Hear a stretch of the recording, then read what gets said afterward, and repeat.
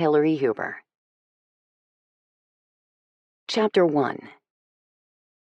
London, England. Bryn Kirkland threw her head back and downed the shot of premium whiskey in one throat-scalding gulp. Being Breed, alcohol wasn't her typical drink of choice. This noisy bar and strobe-lit dance club in Cheapside wasn't her usual after-hours hangout either. On those rare occasions when she socialized, the staid taverns and social clubs on the other side of the Thames were more her speed. Then again, that was precisely why she was here. She needed to decompress, let off some steam, get a little wild for once in her life. To hell with the pretense of decorum. After the lousy day she'd just had, what she really needed was to get drunk and get laid. Preferably in that order. She also needed to feed. Although quenching that other self-inflicted dry spell was a problem she was hardly prepared to deal with on a good day, let alone now. Setting the shot glass down on the mirrored surface of the sleek bar, she licked her lips and blew out a heavy sigh. The bartender was right there with the bottle of Glenmorangie as soon as she lifted her finger to beckon him over. Ginger-haired, broad-shouldered, with a pair of sweet dimples bracketing his friendly smile, the 20-something human wasn't hard to look at in the least. And given his firm, muscular body, obviously honed by years of dedicated work in the gym, he looked reasonably able to withstand the intense cardiovascular workout he'd get from taking a Breed female into his bed. Which is more than she could say for most of the other human men in the place tonight. She had already sized up and mentally discarded a dozen potential candidates for a variety of reasons, not the least of which being the fear that sex with one of her kind was liable to kill a mere mortal from sheer exhaustion alone. She already had one dead human on her record this week. She damned well didn't need to add another. The bartender took in her conservative white silk button-down and dark navy slacks as he refilled her shot glass.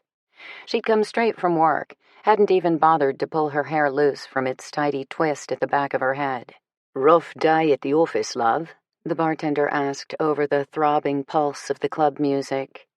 Bryn arched a brow at his unwitting remark. "You have no idea." She'd spent the past decade building her career as an investigator at the London branch of Justice, the Breed Human Law Enforcement Organization more formally known as the Joint Urban Security Task Force Initiative Squad. She'd worked hard, devoted her life to her job. Hell, the job was her life. Or rather, it had been until a few hours ago. Everything she'd worked for had gone down in flames, all the worse because she had no one to blame but herself. 2 nights ago, she'd secretly assisted a covert mission with Lucan Thorne and the Order, willfully withholding information about that mission from her colleagues and superiors at Justice, well aware that in so doing she was gambling with her career. Thankfully, the Order mission had been a success. They'd struck a major blow against the terror group Opus Nostrum, taking out a key player in Dublin and unmasking another in London. Bryn's cooperation had been instrumental in making that happen. Unfortunately, Justice didn't see it that way. Her superiors had no quibble with the Order exterminating the Breed male in Ireland. Phineas Reardon was a known criminal and underworld figure, but the human councilman who killed himself in London rather than fall into the hands of the Order was a scandal that Justice could not afford. Never mind that Neville Fielding had been corrupt and secretly on the take with Opus Nostrum. Never mind that the 2 men, along with the deadly cabal they belonged to, had declared themselves in war against the rest of the civilized world. And never mind that Bryn had done what she believed was right, the result being 2 fewer problems for the world to worry about later. None of that mattered, because in aiding the Order on their clandestine operation, she had willfully defied Justice command. She'd broken the organization's trust. For the first time ever, she had followed her heart instead of her head. Unfortunately, the price was her career. If that didn't call for a few shots of single malt and a rare, blindingly hot one-night stand with someone she'd never see again, she didn't know what did. Wrapping her fingers around the small glass the bartender had generously filled to the rim, Bryn tossed it back. She felt his heated gaze on her, felt the ripple of his sexual interest thicken the air as he watched her swallow the fiery liquor, then wipe the back of her hand across her parted lips. "Another, please." His answering smile was slow, charmingly crooked, framed by those endearing twin dimples. "Careful now, love. Take things too fast here tonight, and you'll leave me no choice but to carry you home." Was he serious? She stared at him, realizing he had no idea what she was. To anyone who looked at her now, she wasn't identifiable as breed. At a glance, she was merely a tall, athletically built, green-eyed brunette. Her fangs only appeared when she was emotionally provoked in some way, be it hunger, anger, or desire. That was when her other breed characteristics manifested too, from the fiery amber glow of her irises and the vertical narrowing of her pupils, to the awakening of her dermoglyphs, color-changing skin markings that every member of the breed had on their bodies to varying degrees. Right now, she felt nothing but the pleasant buzz of the alcohol seeping into her bloodstream. Well, that, and the lingering sting of useless, self-directed anger. What she wanted was to feel less sting and more buzz, thank you very much. "I'd like another shot, please." "Jamie," the bartender said, still holding on to the bottle. "And you are?" Bryn smiled. "Thirsty." He chuckled as he leaned in close and poured more liquor into her glass. "All right, but don't say I didn't warn you. Not that I'd mind carrying a pretty lady like you home. In fact, I'd consider it my chivalrous duty." Flirting. God, he was flirting with her. Or trying to, at any rate. She had no skill in that area, had never imagined she'd have a use for it until this very moment. She licked her lips, casting about for a witty comeback, or better yet, something to show him that she was ready, willing, and able to take him up on whatever he had in mind. Except she couldn't. She wasn't. Interested in him, that is. And that was a shame, because none of the other men leering at her in the club stirred anything more than shades of boredom in her. Lamely, she thanked Jamie for the further shot, then breathed a sigh of relief when he was summoned down to the other end of the bar to wait on other patrons. The place was crowded, practically elbow to elbow with people jockeying for spots at the bar, or at the 20-odd pub tables in the area at Bryn's back. Out on the dance floor, bodies bounced and gyrated and swayed to the relentless thump of the music. With the bartender swamped by customers placing drink orders, Bryn sipped her shot and tried to convince herself she was there to have a good time. She may not have much experience with flirting or seduction, and, okay, maybe that was putting it mildly, but she could do this. She wanted to do this. God knew she needed some kind of outlet tonight, or she was going to lose her mind. Still nursing her drink, she pivoted around in her seat to watch the crowd. Not long afterward, a waitress carrying a long-stemmed martini glass approached her from the other side of the club. The bright blue cocktail glowed like neon and had some kind of lacy sugar stick of candy resting in it. Bryn frowned when the server stopped right in front of her. "This is from the gentleman across the room." The waitress gestured to a group of young men, some of them with visible glyphs on their arms.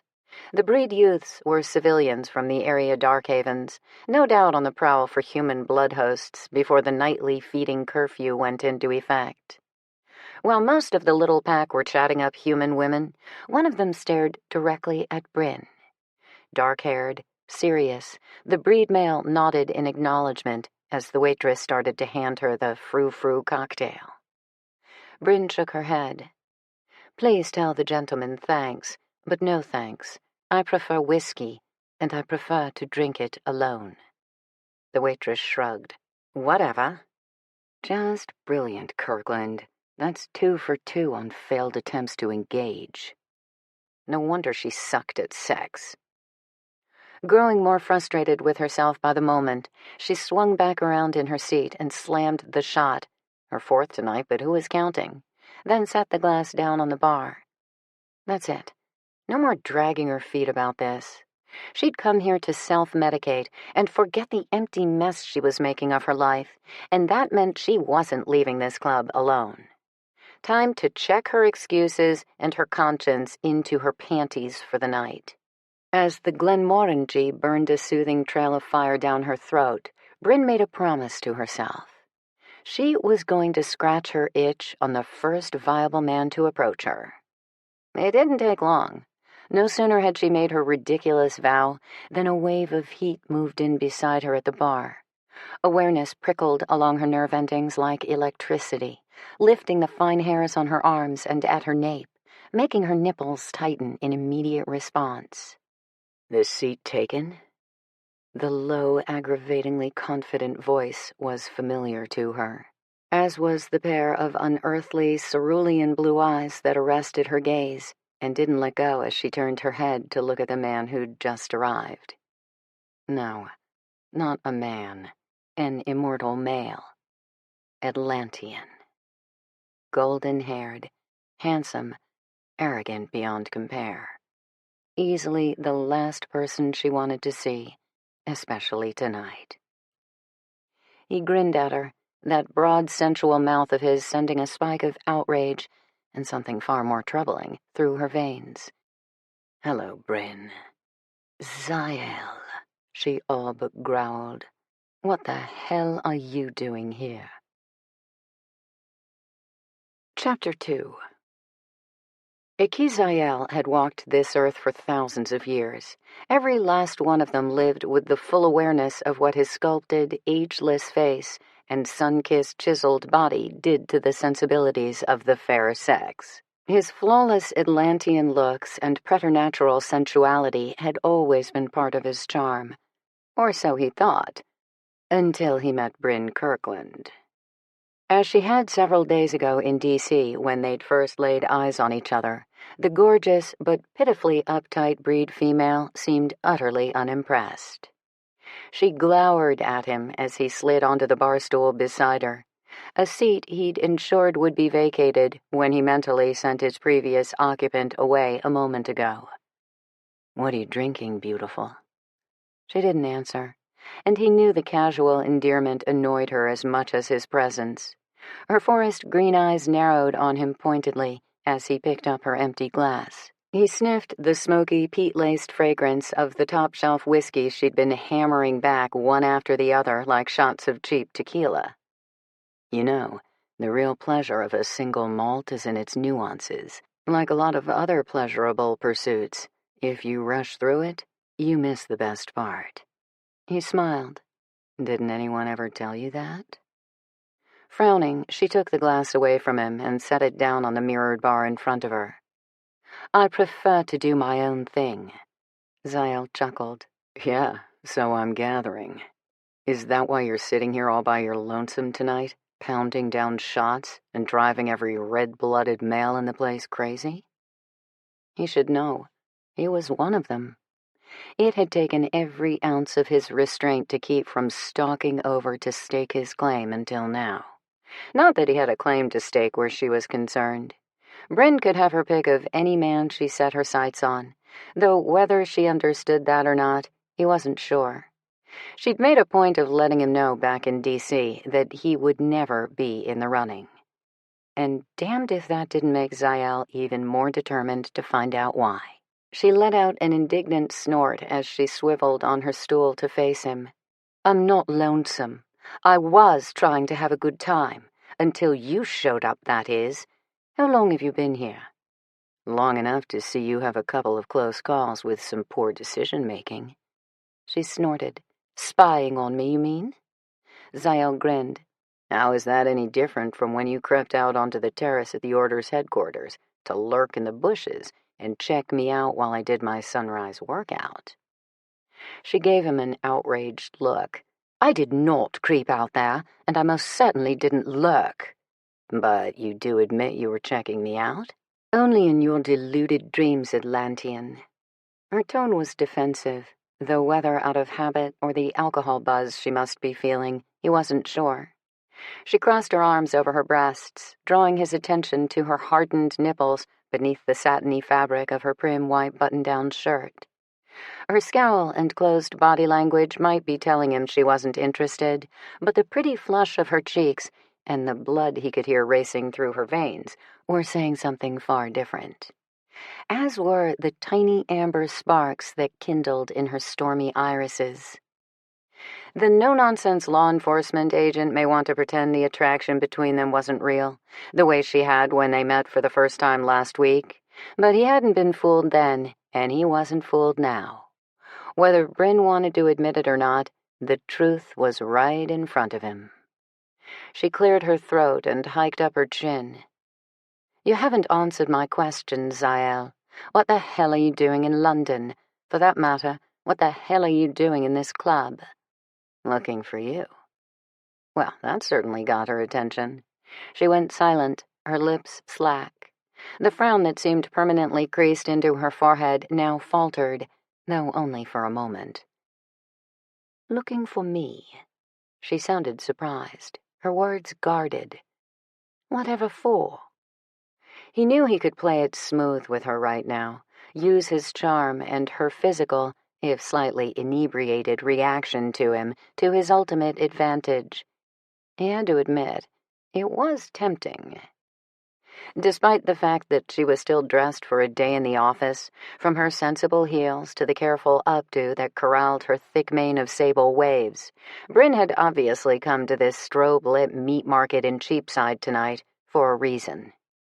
Until he saw her shoot down every male who approached her, Zael had wondered if she was there with the intent that she wouldn't be going home alone. And why that idea should bother him so much, he didn't want to examine. Personally, he'd be up for the challenge himself, but seducing the prickly daywalker wasn't the reason he was in London. All right, not the sole reason, anyway. He'd actually come out of concern. He kept his voice low, even though the din in the club assured no one else would overhear. "I heard what happened last night here in London, Bryn." "Good news certainly travels fast," she said dryly. She gave him a mistrusting look. "I wasn't aware the Order had cleared you for that kind of information, Atlantean." "What good is an alliance if it's crippled by secrets?" At Bryn's grim nod of acknowledgement, Zael said, "I don't imagine your colleagues at Justice were pleased to find out you were working in secret with the Order." She groaned. "Your intuitive skills astound." When she raised her empty glass in plea to the bartender to come back and refill it, Zael gently caught her wrist and brought her hand back down. She looked too shocked to protest the physical contact, even as he covered her fingers with his on the bar. It took her a moment before she withdrew from his loose grasp. "I know what you're sacrificing by allying yourself with the Order in this. I also know what it is to be torn between the people you belong to and the ones you know are doing the right thing." He'd been towing that same line since Luke and Thorne had summoned him to Washington, D.C. last week with a request to join forces. In truth, it had been something more than a request, a demand. Hell, it had been nothing short of a plea. No doubt a first for a man like Lucan. Zael held Bryn's skeptical look. "I just wanted to make sure you were okay." "Well, I'm fine." She broke his stare on a quiet scoff. "If you came here for a front-row seat to watch my career implode, you're too late." "What do you mean?" "I was relieved from duty this afternoon." Quiet words, heavy with restraint. For all of this female's cool control and confidence, it was plain enough that the loss of her job had cut her deeply. "Shit. No wonder you're sitting here trying to drown yourself in whiskey and other bad choices." Her sidelong glance was as dry as her voice. "Let me guess, you're available to be one of them?" Zael cocked a brow at her. "Are you asking?" "Never." She gave him an arch look that should have withered him, but instead sent a flare of heat straight to his crotch. "There isn't enough whiskey in the world for that." "Madam, you wound me." "Ah, now there's an idea," she said, her lips curving in a smile. Zael chuckled, not the least dissuaded. He got up from his seat at the bar. "Come on, Bryn." She stayed put, frowning at his outstretched hand. "Come on where?" He took her hand and was surprised that she slid off her stool without a fight. "Score 1 point for the Glenmorangie." Taking the opportunity and her in a firmer grasp, he led Bryn away from the bar and through the busy club. "You're wasting your time with me," she said as they wended between the clusters of human and breed patrons. "Wouldn't you rather go find a woman who might appreciate your so-called charms?" "Not especially. I prefer a challenge." He paused with her at the edge of the crowded dance floor. Music vibrated the walls and the floor, throbbing with an energetic beat he felt reverberating in his chest. Multi-hued laser lights swirled in all directions, the flashing colors illuminating Bryn's wary expression. "What are you doing?" He gestured to the dance floor. "Helping you have a good time. That is what you said you were trying to do before I showed up, right?" Her mouth flattened with the beginnings of a protest. "I'm not interested in dancing, Zael." "Then what are you interested in?" She fell silent, her gaze holding his as more bodies pushed and jostled their way past them onto the floor. The heavy bass pounded all around them, punctuating the hammer of Zael's pulse as he waited for Bryn to push him away, to deny the attraction he felt crackling like lightning between them. Damn, she was beautiful. Color rose in her cheeks. As he watched it bloom, the flush spread down her pretty throat and onto the pale smoothness of her chest. The embers in her breed irises glittered with more fire, banked but burning. And although she was careful when she spoke to him, more than once he'd seen the delicate tips of her fangs gleaming behind the lush pink line of her mouth. Finally, she huffed out a resigned sigh. "All right, fine. If you insist, then let's get this over with." Zael chuckled. "That's the first time a woman's ever said those words to me before." Bryn pursed her lips. "I'm glad to know I stand out among the throng." Oh, yeah. Understatement of the century right there. "That you do, Miss Kirkland. That you do." He brought her into the center of the floor where he found a small space for them amid the dancing couples, groups, and singles that filled the club. She stood there in front of him, unmoving. The normally cool and confident breed female suddenly looked as lost and uncertain as a child. "What's wrong?" "You should know that I don't—" Her words trailed off, and she slowly shook her head. Then she leaned in close to speak over the noise. "I don't normally do this." Her confession skated warmly against his skin, her breath laced with the sweetness of the whiskey she'd imbibed. "I'm not very good at it, Zael. Not in front of an audience, anyway. And never with a partner." Fuck.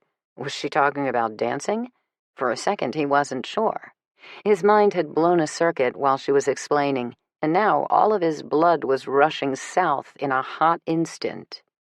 He swallowed on a parched throat, wondering if she had any idea what her whispered words had done to him. He had to force himself to remain still, in control, as she listed a little on her heels, one hand coming to rest on his shoulder to hold herself steady. Her body brushed against his, inflaming him as powerfully as if he was a teenage boy, not a long-lived immortal warrior whose appetite for beauty and pleasure were practically legend among his kind. "You doing anything alone is a pity for 100 different reasons," he murmured, his voice rough with desire he could not hide. To his shock, she didn't resist when he gathered her into his arms to dance. She didn't stiffen or pull away when he began moving with her to his own rhythm, ignoring the frenetic beat of the music and the jostle of the other writhing bodies crushed in around them. To his utter amazement, she held on to him, too. She swayed with him, her breasts brushing against his chest, her thighs woven lightly between his. Her head came to rest lightly on his chest. She felt so warm in his arms, softer than he'd imagined. Each breath he took filled his senses with Bryn's unique scent, vanilla and rain and an elusive sweetness that seemed at odds with the tough facade she seemed so determined to present to the rest of the world. Or maybe just toward him. Zael didn't know. At the moment, he didn't care. Time slowed. The song blaring over the sound system was loud and relentless, but the cacophony of the music and the hundreds of other people around them faded into the background as Zael held Bryn in his arms. He hadn't come to London expecting any of this, but then Bryn Kirkland was nothing if not unexpected, unpredictable, unforgettable. And now he had to add another superlative to the growing list where she was concerned. Irresistible. He wanted to kiss her. He wanted to feel her body pressed against him without the barrier of clothing between them. He wanted her so badly, he moaned with the force of his need. She had to know how she was affecting him. Holy hell, she had to feel it. She did. He saw the knowledge register in her widened eyes as she lifted her head from his chest. A small crease burrowed between her brows. But instead of pushing him away or making a break for the nearest door, beautiful, tipsy Bryn did something else he wasn't expecting. Reaching up to lace her fingers behind his neck, she pulled him into a shocking, mind-blowingly deep kiss. Chapter 3. She didn't know what had gotten into her. With her mouth locked on Zael's in a kiss that seemed to stagger them both, Bryn wanted to blame her rash, not to mention mortifying impulse, on the whiskey. It was because of the whiskey. Had to be. How else could she explain the fact that this unwelcome reunion with the Atlantean had been the highlight of her entire day? What other excuse could she possibly find for the fact that she was currently wrapped within the arms of a man who had done nothing but unsettle and annoy her from the instant they met, and she liked it? God help her, she more than liked it. Moaning, she speared her fingers deeper into his thick golden hair as she pulled him closer, and her tongue dove deeper into his mouth. Her fangs surged, elongating as her desire intensified. Behind her closed eyelids, her vision burned blood red, and beneath her silk blouse and tailored pants, her skin tingled with the awakening of her dermaglyphs. She was overcome with need, no doubt because it had been so long since she'd given in to her body's demands, carnal and otherwise. Surely that had to be the reason. Every cell in her body lit up with a sudden and startling current of electricity as she sparred and tangled her tongue with Zael's. Heat licked through her senses, into her veins, with each brush of his lips over hers. It wasn't as if she'd never kissed a man before. She had, although admittedly infrequently at most. To her chagrin, kissing Zael made the memory of those other encounters dissolve into oblivion now. And regardless of the fact that an audience of other clubgoers surrounded Zael and her from all sides, Bryn couldn't get enough of him. Just how many shots had she drunk tonight? She couldn't remember, nor did she care. With Zael's mouth moving so hotly over hers, the only thing she could answer to now was her desire. Wasn't that what she'd wanted? Distraction from her problems, from her failures. And yes, from her loneliness, too. Zael had been right about that. She'd wanted a release from the emptiness of her life. Just for a little while, for a night. With someone who wouldn't judge her, or be inclined to stick around long enough to see just how fucked up she truly was. With her train wreck of an upbringing, she had no experience with emotional bonds, aside from the half-sisters she'd met several years ago. And if having spent the first 20-odd years of her life simply trying to survive wasn't bad enough, she also had the added bonus of a cellular metabolism flaw that was slowly tearing her apart. She wasn't wired for relationships. Long-term romantic commitments were not in her DNA. Literally. Which kind of made a player like Zael the perfect sexual outlet she was looking for tonight. Hell, she was almost halfway there with him already. Her veins felt like rivers of fire under her skin. The low hum of her need was rising swiftly in her temples, building with each heavy pound of her heart. Panting as she tore her mouth away from his, Bryn stared up into his heavy-lidded, darkened blue eyes. "Let's get out of here. My flat is just across the river." She licked her lips, no easy feat when her fangs were fully extended and filling her mouth. "I want to go, right now, with you." It was intended as a command, which should have been clear enough to him, but he stood unmoving. His handsome face was taut with desire, his mouth wet and slack from their kissing. Sexual interest radiated off every hard, golden inch of him, most obviously in the rigid length of the erection that pressed against her hip. Yet, he slowly shook his head in denial. "What are you trying to do here, Bryn? You've had too much to drink. I doubt you even know what you're saying." She reached up, grabbing a fistful of the front of his shirt. "I'm saying I want to have sex with you, Zael. No strings attached, no need to call me in the morning. We don't ever have to see each other again. In fact, I'd prefer that we don't." She fully expected him to jump on the offer. At the very least, she expected she'd have to endure the Atlantean's self-satisfied grin as he tossed off one of his snappy, arrogant comebacks before dragging her out of the club like the caveman she was certain he was. Instead, he held her slightly unsteady gaze. His square jaw remained firm, unyielding. When he spoke, his voice was low, utterly serious.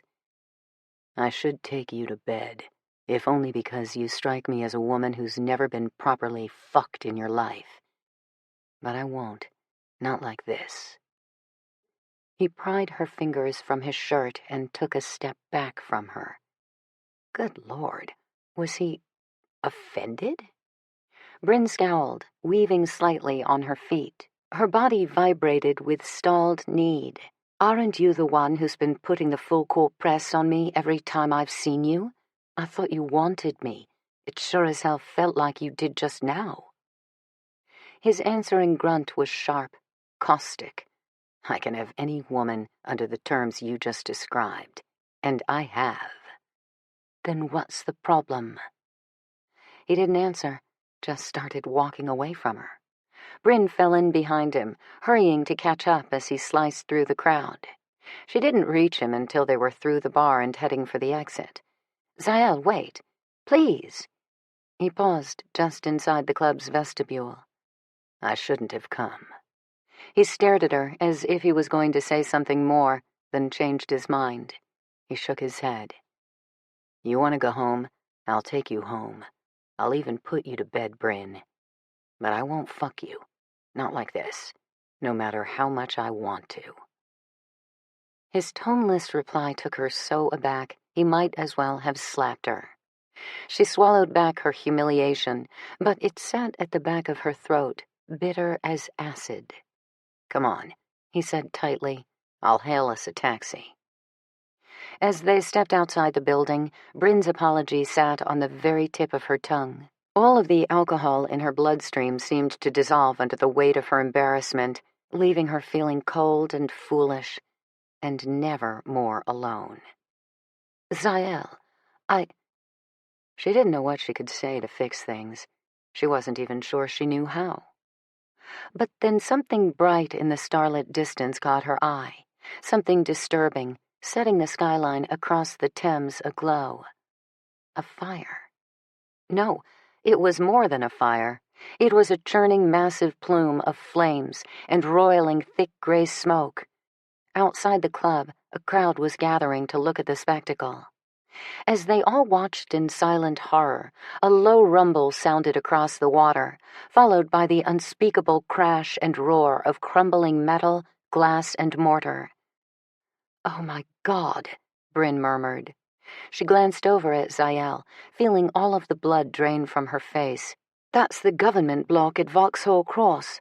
That building that just went down? Zael, it was Justice Headquarters." Chapter 4. Order Headquarters, Washington, D.C. Lucan Thorne had been a warrior far too long and seen too damned much for anything to take him by surprise anymore. Yet as he stood in front of a wall of video monitors in the Order's war room at headquarters, watching with most of his lieutenants and their mates as the heart of London's government district burned, he couldn't deny the cold sense of disbelief that gripped him. The iconic white building that once housed the famed British MI6 and, for the past 20 years, the Global Operations Headquarters for Justice, gone. Nothing but rubble. The highly secured, impenetrable modern fortress and all who'd been inside it tonight, consumed by the massive cloud of dark ash and searing fire that lit up the London skyline like a volcano. "Opus Nostrum wasted no time claiming responsibility," Gideon said grimly from beside Lucan. "It's all over the internet now." The Order's technology expert had a tablet in hand, scanning underground sites where hackers and other society misfits liked to boast and preen for one another. Gideon was as much a warrior as any of his comrades, but he also had skills that would leave any black hat computer genius in his wake. Lucan ground out a tight curse. "We should have seen this coming." "No one saw this coming," Gideon said. "There was no chatter, no posturing, no threats, nothing but silence leading up to this attack. Even so, we should have known they wouldn't let us take out 2 of their key players without some kind of response." Sterling Chase, head of the Boston Command Center, shook his head as he considered. "This kind of assault takes time. It takes planning and coordination. You don't just roll up to a high-security government facility with enough firepower to raise the place." Dante, another of the longtime Order members, grunted in agreement. "Not without getting your own ass blown to pieces as soon as your toe crosses the property line." "There were no reports of unusual activity anywhere in the area," added Tegan. The massive male was first-generation breed, like Lucan. Both of them powerful Gen 1s, both of them centuries-old founding members of the Order. They had gone from friends to enemies and back again in the long time they'd known each other. Now, both mated to extraordinary women who'd given them each brave sons who shared their father's commitment to the Order. Lucan and Tegan had become as close as kin. "No one saw this coming," Tegan said, "let alone had time to prevent it." As much as Lucan wanted to believe that was true, the leader in him didn't feel the weight of the blame on his shoulders any less. "Is that what we'll tell the public when they ask how this was allowed to happen? That we were all caught unaware, and now we're standing around with our dicks in our hands?" "Justice never wanted our help, Father." Lucas's son, Darian, stared at him from the other side of the room. The adult breed male stood with a few of the other warriors' grown sons who had gathered in the war room as the first reports were coming in from London. As he spoke, several heads of the younger recruits nodded. "Ask anyone in Justice, or the Global Nations Council," Dare went on. "They don't trust us, and they don't approve of our methods. They haven't from day one." "Neither did the old guard of the breed's famously ineffective enforcement agency," Rio pointed out. "But we outlasted them, too." The Spanish warrior's statement drew assenting comments from his fellow comrades Brock and Cade. Even Hunter, the formidable former assassin, voiced agreement. Lucan glanced back to the fiery destruction still filling the video monitors. "I don't give a damn about Justice's approval, or the GNC's, or any other organization that talks a good game right up until a real threat comes around and blows them all to shit. I care about peace. I care about protecting the lives of the innocents who can't do it for themselves." "We all do, Lucan." His breedmate Gabrielle moved in closer and nestled against him, her voice calm and rational, even in the face of terror like the kind that was dealt tonight. That steadiness was one of the things he'd always admired about her. But she clung tightly to him as she spoke. Whether she intended the physical contact as a reassurance to herself or to him, Lucan wasn't sure. Gabrielle looked at Matthias Rowan, who led the Order's command center in London. "Do we know how many people were in the building tonight?" Matthias might have been home in England tonight himself, but he'd recently come to the States with his newly expecting breedmate Nova to visit his friend Sterling Chase in Boston. Matthias gave a vague shake of his head, his arm around Nova's shoulder as the pair watched the horror unfold on the monitors. They're still working to get an accurate count. Given the late hour of the attack, there were few human members of Justice on site. His gaze was as sober as his voice. My men over there are on the ground as we speak. Thane, the team's captain, says there were no survivors. From the looks of it, he thinks we should expect breed casualties to be in the high double digits, possibly 100. A ripple of outrage traveled the gathered warriors. The women's reaction was quieter, a couple of the breedmates sniffling as they struggled to hold back tears. Most affected of them all was Sterling Chase's mate, Tavia. Her half-sister, Bryn Kirkland, worked in London as a justice investigator. Tavia had been frantically trying to reach her ever since the first news of the attack surfaced. Has there still been no word? Gabrielle asked the other female. Nothing yet. Tavia's worry drew her mouth into a flat line. Bryn emailed me before heading into Justice headquarters this morning. She said she expected to be in debriefing meetings at least all day about Fielding's death. She said she'd call me after she was out. I called her several times and emailed, but... She drew in a shaky breath. Bryn's flat is in that same neighborhood. If she wasn't still at the Justice building tonight, then she was probably home when... Her words trailed off again, her voice constricted. Chase drew her against him and pressed a kiss to the top of her head. He offered no words or false hope, just held his mate as his grim gaze met Lucan's. We have to stop Opus before they grow any bolder, the Boston commander said. Lucan nodded. Yes, we do, and we will. He was well aware that this assault would not be the last, nor would it be the worst still to come, based on their dealings with the Cabal, whose main goal seemed to be global chaos and terror, the type of kindling that never failed to spark war. And every man and woman in the room with Lucan now also knew that Opus Nostrum was only one enemy they had to contend with. The other force that had declared itself the Order's enemy was even worse for the fact that it was unseen, unknown thus far, except for her name. Selene. The exiled queen of the hidden race of immortals whom legend and myth had called Atlanteans. If the Order's information was to be trusted, Selene was preparing for a strike of her own. According to what they knew, she had been plotting, waiting to make her move. What they didn't know was how or when. Perhaps if they did, they would know how best to stop her. Failing that, Lucan and his warriors would have no choice but to destroy her before she had the chance to destroy them. And to accomplish that, the Order was prepared to utilize every advantage they had over the Atlanteans and their mad queen.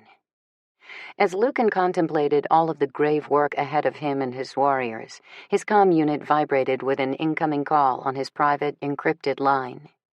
He could count on one hand the number of people who had direct access to him, most of them gathered in the war room with him now, except for one recent addition. He put the phone to his ear and heard a deep voice of an individual he'd only come to know a few days ago, a man the Order had little choice but to trust as a much-needed ally. Lucan, it's Zael. Sirens screamed in the background, punctuated by the low, distant percussions of explosive aftershocks. I'm in London with Bryn. We need help. Chapter 5. Bryn wanted to pretend the humiliation of having propositioned Zael and been rejected hadn't actually happened. She wanted to pretend a lot of things hadn't truly happened tonight, chief among them the heinous attack on her colleagues at Justice.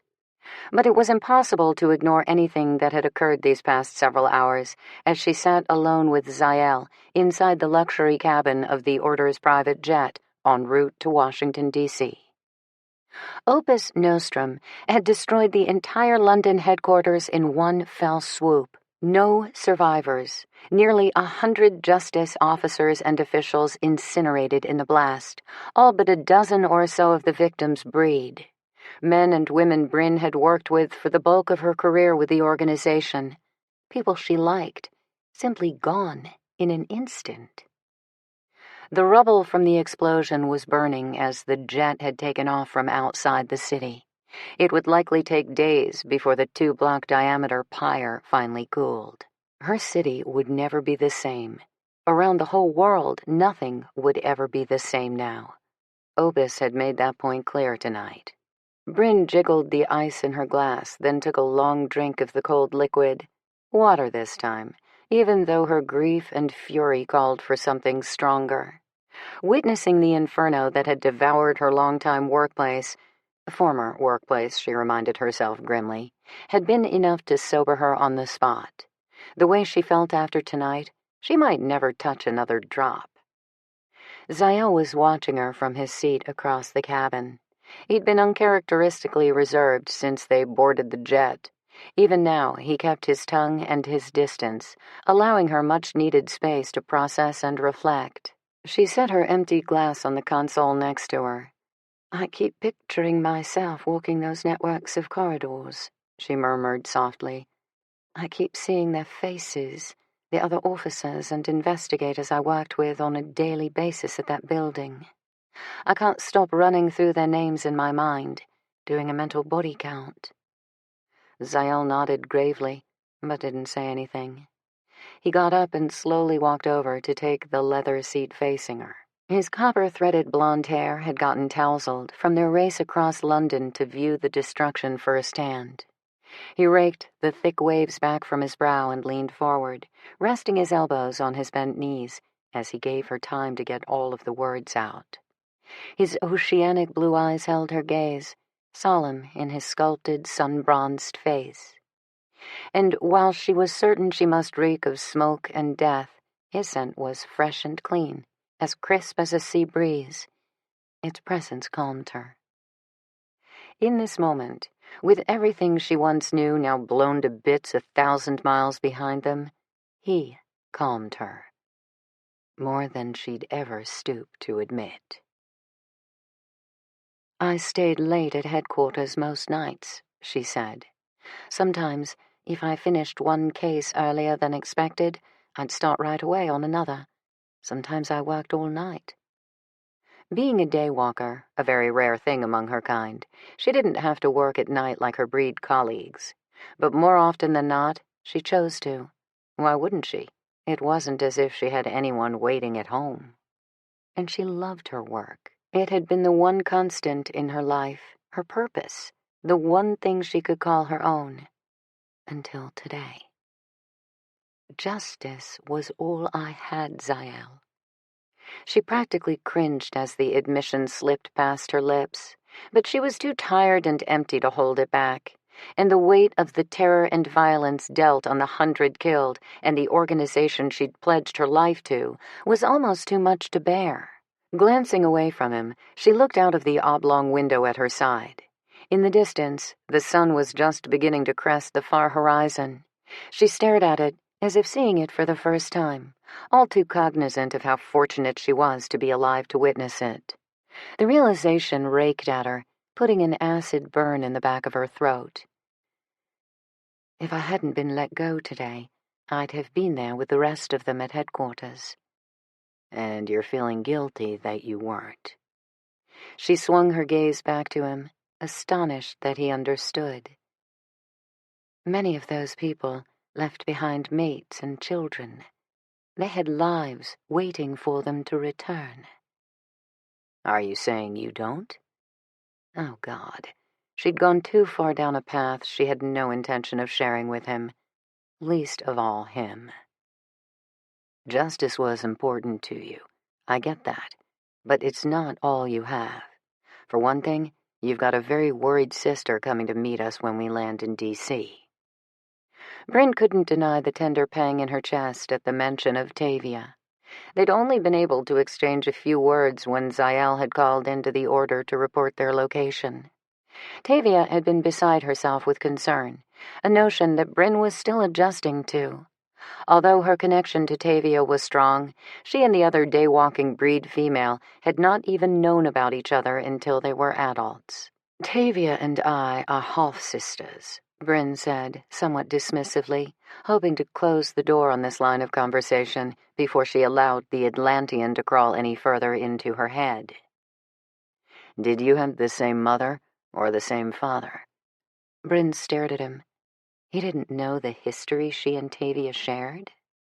The madman's laboratory, the breeding program that produced genetic anomalies like daywalkers and breed females that had never been seen in the world before, the brutal experiments and abuse, the decades-deep web of betrayal that was used to keep the progeny of that breeding program under control until they could be utilized as weapons of war. If Zael didn't know those pitiful facts about her, Bryn wasn't about to be the one to tell him. Haunted by memories she'd kept locked up all of her life, she shook her head. "I'm tired. I don't want to talk anymore." But there was another pitiful fact that she preferred would not come to life any time soon, one that needed to be discussed, no matter how much she dreaded it. "Speaking of Tavia and the rest of the Order, I would like to have your word that you won't mention what happened between us tonight." Zael sat back in his seat, his gaze trained on her under the rise of his brows. "You mean the dancing?" She glowered. "I'm talking about all of it. I'd like you to promise me you'll keep our indiscretion to yourself." "Our indiscretion?" Dark amusement lit his eyes. "If I recall correctly, I wasn't the one thrusting my tongue down someone's throat on a crowded dance floor, then drunkenly suggesting we needed to tear each other's clothes off and get horizontal ASAP." If she could have wilted into the leather seat, she would have gladly done so. Thank God she didn't go to bed with him. It was unbearable enough just to think she might have.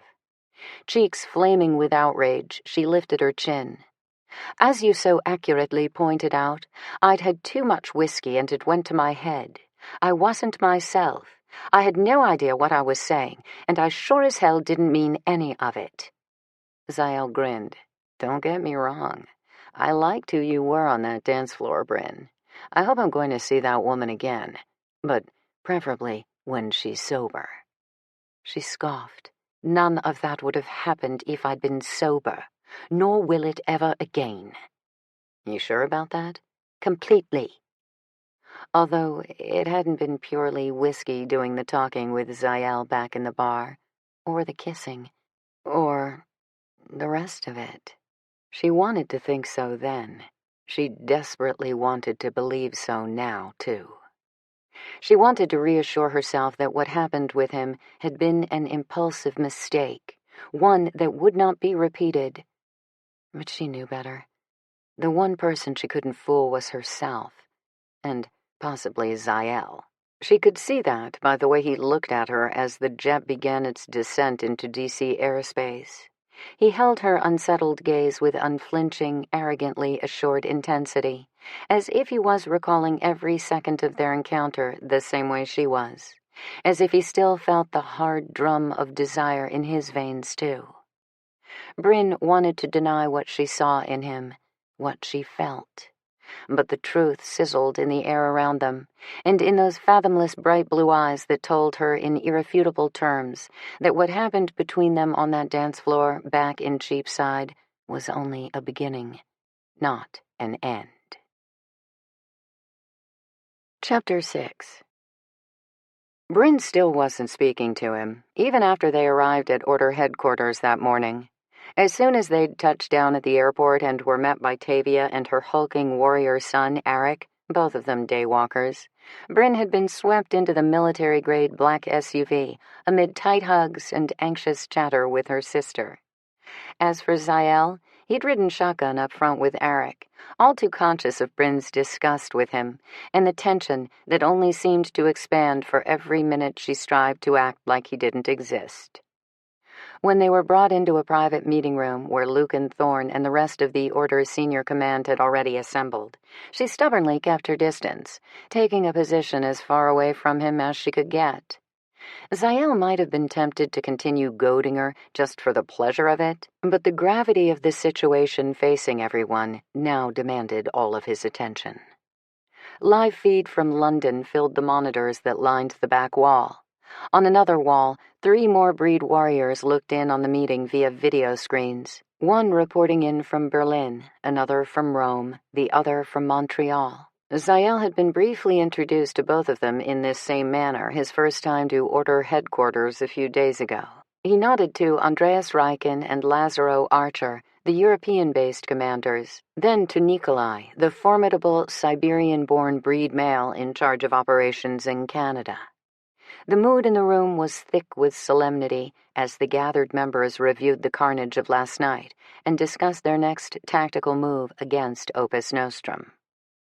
"Tell all of your teams to increase patrols immediately," Lucan growled from the head of the long conference table. "I want every recruit in combat gear tonight.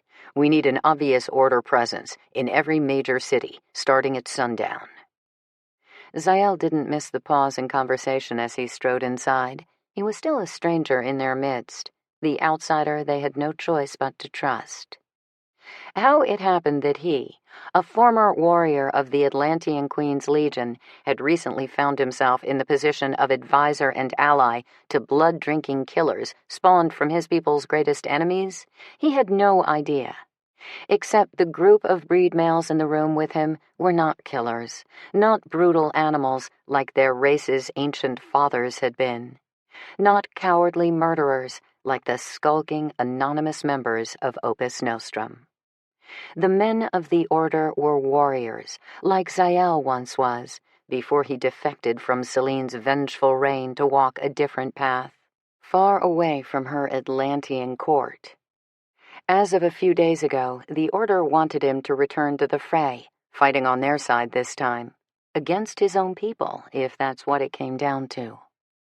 He'd gone away thinking they asked too much. He still hadn't decided if he was ready to stand against his queen, but he couldn't deny that tonight Opus Nostrum had earned another enemy in him. "It's a relief to see both of you are safe," Lucan said, extending his hand to Zael in greeting. He nodded to Bryn, who vigilantly kept her position near Tavia across the large room.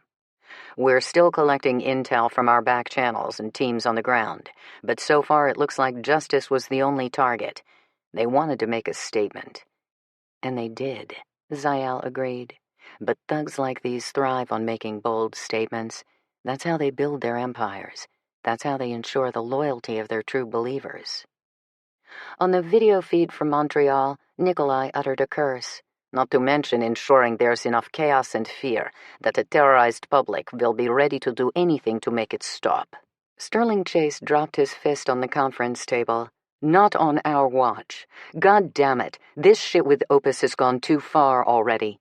Multiple assassinations, the attempt to blow up the GNC Peace Summit a few weeks ago, manufacturing and distributing breed-killing UV technology and narcotics to turn any law-abiding breed into a blood-craving monster. Their list of criminal acts is as long as my fucking arm." The Boston commander's fury only gentled as he glanced at Tavia. "And then, a couple of nights ago, the bastards took our daughter." "We got Karis back," Tavia said, holding his tormented gaze. "She and Rune are both safe and celebrating their blood bond, thanks to everyone in this room, especially Bryn." Bryn's head snapped up at the mention. "Me?" Tavia smiled. "If not for your quick thinking, we might not have realized Karis had been taken from Neville Fielding's party. The Order might have arrived too late to help her and Rune escape from Reardon and his men." Bryn looked uncomfortable with the praise. Her eyes darted around the room, although Zael noticed, still careful to avoid him, before she glanced down at the floor. "I was only doing my job." "And you're damned good at it," Lucan said. "Your instincts about Fielding being dirty were spot on. Without your hunch and your cooperation in getting us inside that party to search for intel, we'd be a lot further behind Opus than we are now." Chase cleared his throat. I'm sorry that cooperation was a problem for your colleagues at Justice. Tavia mentioned earlier tonight that you'd been let go. Bryn shrugged. I suppose none of that matters anymore, right? Her tone was crisp, but Zael heard the note of regret in her firm voice. I would do it all over again, no hesitation, even knowing what it would cost me. Like all of you, I also want Opus Nostrum stopped. Now more than ever I want that, whatever it takes. Around the Order's war room, heads nodded in agreement. Bryn looked over at Gideon. I'm sorry I wasn't able to provide Fielding's computer hard drive or any of his data files for you. As soon as his body was discovered, along with the poison he ingested, Justice swept in to clear the house and seal it for investigation.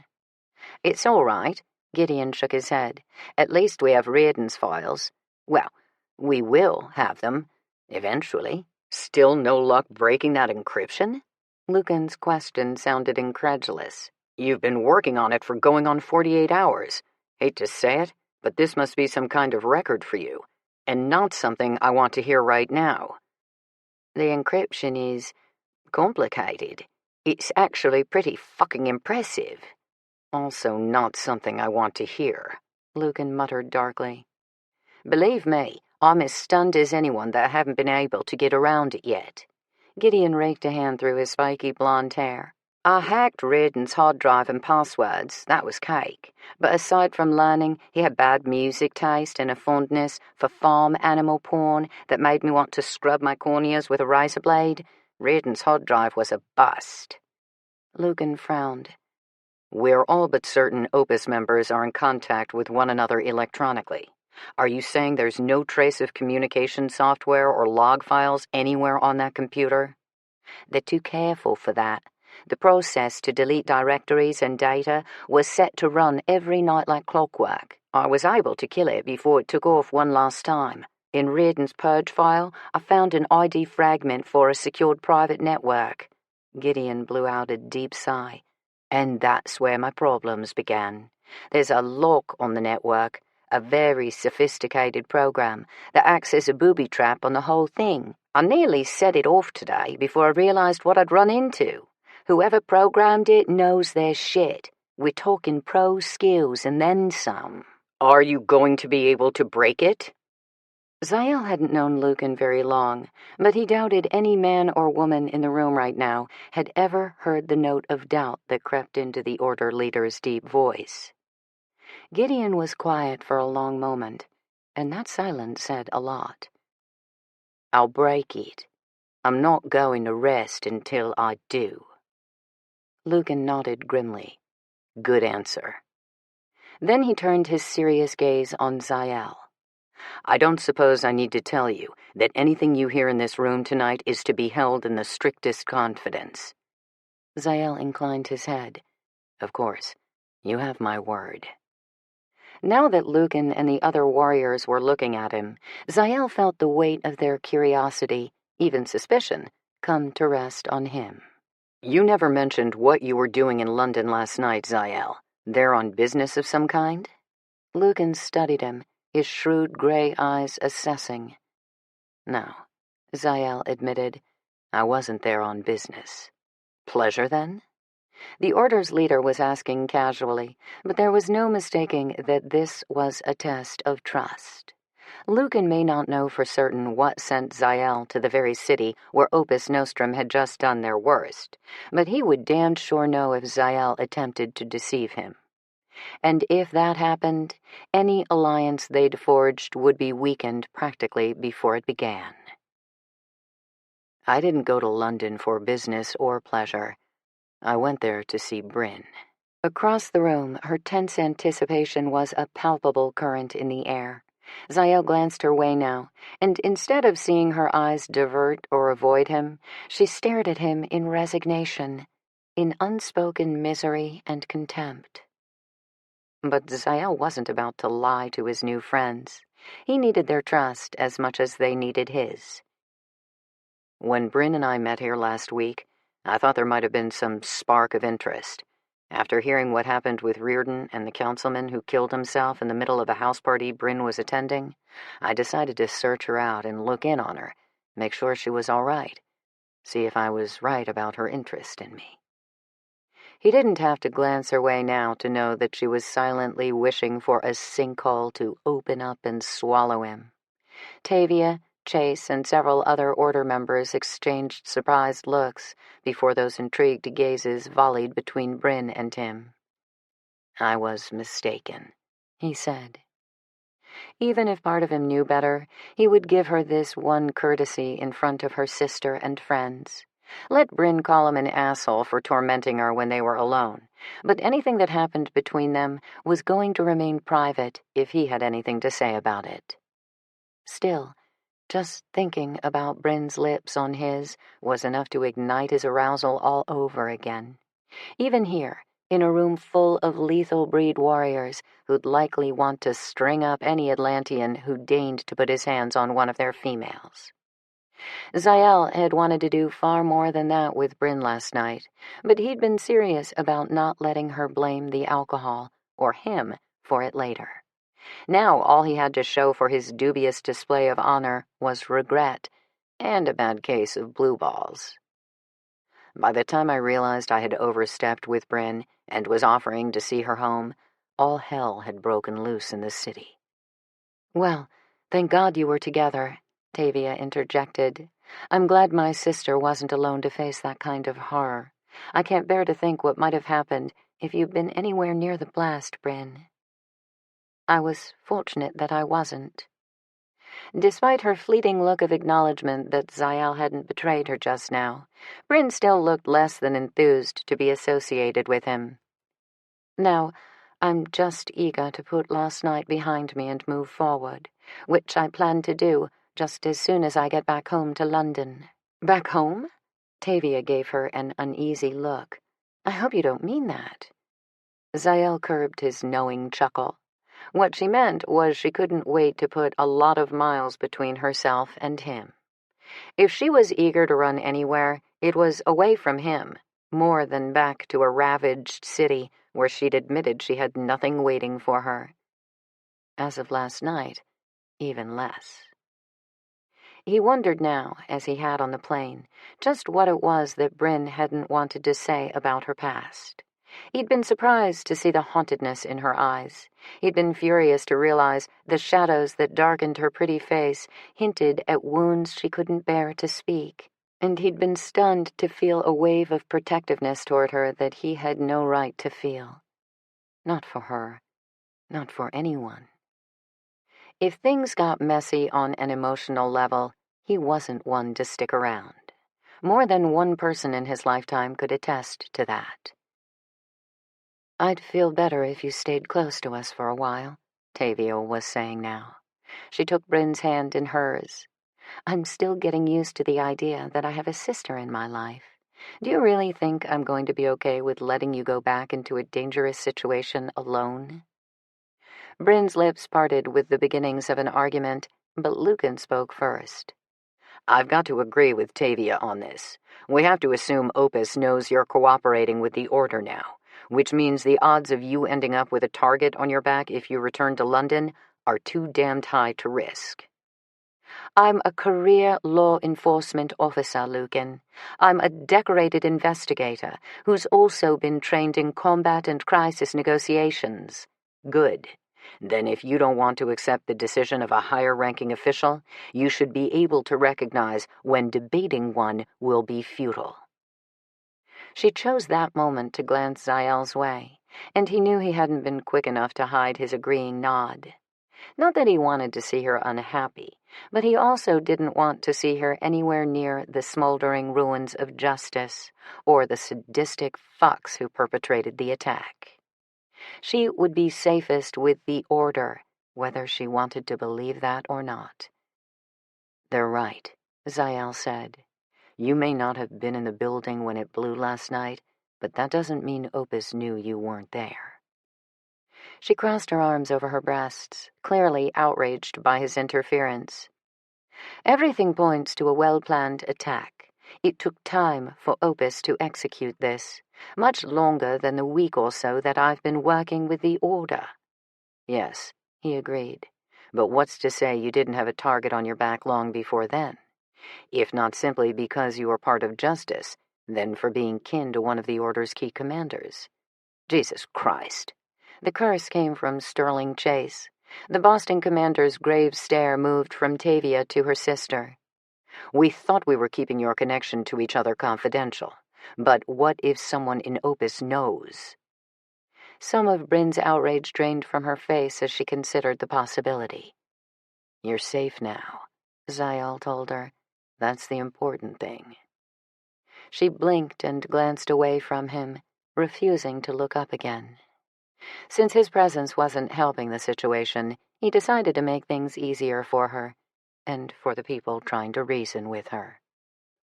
I'm sure there are many things the Order needs to discuss, he said, already taking a step toward the door. If you have no further need of me now, I think it's time I take my leave. Lucan cleared his throat. Not so fast, Zael. Yes, there are things that need to be discussed, including recent developments concerning your people and their queen. Chapter 7.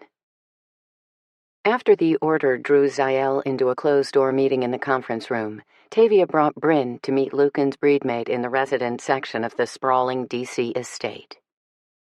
We've got an unusually full house at the moment, Gabrielle Thorne said, as the regal auburn-haired breedmate led Tavia and Bryn down an elegant third-floor hallway in the Order's massive headquarters. This wing doesn't get a lot of use these days. The entire third floor was reserved for visiting foreign dignitaries back when the old house was used as an embassy. Old house? The place was palatial. Bryn had seen royal residences in England that were less impressive. Intricately tooled millwork lined the ivory walls of the passage, and richly colored thick Persian rugs covered the gleaming darkwood floors.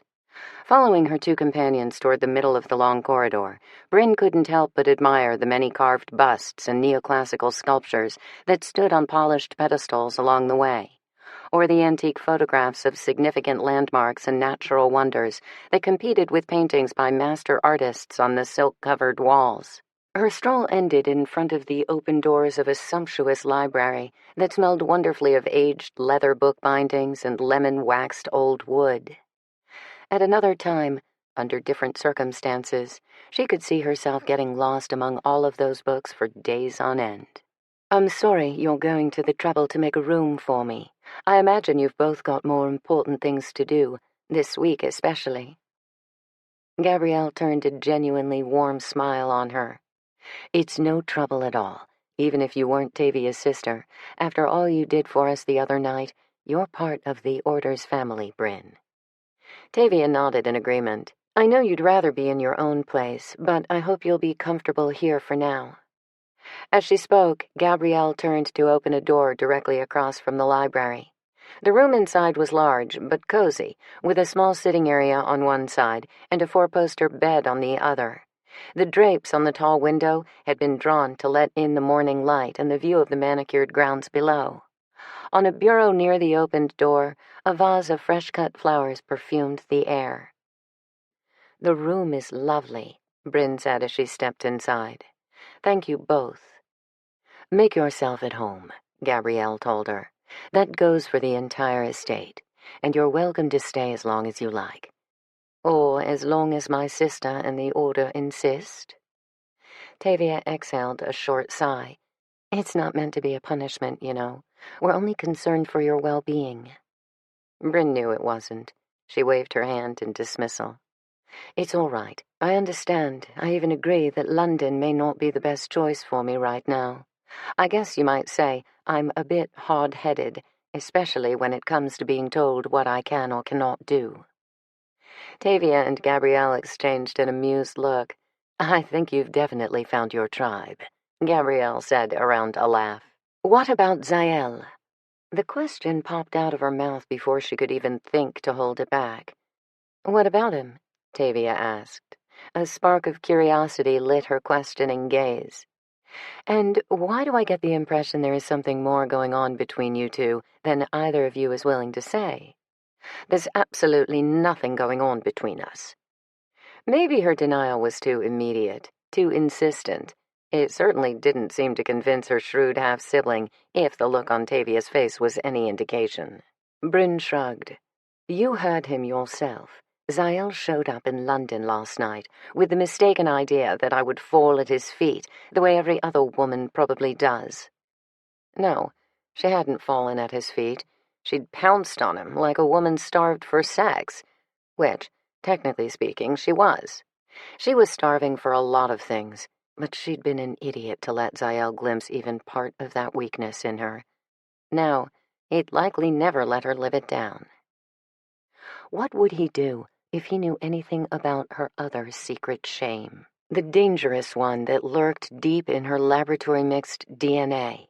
The one that she'd been hiding ever since she emerged from beneath the collar of her upbringing. Not even Tavia would look at her the same way if she knew. No one would, and rightly so. Bryn tugged her thoughts away from her monstrous beginnings and back to the source of her more recent aggravation. As far as the Atlantean is concerned, I have no interest in a romantic relationship or anything else. Mm-hmm, Tavia replied. And is that why you've been trying so hard to ignore him since you arrived? God, had it been that noticeable? Was it still? She'd been trying to avoid looking at Zael today, because every time her gaze landed on him, all she could think about was the feel of his lips on hers. And when she recalled how hot and commanding his mouth had been, how good their bodies had felt, pressed close and moving sensually together on the dance floor, all she wanted was to feel that rush again. Why couldn't she have done the smart thing last night and let that cute, clearly available and utterly harmless bartender take her home?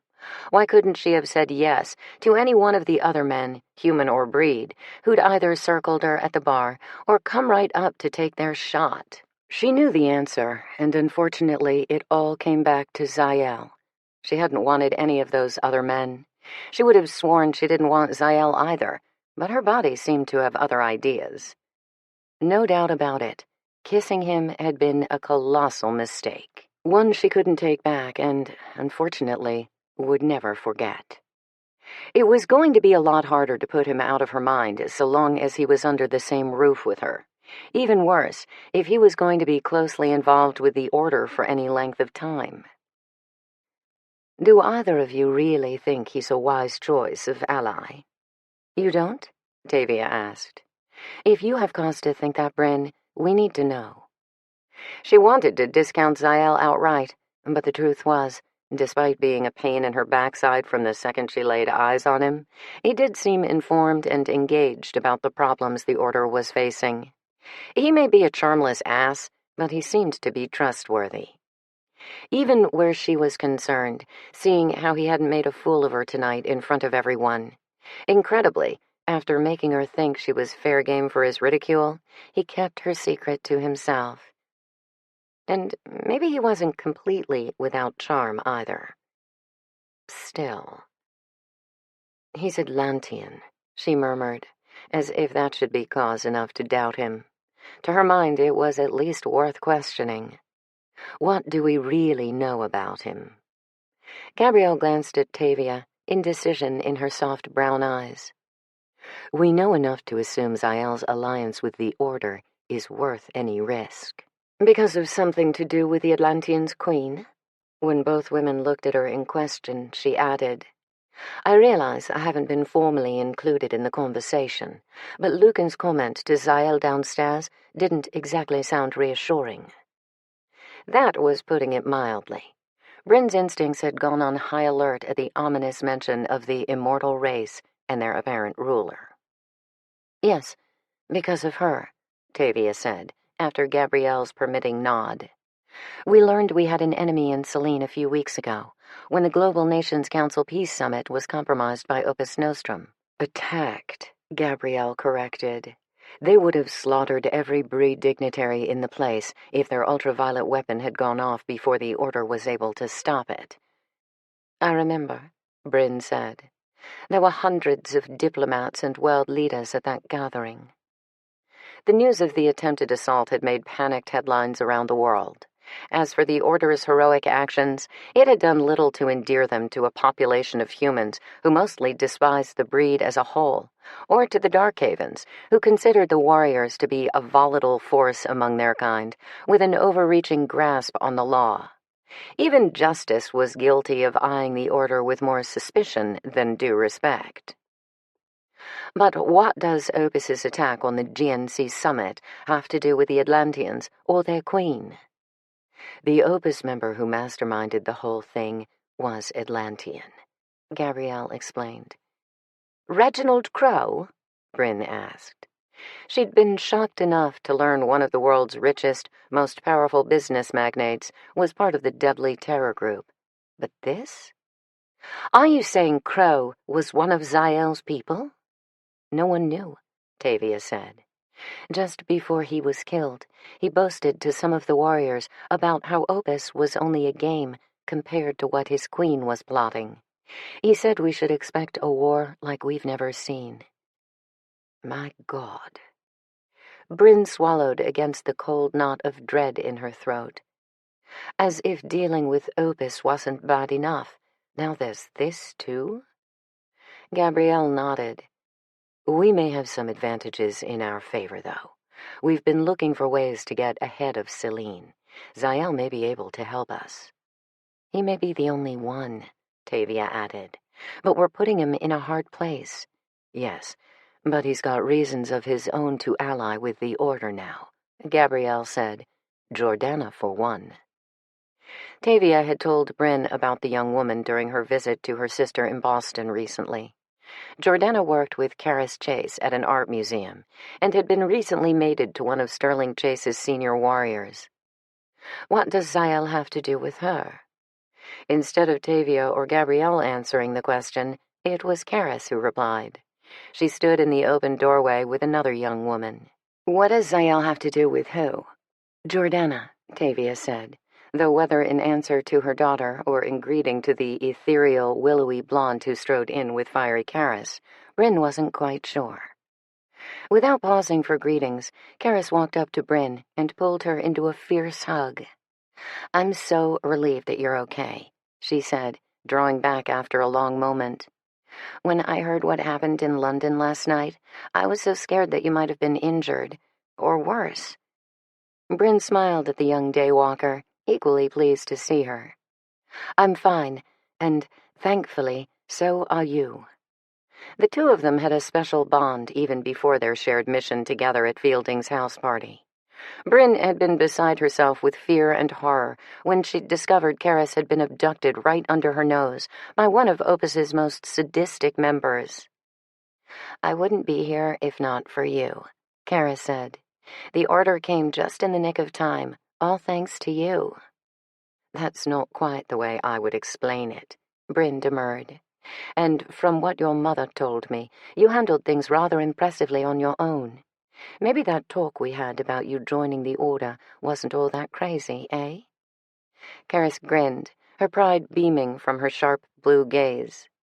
As much as I love working at the museum with Jordana here, I actually have been considering a career change. Jordana snorted, shattering the illusion of the unearthly goddess. You won't if Rune has anything to say about that. We're negotiating, Karis said with a waggle of her brows. He knew what he was getting into when he blood bonded to me. Her friend laughed and shook her head. Hello, she said to Bryn. It's a pleasure to meet you.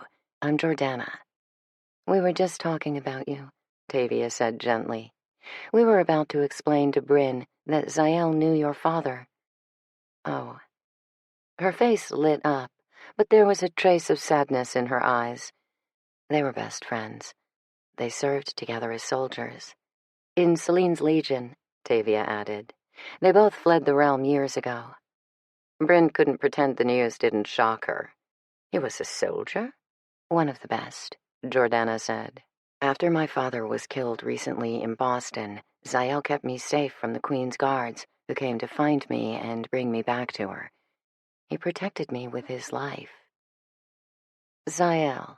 The smooth-talking player was not only a warrior of note to the Atlanteans, but a savior to his fallen comrade's child as well. It wasn't easy to reconcile the two conflicting views of him, but Bryn's mind was struggling to process something else Jordana had said as well. "I'm sorry about your father, Jordana, but I'm not sure I follow. Why would the Queen's guards be looking for you?" Karis wrapped her arm around her friend. "Because Jordana is her granddaughter, her sole heir." Oh, my. Bryn's mouth went slack. Heir to the Atlantean Queen, as in the royal line? Tavia gave her a confirming nod. "We've been keeping Jordana's identity a secret for her own safety. My mother was Celine's only child," Jordana explained. "She and my father fell in love, even though it was forbidden. My father broke the law when he made her his mate." "There is no law strong enough to forbid love," Gabrielle said. "No, there isn't." Jordana smiled ruefully and shook her head. "After I was born, there were problems, consequences to be paid. Celine separated my parents. My mother grew despondent. Then, eventually, she took her own life. And so my father stole me away. He hid me with people he trusted on the outside.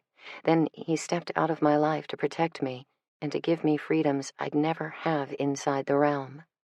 My grandmother put a price on his head. It took her guards 25 years to find him, but they did." Bryn didn't know what to say. Torn between amazement and abhorrence for what she'd just heard, she stood mutely, aching for what Jordana and her doomed parents had gone through. "And Zael helped, you say?" Jordana nodded. "When Celine's guards came to Boston and killed my father, Zael took me someplace safe. He even battled some of his former comrades to protect me. Without him, I wouldn't be standing here today." Jordana's fondness for Zael was obvious. Given what he'd apparently done on the young woman's behalf, her affection was understandable. But Jordana seemed to be describing a different man than the one Zael presented to the outside world. To Bryn as well. This Zael was a courageous man, a noble one, the kind who would risk everything to protect the child of a dead friend from an enemy with cold, far-reaching power. Jordana had described a hero, not the first word that leaped to Bryn's mind when she thought of him. She didn't know what to do with this new information. She also didn't know what to do with the softening of her regard for the man she so desperately wanted to despise. "Our lives would all be emptier if you weren't part of them," Tavia said, as she tenderly squeezed Jordana's hand. "It's true," Karis agreed. "And we also wouldn't have the Atlantean crystal your father hid away from Celine all these years." The odd reference pulled Bryn out of her unwanted musings about Zael and that troubling kiss they'd shared. "What do you mean, a crystal? What are you talking about, Karis?" "Ah, that is a whole other story," Tavia said. "We'll explain everything to you, Bryn, but let's do it over breakfast. You've had a very long night, and I'm sure you must be starving." Chapter 8. "Have you thought any more about what I asked of you the last time you were here?" Had he thought about it? Zael grunted at Lucan's question. "You asked me to consider betraying my people, Commander Thorne. I assure you, it's been foremost in my mind ever since." The two of them had left the conference room to talk alone, and because Lucan had something to show Zael, he'd said. They strode the labyrinth of corridors that snaked past smaller meeting rooms, training facilities, and Gideon's high-tech lair of computers and communications equipment, where the eccentric breed male was already deeply engrossed in his work on half a dozen touchscreen monitors filled with scrolling code. "I haven't asked you to betray anyone, Zael. What I asked was for your trust, for your confidence as the Order attempts to learn all it can about your queen and her intentions." "Celine hasn't been my queen for a very long time." "You served her for centuries as one of her legion," Lucan reminded him. "Yes, and more than 100 years ago, I left the realm a fugitive. For as long as I'm alive, To Celine, I'm merely one more defector with a price on his head. Just like his comrade, Cassianus, and the small number of other Atlanteans who'd escaped to begin again in a new place, without fear of a volatile ruler. But your loyalty is still intact? There was weight in Lucan's question and its implication. Zael answered honestly. I don't serve Celine, but I can't condemn her completely. She was good once, but she's a vengeful, powerful woman. Her heart iced over when Atlantis was destroyed by your ancient ancestors. That's a damned long time to hold a grudge. She's immortal, Lucan. Her heart may never thaw. It went even colder after her only child was dead and her sole heir was stolen away. Along with the crystal Cass took at the same time, Lucan added. Yes, along with the crystal. Which was now in the Order's hands. Not that Zael had actually seen the treasure to verify that fact. As crucial as their newfound alliance was, Lucan Thorne had been reluctant to let Zael anywhere near the crystal Jordana had received from her father and entrusted to the Order. For that, Zael had to respect the breed male. The crystal was one of 5 that the realm once possessed. They were each a source of immense power and versatile uses. Put into the wrong hands, the hands of an Atlantean whose motives were less honorable than Zael's, for instance, and the outcome could be catastrophic. Lucan paused in the corridor and faced him. When we met here a few days ago, I asked if the Order could count on you as an ally. Zael nodded. And I told you that as long as I was confident we both wanted to achieve the same thing, lasting peace for all, that you would always have my trust and confidence. So you did. After a moment, Lucan motioned him forward. Zael instantly recognized the huge chamber he was brought to. He'd been there on his first visit to Order headquarters just a few days ago, and he would never forget the vast archive room, or the remarkable woman responsible for it. Hi, Zael. Jenna, hello. He smiled as the lean, short-haired brunette set aside a journal she was recording and came over to greet him. Have you had a chance to see Dylan yet since you arrived? Jenna asked. She's come by here a couple of times already, hoping she might find you. I haven't seen her yet, no, Zael answered, feeling a pang of regret and affection at the mention of the other breed mate. I'll make sure that I do. Lucan cleared his throat. We'll all have plenty of time for reunions, but right now, I want Zael to understand where things are progressing with your visions, Jenna. Even knowing her history and the astonishing cause of the breed dermaglyphs that tracked all over Jenna's human skin, it was hard not to stare. But her outward appearance wasn't even half as interesting as the other thing that made Jenna unique.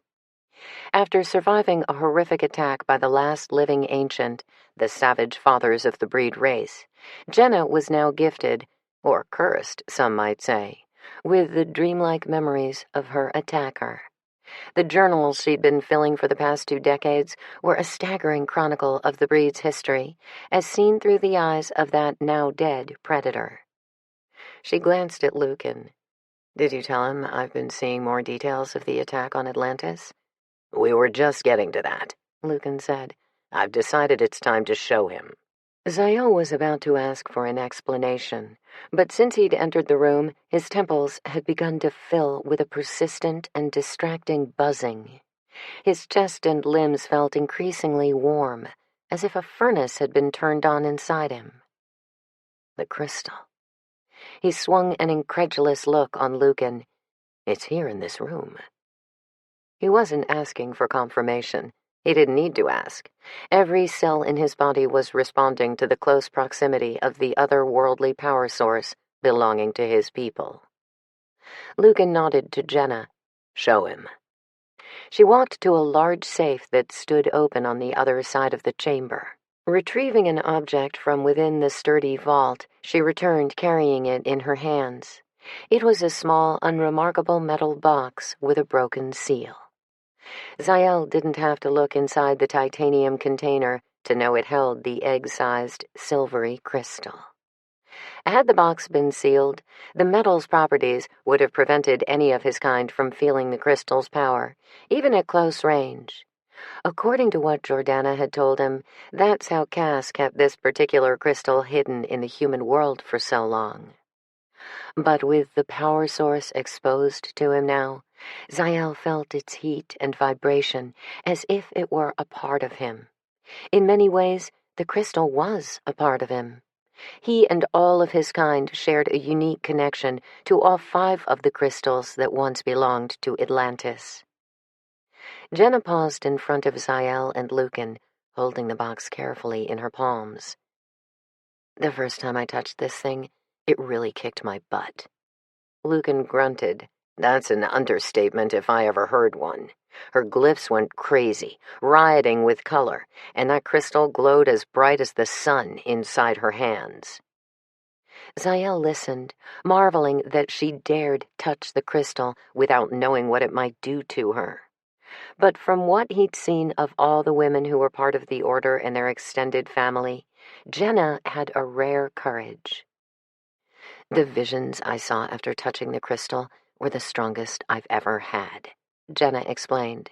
Since then, I've been working a bit more with it, conditioning myself to hold on longer each time, because it seems to make the memories stronger, more vivid in my mind. I've almost collected a full account now of the day Atlantis was destroyed. Zael couldn't hide his amazement. Remarkable work. I know it can't be easy, seeing the things you do when you look through the Ancient's eyes. The Order is fortunate to have you. She laughed. Do me a favor, and tell that to my mate. Brock thinks I've lost my mind to be doing this. Because he loves you, Lucan said soberly. He doesn't like seeing you suffer, even if it's only through hideous visions like the ones you've been chronicling. If you were Gabrielle, I'd rather smash this chunk of Atlantean rock to dust than let you anywhere near it. Zael understood the sentiment, but what Lucan suggested was impossible. The crystals can't be destroyed, not through any means you or I might have. He glanced down into the titanium box in Jenna's hands, awed to be seeing one of the 5 crystals up close. It drew him like a beacon, like the living source of power it truly was. Beneath its glimmering silvery surface, facets of sparkling light glowed deep in the crystal's core. The hum of cosmic power reached into him, waking his cells as it would any of his kind. He heard Lucan's wary growl beside him as the energy within the crystal responded to Zael's nearness and began to pulse. And inside Zael's body, he felt the warmth of the crystal's power building in him, too. The crystal, Jenna whispered, her eyes widening. Something's happening to it. What the fuck is going on, Zael? You'll understand best if I show you. The answering look on the massive breed male's face was anything but certain. Trust, Zael said. Do I have yours? At Lucan's hesitant nod, Zael reached into the box and collected the crystal into his palms. In close proximity of a crystal, an Atlantean's life force increases exponentially, as does our power. To demonstrate, Zael pivoted toward the large safe across the room.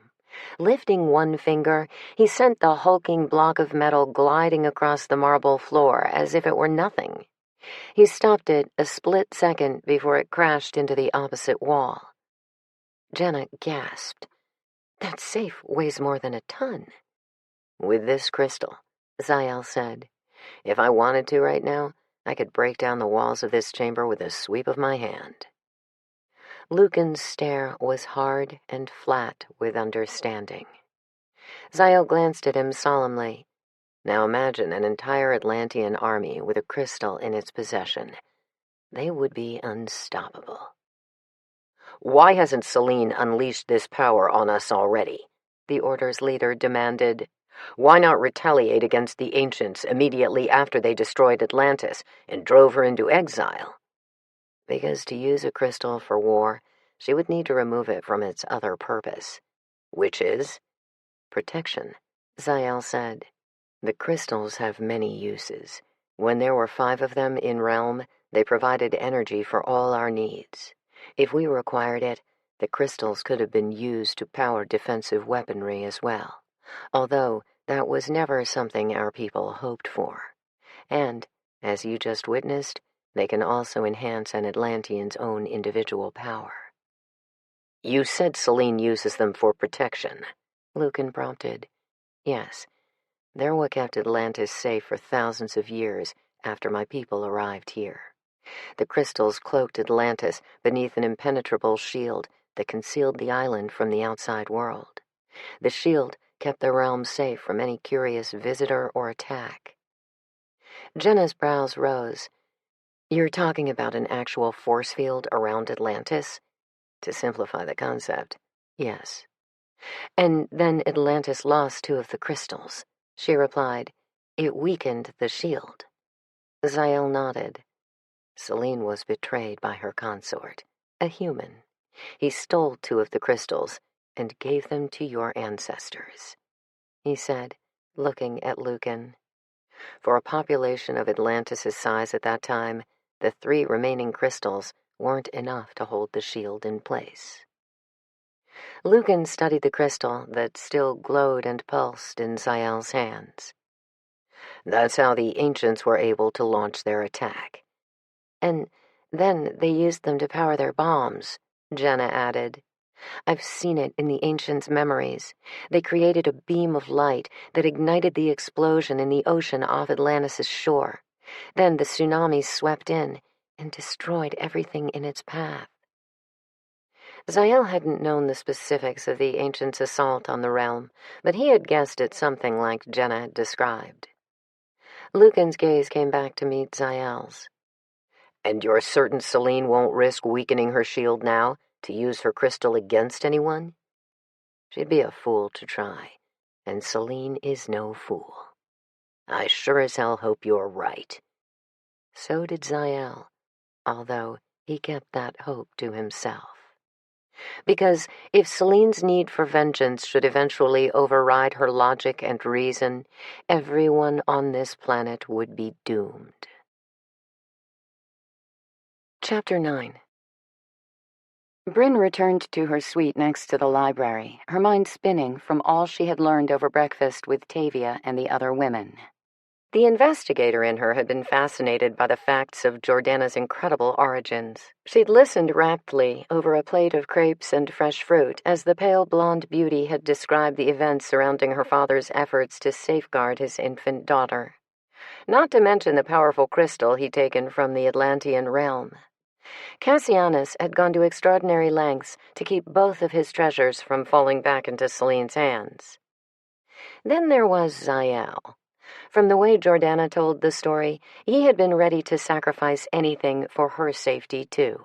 As professionally intrigued as Bryn had been about the details concerning the Atlanteans, their dangerous queen, and the powerful crystals at the center of so much bloodshed and strife, the woman in Bryn was equally fascinated by the deepening paradox that was Zael. She couldn't help thinking that perhaps she'd judged him too hastily and too harshly. That had been one of her many flaws when it came to dealing with anyone, and not something she found easy to change. After all, she'd found out a long time ago that life was a hell of a lot easier to survive when it was lived in basic black or white. Things were either right or wrong, good or bad. The people around her were either on her side or against her. Friend or enemy. With Zael, her old methods didn't seem to hold up. Everything about the male shook the firm foundation she'd constructed for herself. He seemed to understand that, too. Even worse, he seemed to enjoy knocking her off kilter, making her question herself, making her squirm. Lord knew he did that all too well. She thought she'd had him pegged, but he kept proving her wrong. Now that she was forced to look at him in the flattering light of Jordana's praise and affection, Bryn didn't know what to think about Zael. Stepping into the solace of her guest room, she hoped to find a few moments alone to rest and freshen up. She needed a shower and a change of clothes, the latter having been generously provided by Gabrielle.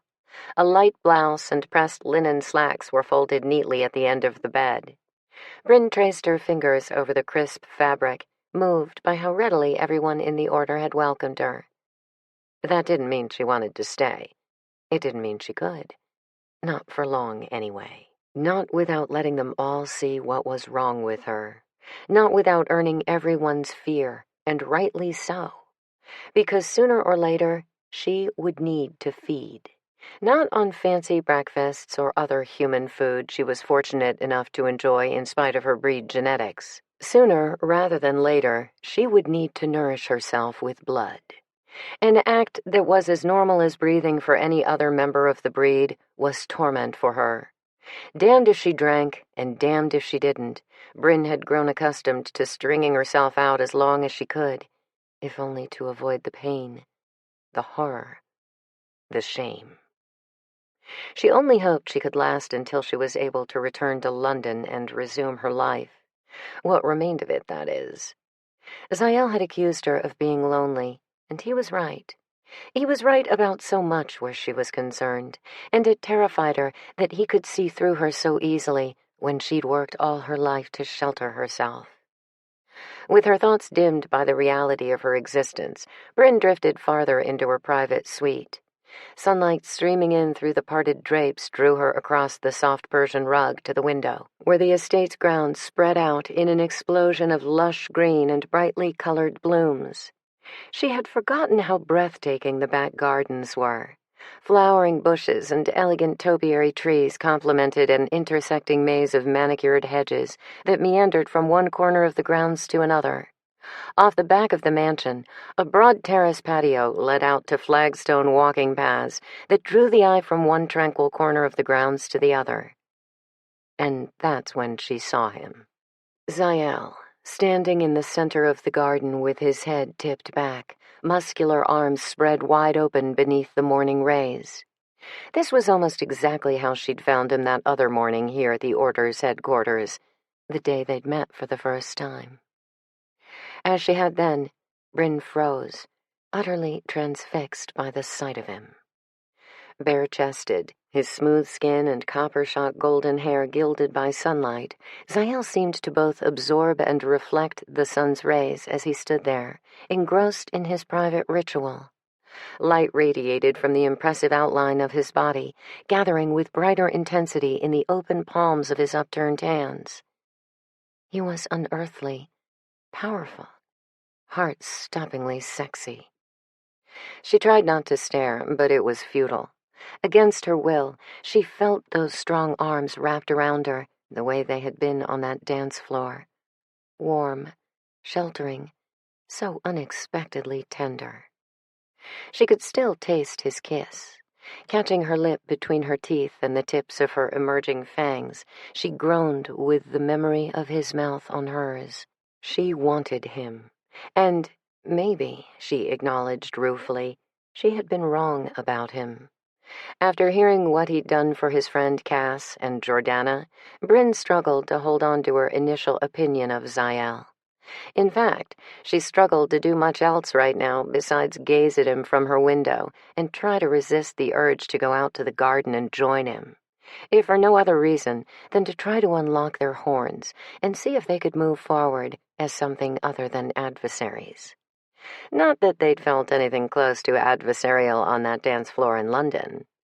And not that the low thrum of her pulse had anything to do with making peace with him and moving on as if their kiss, and her embarrassing proposition, hadn't happened. Bryn gnawed her lip in silent indecision as she watched him slowly lower his arms to his sides. She was about to collect her nerve and hurry down when Zael lowered his head, turning to face someone who approached him in the gardens. Bryn's breath halted in her lungs. The woman was beautiful. Flame-red waves bounced as she walked, her beaming smile trained fully on Zael. She raised her hand in greeting to him. He knew her. His answering smile conveyed recognition, affection. The way he opened his arms to her, then enfolded her within them, seemed to say that Zael felt something more than simple affection for this woman. Bryn reflexively stepped back from the window, feeling awkward and intrusive, feeling stung. She watched from within the shadows of her room as Zael and the woman finally released each other from their unrushed embrace, then began a leisurely walk together in the gardens. Apparently, the Atlantean had no shortage of fawning admirers among the Order. He certainly didn't need Bryn feeding his oversized ego any more than she already had. With an unimpressed roll of her eyes, she pivoted away from the window. Although she'd come back to her room to relax, she knew if she stayed in there now, she'd only be tempted back to the window eventually, to look some more for Zael and his smitten female companion. Instead, Bryn took her time showering, then slipped into her fresh clothes. She couldn't deny that she was still rankled by her reaction to Zael and the other woman, but the suds and warm water had washed away most of her indignation's edge. She hoped the vast collection of books in the library next door would be enough to keep her mind distracted from any further thoughts of Zael for the rest of the day. With her damp hair falling in loose waves down her back, she padded out of her suite and into the adjacent room. With any luck, Zael would not only be finished chatting up his pretty friend, but also be gone from Order headquarters long before Bryn had to leave her cozy third-floor sanctuary. Resolved to stay where she was until Tavia or someone else came to drag her out, Bryn perused the bookcases. Everything from contemporary novels and classics to history and biographies, foreign language novels and poetry filled the beautiful old wood shelves. She browsed several different titles, flipping through the pages with preoccupied disinterest. Wondering who Zael's companion was, and trying not to imagine how many other beautiful women the Atlantean probably had wrapped around his finger. Not to mention other parts of his anatomy. A female's laughter sounded somewhere near the far end of the hallway. The warm, happy sound snapped Bryn's head up from the 10th or 20th book she'd taken from the shelf and replaced. She didn't recognize the woman's pleasant voice, but she did recognize Zael's. "I enjoyed our walk, Dylan. I hope we can find time to talk some more while I'm here." A sharp, bitter emotion stabbed Bryn at the sincerity she heard in his tone. "I never dreamed we'd have this chance to reconnect and spend time together like this," the woman said. "I can't tell you how much it means to me, Zael." "To me as well." "Ugh, please." Bryn's unwilling jealousy morphed into alarm an instant later, when she realized the pair was coming her way up the corridor. Too late to make a smooth escape now, she was trapped where she stood, or faced with the even less attractive option of attempting to sneak out to the passageway ahead of them and slip back into her suite. They were too close for that already, mere steps from the library's open door. Instead, Bryn snatched the nearest novel off the shelf, then hurried to take a seat in a high-backed wing chair, curled into it as if she'd been there for hours. She made it barely in time to see Zael and the copper-tressed beauty pause right outside the library. He'd at least put his shirt back on since Bryn saw him outside, but the gauzy white linen was unbuttoned halfway down his bronzed chest, the sleeves rolled up to bare his tanned forearms, and the leather thong that rode on his wrist. "Here's your guest room," his companion announced as she opened the door directly across the hall. "If you need anything, you know where to find me." At his smile and polite nod, she went up on her toes and kissed his cheek. She pivoted and started walking away, with Zael's bright blue eyes tender on her. Bryn tore her gaze away, rooting her focus on the book she held open in front of her face. As much as she hoped, fervently prayed he wouldn't notice her there, she knew she couldn't possibly be so fortunate. "Bryn," he said, surprise in his deep voice. "I didn't realize you were in here." Obviously. She glanced up from her book as if she was equally unaware of him. I'm sorry. I was reading and not paying attention. What did you say?" He smirked knowingly. "Damn him." "I said I didn't realize Dylan and I had an audience just now." Dylan and him. He said it with a familiarity that grated more than she wanted to acknowledge. "You had no such thing." To demonstrate, she held up her book. "I came in here to relax and read for a while. If you hadn't interrupted me just now, I might not have even noticed you were there. Zael stepped inside, uninvited. Engrossing stuff, is it? She started to reply, but the citrusy ocean scent of him hit her senses like a drug, and she couldn't find her voice.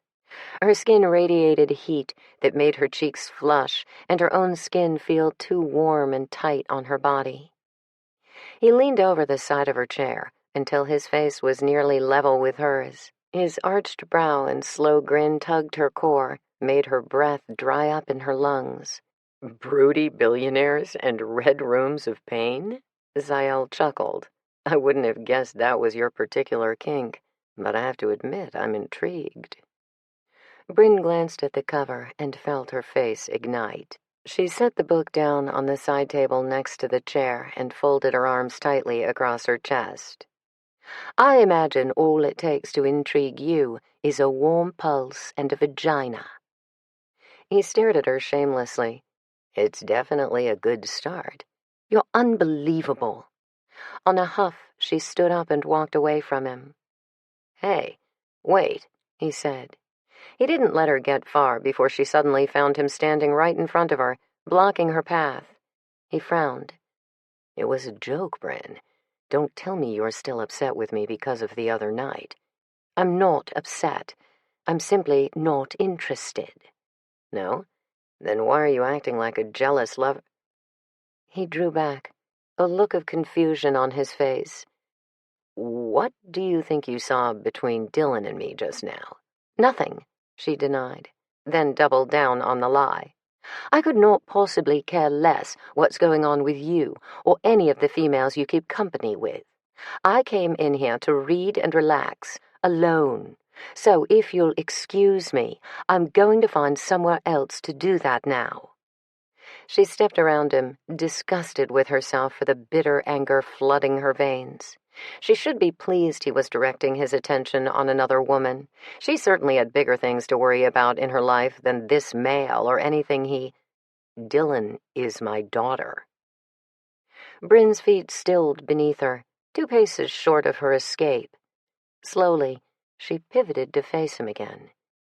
Your daughter? That explained the intimacy, the affection she saw in both of them. That explained Zael's obvious tenderness toward the woman. Bryn had no experience with parental bonds or the skills to recognize them. She'd never had anything close to that in her life. Her own parents were unwilling laboratory prisoners forced together as part of a sick breeding experiment. She'd never seen either one of them, and both were long dead now.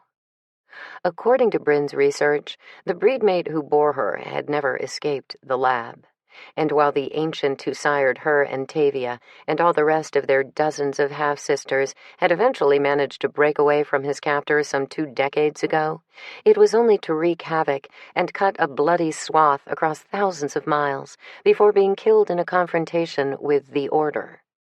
Bryn was little more than a genetic cocktail of monster and innocent, a fucked-up mixture besides. I found out about Dylan when I came to meet with Lucan the first time, Zael explained, his deep voice level and sincere. She's mated to one of the warriors, Rio. For more than 20 years she's been a part of the Order's family, but until last week, I didn't even know she existed. How stupid she felt now. How petty for assuming the worst about him. Again. But why wouldn't she? Zael seemed to take great pleasure in provoking her and then gloating over her reaction. But he wasn't needling her now.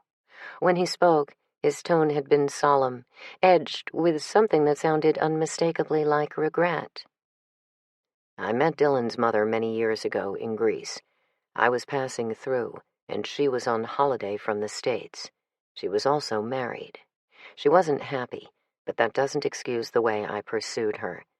We had a brief affair, then went our separate ways. I never saw her again. An affair with someone else's wife wasn't something he was proud of. That much was certain. But Zael wasn't telling her everything. Bryn's investigative training spotted the dodge around the full truth. She also thought she detected a note of shame behind those fathomless blue eyes, shame that went beyond what he felt about seducing a married woman. But it didn't matter what he kept from her. Bryn hadn't been forthright with him about every shame in her life either. She wasn't about to start now. Reminded of all the reasons she could never drop her guard with anyone, she steeled herself against the softening of her feelings for him. "Congratulations on your reunion with your daughter. I'm sure it must be difficult keeping track of all the fruits of your affairs." He stared at her, clearly taken aback. She couldn't blame him. It was a cheap shot, but she was desperate. She turned to head back for the door, but this time Zael grabbed her by the wrist and yanked her back to him. His strength was a shock, as was the fury and confusion she saw smoldering in his narrowed glower. "What are you doing, Bryn?" His low voice dropped to a fierce growl. "Why do you try so hard to push people away?" She scowled, feeling her blood start to race. She didn't know if it was fear or fury causing her veins to light up. All she knew was that she was treading on dangerous ground with him now, had been practically from the first moment they met. "Let go of me." He didn't. Slowly, he shook his head.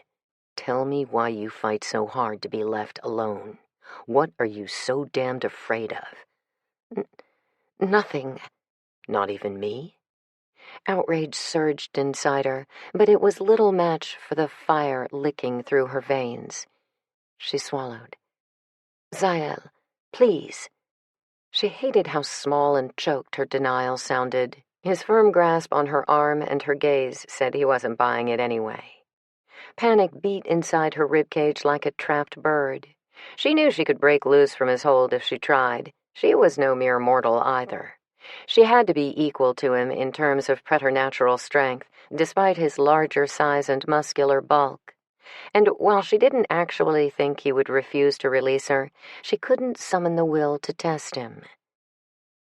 "When was the last time you let a man hold you?" he demanded softly.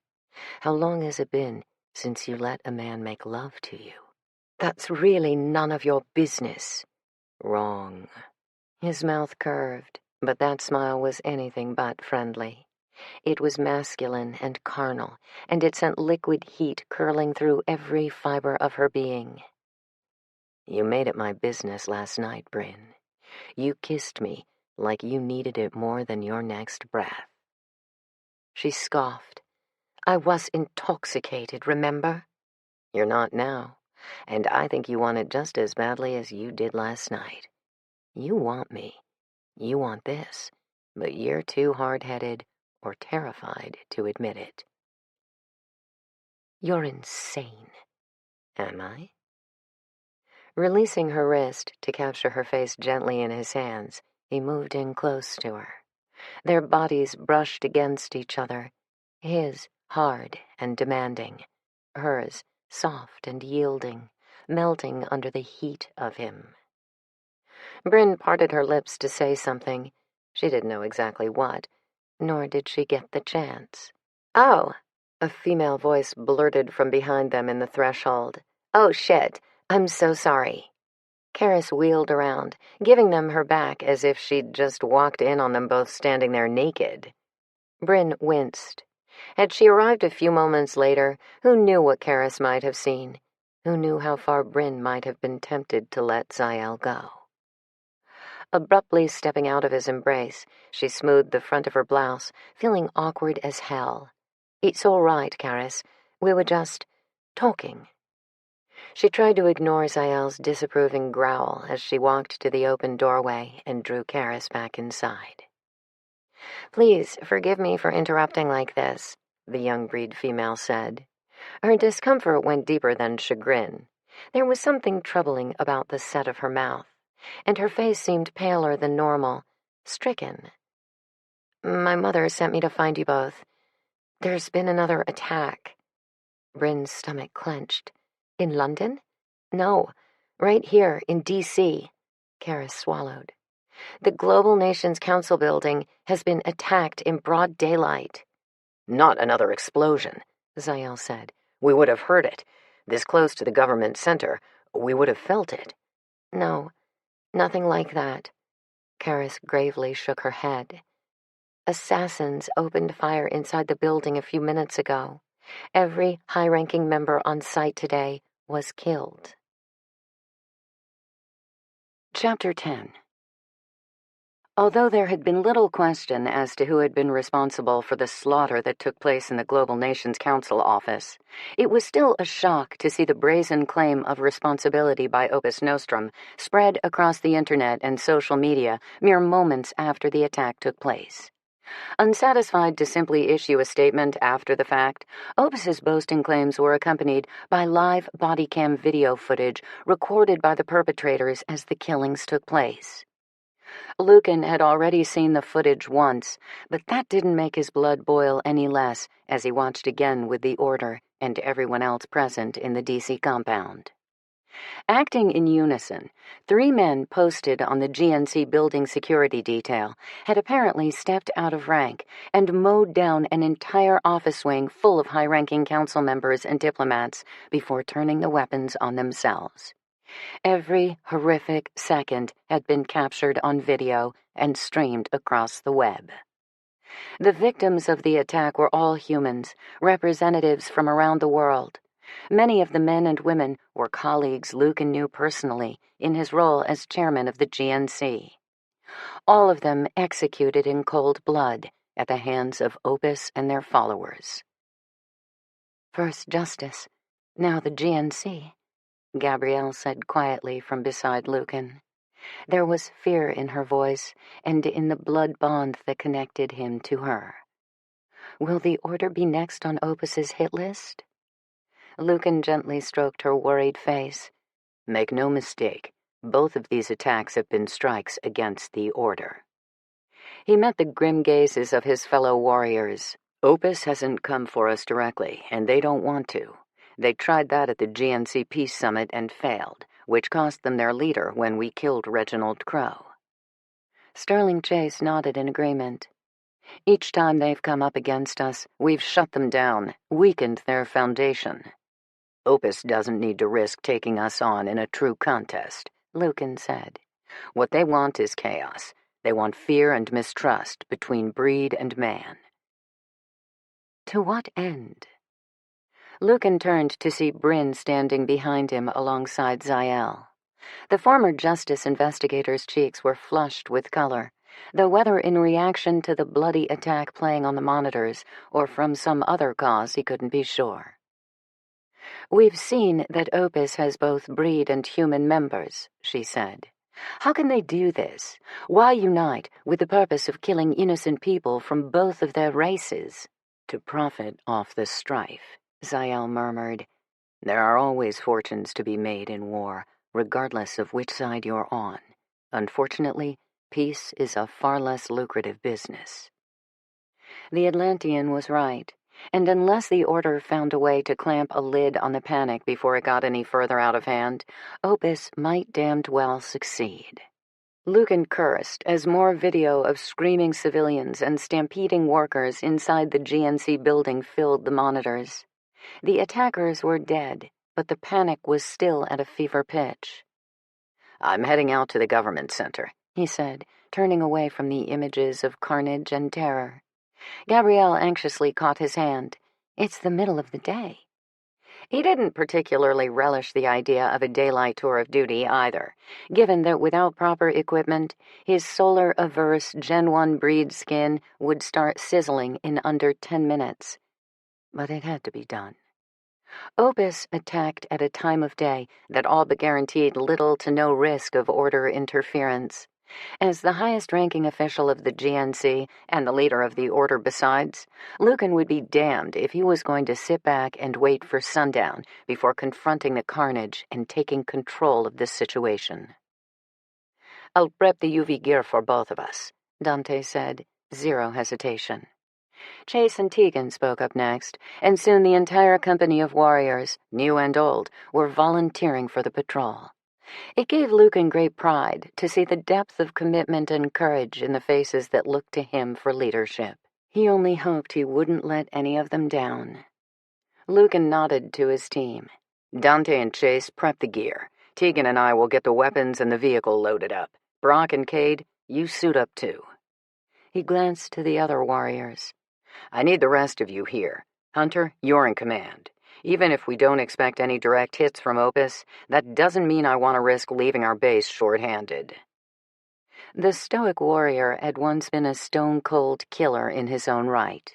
If Lucan trusted anyone to stand between danger and the people he cared about, he could find no better guardian than Hunter. What about the lead I dug up in Ireland? Gideon asked.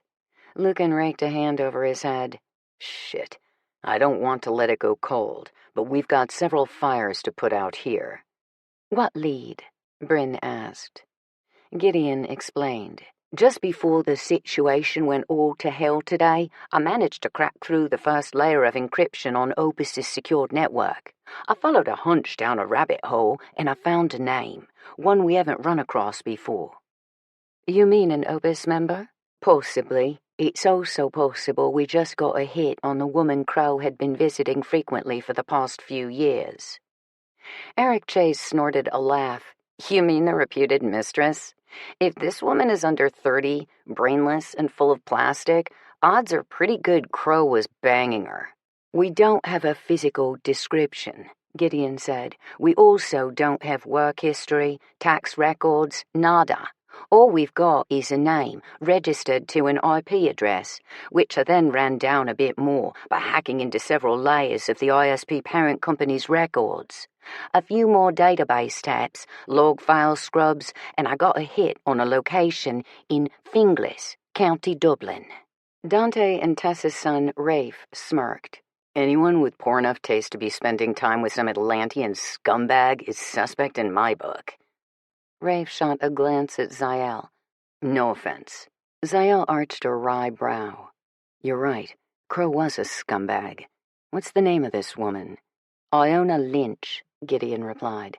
Any ties to your people that you know of? None that I'm aware of. Crow may have been Atlantean, but he had been gone from the realm for a very long time. What he did and who he associated with in the time since is anyone's guess. I've never heard the name either, Bryn said.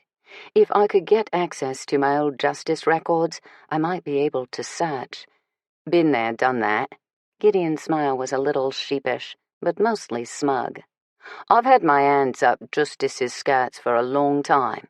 Anything in their global databases or secured servers is ours as well. They don't have anything on this woman. No one does. Except us now, Rafe said.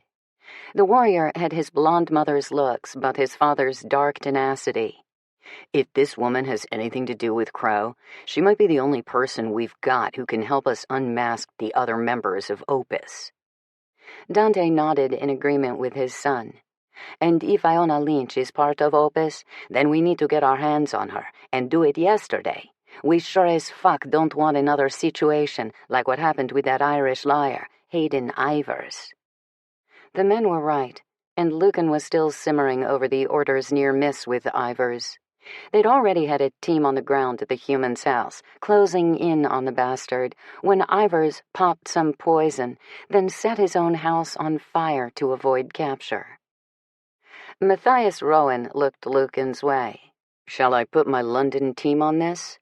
No, you're spread thin enough, between the panic and the fallout of the Justice attack and now this hit on the GNC.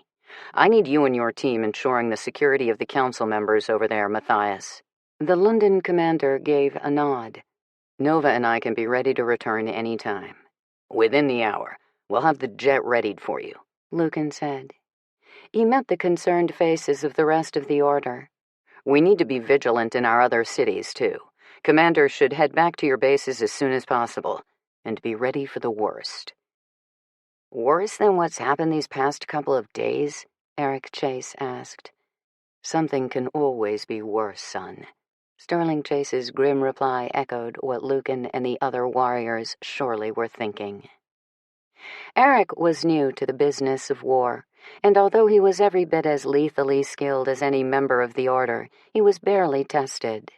He couldn't be expected to understand what Lucan and the other warriors had learned through centuries of bloodshed and death. They had charged into too many battles with too many enemies to make the mistake of believing that any crisis was as bad as it could possibly get. Something could always be, and often was, far worse than you expect. All you could do was pray you beat the monster before it beat you. "Rafe and Eric," Lucan said, his thoughts returning to the other problem they couldn't afford to ignore. "We do need a stealth team to track down this Lynch woman in Ireland and hold her for questioning. Can the two of you be ready to leave with Matthias and Nova tonight?" The two warriors exchanged an eager look. "Hell yeah," Rafe said. "Let's go get the bitch." Chapter 11. After the warriors went off to carry out their orders from Lucan, Zael found himself pulled into a conversation with Dylan and Jenna. As much as he wanted to give both women his full attention, there was another female who was currently driving him to distraction. It didn't help matters that she was gone. Bryn left the room as soon as the meeting had ended, left it as abruptly as if her hair was on fire, to be more precise. No explanation, not even a glance in his direction before she slipped away and didn't return. Was something wrong? Where the hell was she? Finally, he couldn't take not having those answers. With vaguely murmured excuses, he slipped out of the room and headed into the corridor at a determined pace. Maybe she was with Tavia and the other women. Then again, headstrong investigator Bryn might just as likely be in the technology center with Gideon, persuading him to brief her on all of the intel he was gathering on Opus. "If you're looking for Bryn, she's not down here." Karis came out of another room up ahead in the corridor, accompanied by a dark-haired, hard-looking breed male. The immense vampire held her hand possessively, yet tenderly, leaving no question that this was Rune, the cage-fighting nightmare she had recently taken as her mate. "Did you see where she went?" Zael didn't even attempt to dodge the truth. It wouldn't have done much good with Karis anyway, considering what she'd walked in on a short while ago. More accurately, what she had almost walked in on. She pointed to the elevator that went to the residential areas upstairs. "Thanks, Karis." "Good luck," she called after him with a giggle as he all but sprinted in that direction. Zael didn't bother waiting for the lift. Using the small bit of crystal on the thong at his wrist, he closed his eyes and pictured the third-floor corridor. Light flashed behind his closed lids. When he opened them a moment later, he was standing in front of the door to Bryn's suite. He knocked on the panel and waited. And waited some more. "Bryn?" He knocked harder now, his preternatural hearing picking up the sounds of quiet movement inside. He tried the knob and swore when he found it locked from inside. "Bryn, is everything okay? Open up." "Go away, Zael." His concern for her well-being lessened somewhat when he registered the note of annoyance in her voice. "Open the door and tell me that. Talk to me." "I don't want to talk to you. I'm leaving. I'm going back to London." Like hell she was. Zael gave the doorknob a light twist, and the lock tumbled open. Bryn gasped when she glanced up in mid-stride and saw him enter the room uninvited. Her look of outrage turned to fury as he stepped inside and closed the door behind him. "How dare you? How did you—" He held up his wrist, the one with the Atlantean bracelet on it. "Your kind isn't the only one with its special skills." "What do you want, Zael?" She frowned, folding her arms militantly across her chest. "And just what the fuck do you think you're doing, barging into my private quarters like this?" At the moment, the only thing he was doing was staring at her, slack-jawed and instantly aroused. She stood in front of him half-dressed in just her white button-down shirt she'd worn that night in London. Her long legs were bare, exposing the delicate swirls and flourishes of her breed dermaglyphs that tracked down her slender thighs. The silky stems, with those pretty feminine glyphs, seemed to go on forever. Beneath the loose hem of her blouse, he caught a tantalizing glimpse of skimpy black panties and more creamy skin. God, she was beautiful, exotic and strong, and exquisitely female.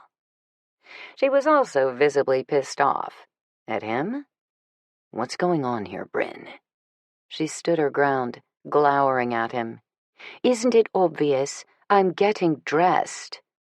From where he was standing, it looked like she was getting undressed, and there were certain parts of his anatomy that approved of that idea very enthusiastically.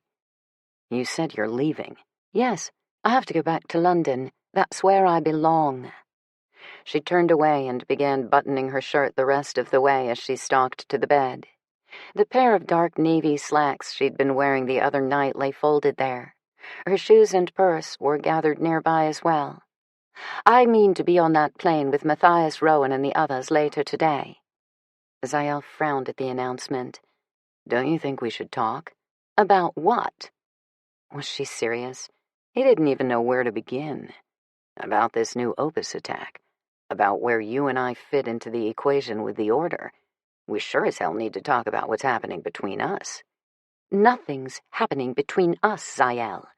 Sharp words, delivered with a flare of amber in her dark green eyes as she threw a hard glance at him from over her shoulder. As for the rest of it, you heard Lucan and the other warriors just now. You saw what's going on all around us. The whole world is going to hell right now. Yes, he agreed. And it's going there regardless of what takes place between you and me. She scoffed. You'll say anything to get what you want, won't you? Is that how all the men of your kind operate? I suppose that explains all of the fatherless offspring you and the rest of your Atlantean brothers have left around the world. Zael's jaw hardened at the jab.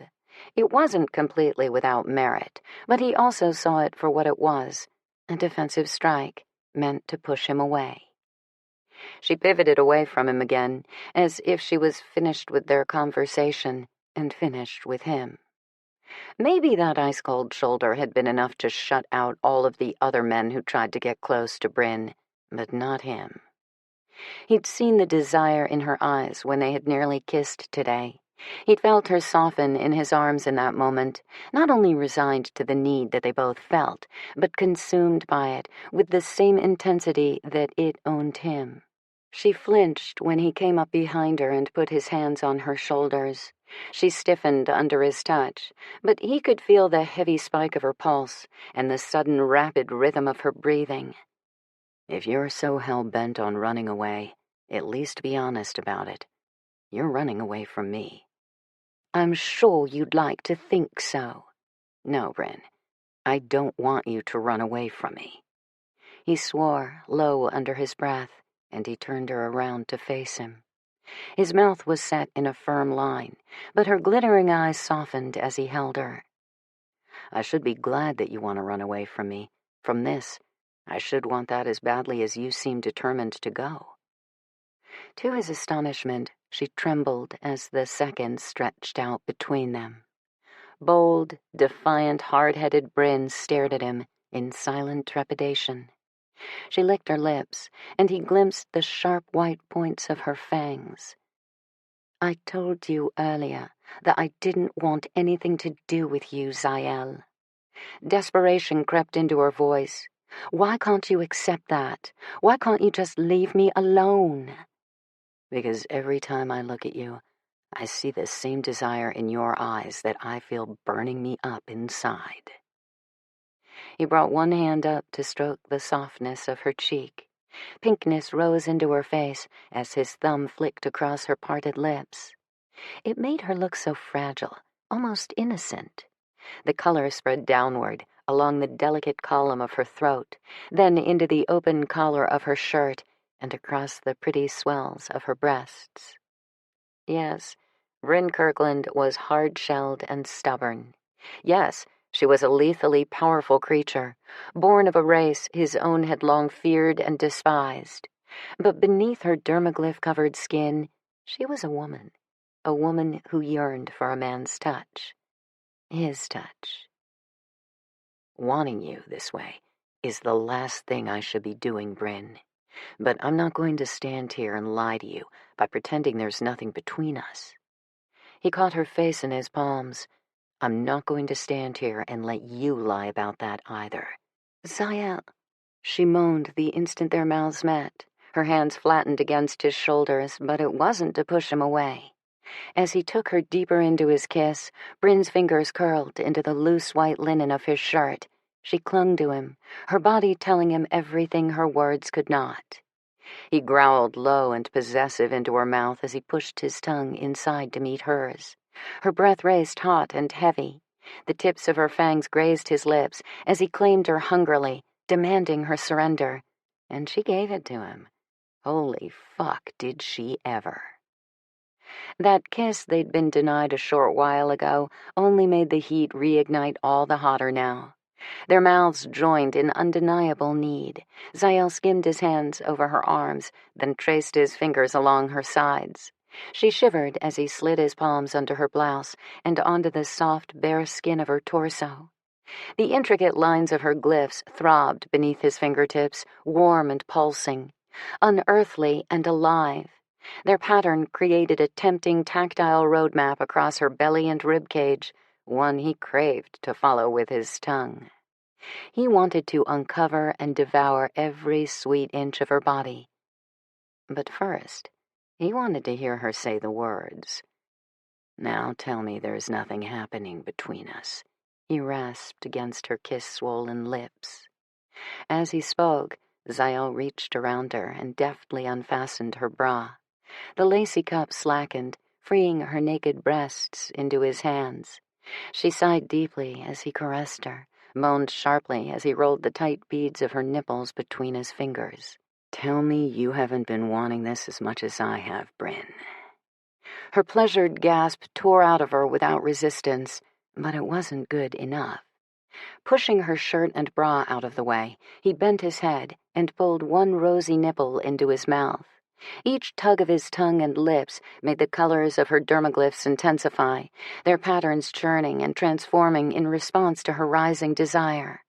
Bryn arched against him as he sucked and licked her. Her spine bowed. She plunged her fingers into his hair, her legs trembling beneath her. The scent of her arousal filled his nostrils, spicy and sweet, ethereal and bold, like earth and heaven combined. Damn, she was lovely, sexy as hell. Although he had bedded many women over his long lifetime, he had never been with a woman who was breed. He never imagined he could want any woman the way he wanted Bryn. The cynical part of him tried to dismiss this need he felt for Bryn as nothing more than sexual novelty, just his libido craving a new diversion. But if that had been the case, he never would have denied her back in London. Refusing her had been one of the hardest things he'd ever done, and he wasn't about to let her act as if he was alone in that torment. "Tell me you want me, Bryn. Tell me what you said to me the other night on that dance floor. Now, when there's no whiskey to hide behind, nothing but you and me and the truth between us." He skated one hand down the length of her body into the parted cleft of her thighs. The tiny scrap of black silk that covered her sex was soaked, and so hot against Zael's fingertips, he groaned with the need to touch her, to taste her, to brand himself on all of her senses. He cupped his hand over her mound, one finger slipping beneath her panties to the silken heat of her naked folds. Her sex was slick and lush, her juices coating his fingertips as he caressed her swollen folds and the hardened bud of her clit. "Tell me now," he said, "when you can't take it back later, or tell me I'm insane for thinking you feel this need too." She whimpered, a tremor shuddering through her as he stroked her wet satin flesh. He teased the tight entrance of her sex, stopping just shy of penetration, despite that her thighs clamped tight around his hand in unspoken demand. He wanted to hear her admit the truth out loud, once and for all. "Say it, Bryn. Tell me you haven't been wanting to feel me inside you from the moment we first saw each other right outside on that terrace last week." She made an anguished sound, and he glanced up to find her eyes blazing with fiery amber, her breed pupils narrowed to thin slits.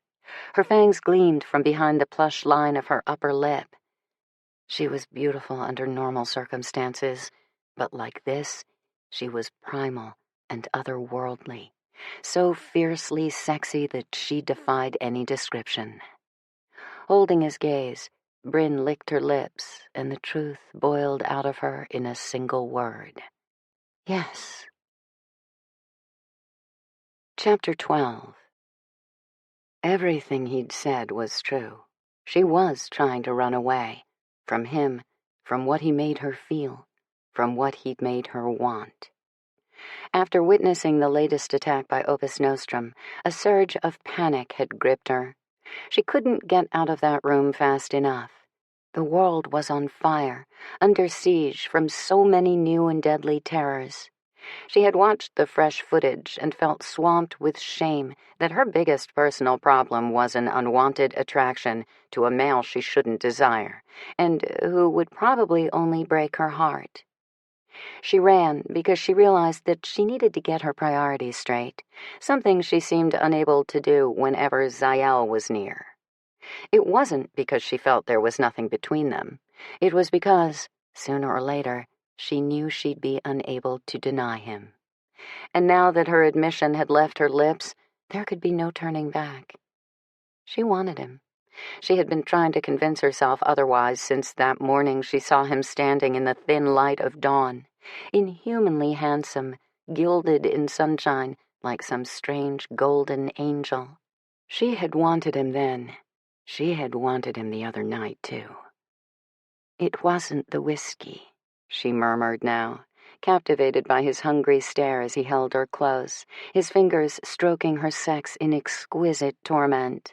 Her breath was shallow from desire, every nerve ending in her body lit up with need for this man. She shook her head, sending her loose sable waves shifting around her shoulders. When I said I wanted to be with you last night in London, that I wanted you to take me home and to bed with you, Zael, it wasn't because I'd been drinking. It was the truth. His low reply was less a word than a masculine growl of satisfaction, of triumph. Taking her mouth in another searing kiss, he began unfastening the buttons of her shirt. When he tore his lips away from hers, his breath was sawing out of him, his blue eyes darkened with desire.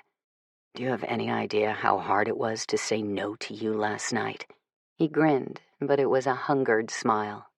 I wanted to bite these buttons loose with my teeth on that dance floor. With that, he took off her blouse, then slid her undone bra off her arms as well. Bryn watched his gaze drink in the sight of her glyphs. Being something even purer than Gen 1, her skin markings arced and twisted all over her torso and onto her limbs. Smaller flourishes danced alongside the undersides of her breasts and around her erect nipples. Ordinarily, the glyphs were just a shade darker than her own pale skin, but with the intensity of her desire for Zael now, hers were awash in variegated hues of deep indigo, wine, and burnished gold. He traced some of them with his fingers, then bent his head to follow the looping line of one pattern with his tongue. She hissed at the sensation of it. The warm, wet trail felt like fire on her skin. His touch inflamed her, too. Caressing and stroking her breasts, he lifted his mouth to hers again and captured her bottom lip with his teeth. Bryn moaned, pleasure arrowing through her when she felt his tongue teasing the lethal points of her fangs. It was a brazen thing to do, not only because she was breed, but because he had no idea how sharp her hunger truly was. She hadn't fed in nearly a week. That was skating a thin enough edge in her day-to-day life, but now, with sexual need coiling around her as well, she was treading dangerous ground. Zael wasn't breed, but he wasn't human either.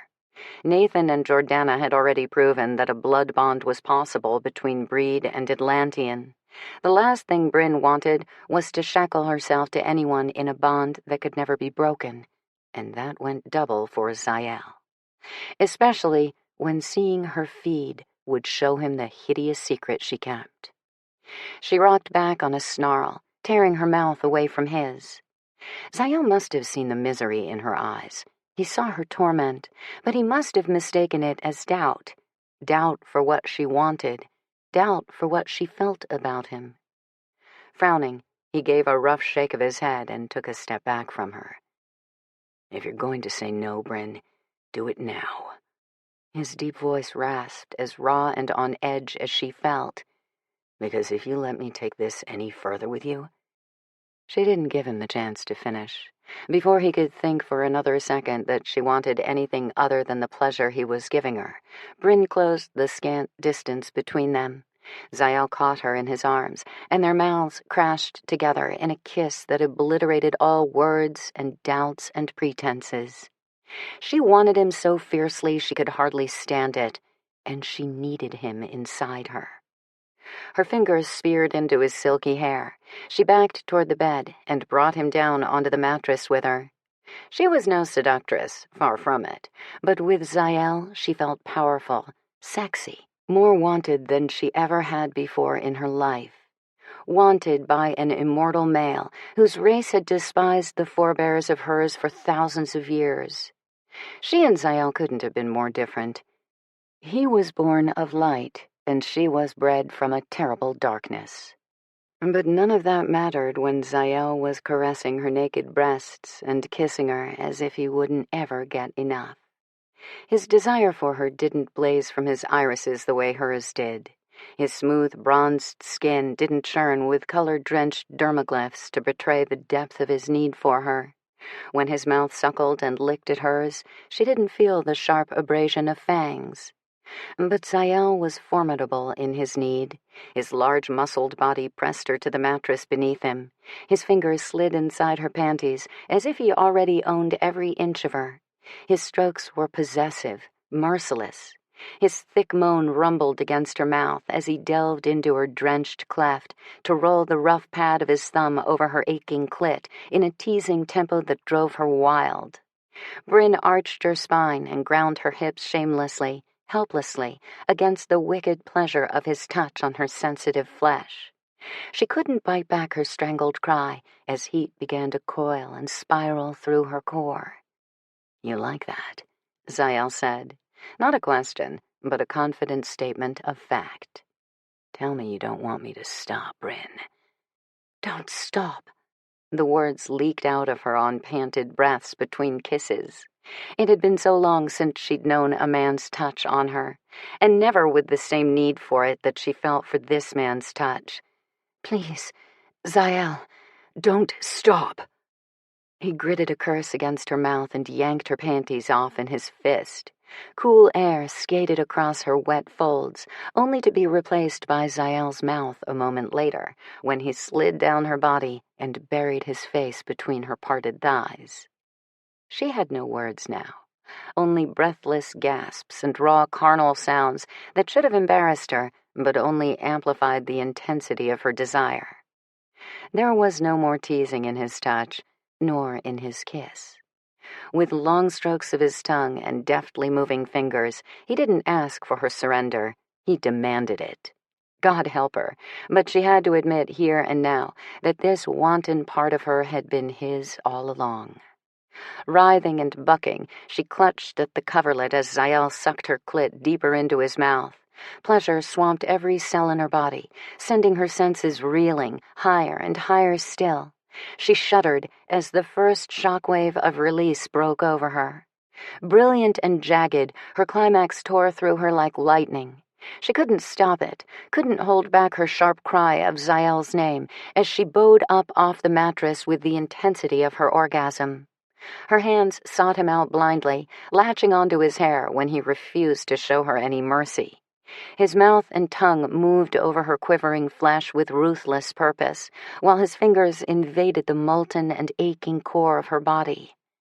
"You're beautiful," he murmured, glancing up and catching her watching him between her spread thighs. "I've never seen anything as lovely as you, Bryn." His praise warmed her, even if she didn't believe him. She knew how she must look to him, her eyes burning hot as coals, pupils as thin as a cat's. Her glyphs were livid with color now, pulsing like living rivers of changeable, unearthly ink all over her skin. And with every breath that panted in and out of her, she knew there could be no hiding the long white points of her fangs. Fully extended now, they filled her mouth, sharp tips sinking into the flesh of her tongue. "Beautiful," he said again, as if he knew she doubted him. And maybe to prove it, to her or to himself, she wasn't sure, Zael rose from between her parted legs and slowly pulled off his clothing. She had seen him half-dressed more than once, enough to be prepared for the naked splendor of his broad shoulders and the sculpted muscles of his chest and abdomen. But he still took her breath away as he stood before her next to the bed, his golden skin looking as smooth and soft as velvet over the sinewy ropes and lean planes of his body. His cock stood long and erect, a thick spear of hard flesh. The sight of him so fully aroused made her blood thrum heavily in her veins. It made her mouth water for the taste of him. To her, Zael always looked something slightly more than human. No mere mortal genetics could produce his heartbreakingly sculpted features and cerulean blue eyes, or the copper-threaded golden mane that crowned his handsome face. Human men could spend their lifetimes at the gym and never emerge with the flawlessly honed muscles that wrapped every inch of Zael's powerful physique. "You're the beautiful one." She couldn't hide her awe. "You look like a fallen angel. That's what I thought when I saw you that first morning." "Is that so?" He smirked as he moved onto the bed with her. "I promise there was nothing angelic about the things I thought about you then, or now." Bryn's quiet laugh dissolved into a sigh as he levered himself over her, brushing the head of his heavy cock against the sensitive skin of her inner thigh. He groaned. "Definitely not now." She bit her lower lip, every nerve ending tingling with awareness as Zael stroked her wet clit with his fingers. She was still electric with desire for him, even though her orgasm had given her some relief. Her body undulated beneath his touch, aching for more. "Tell me what you want, Bryn." His rough whisper nearly undid her. Yes, he was golden and beautiful, but he was also strong and commanding, formidably male. He nudged at the slick entrance of her body, his erection feeling immense and hot as fire-forged steel. "You want this?" "I want you."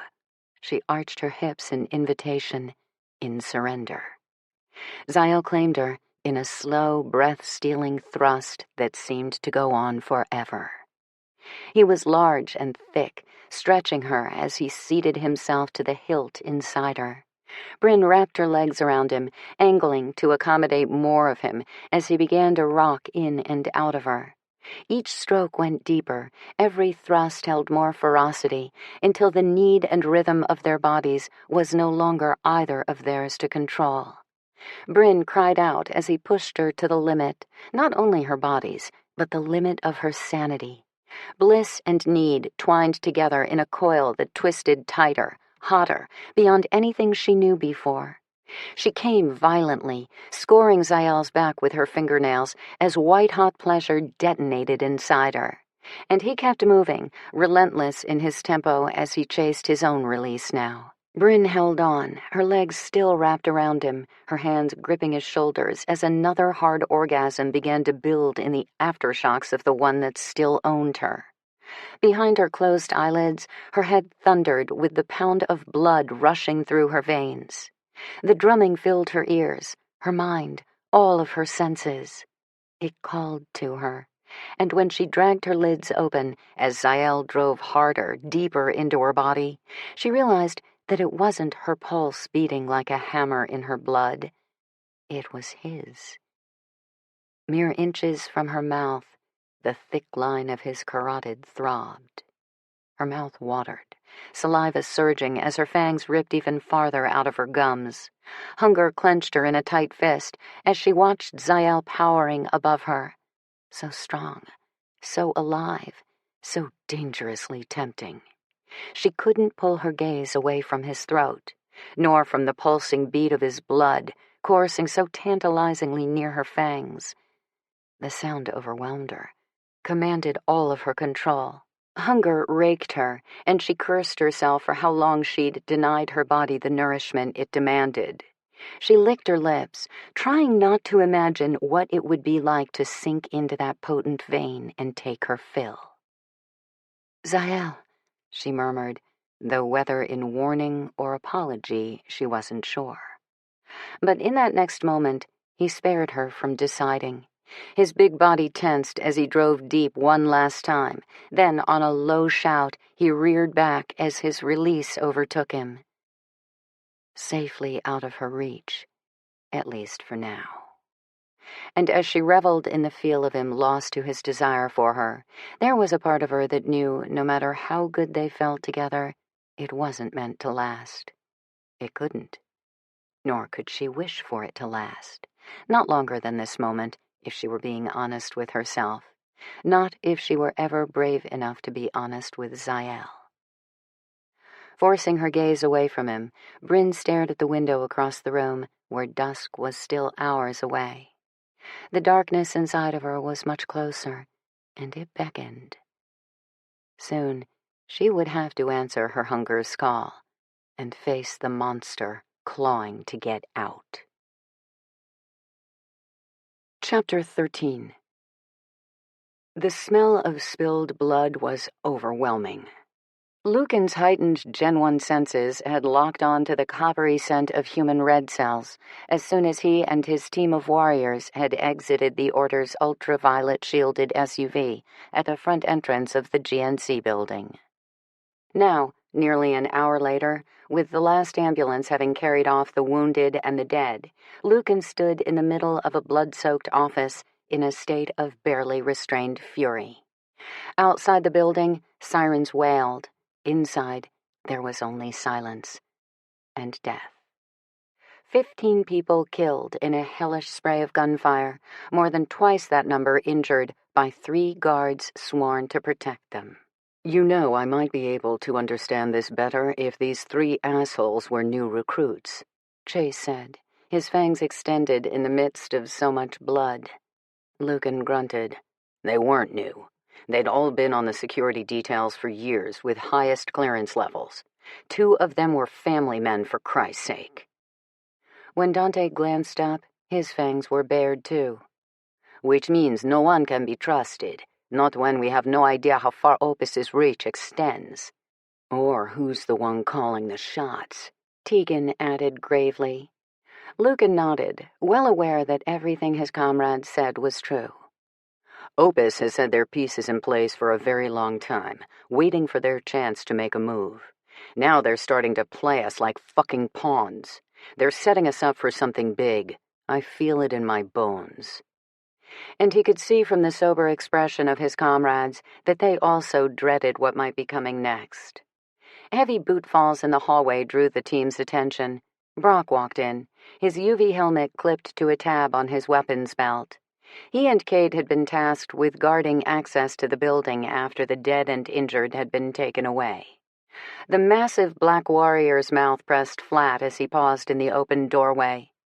"We've got company outside, whole damned fleet of press with cameras and satellite trucks." Lucan cursed. "Haven't we already got enough footage of this slaughter circulating as it is?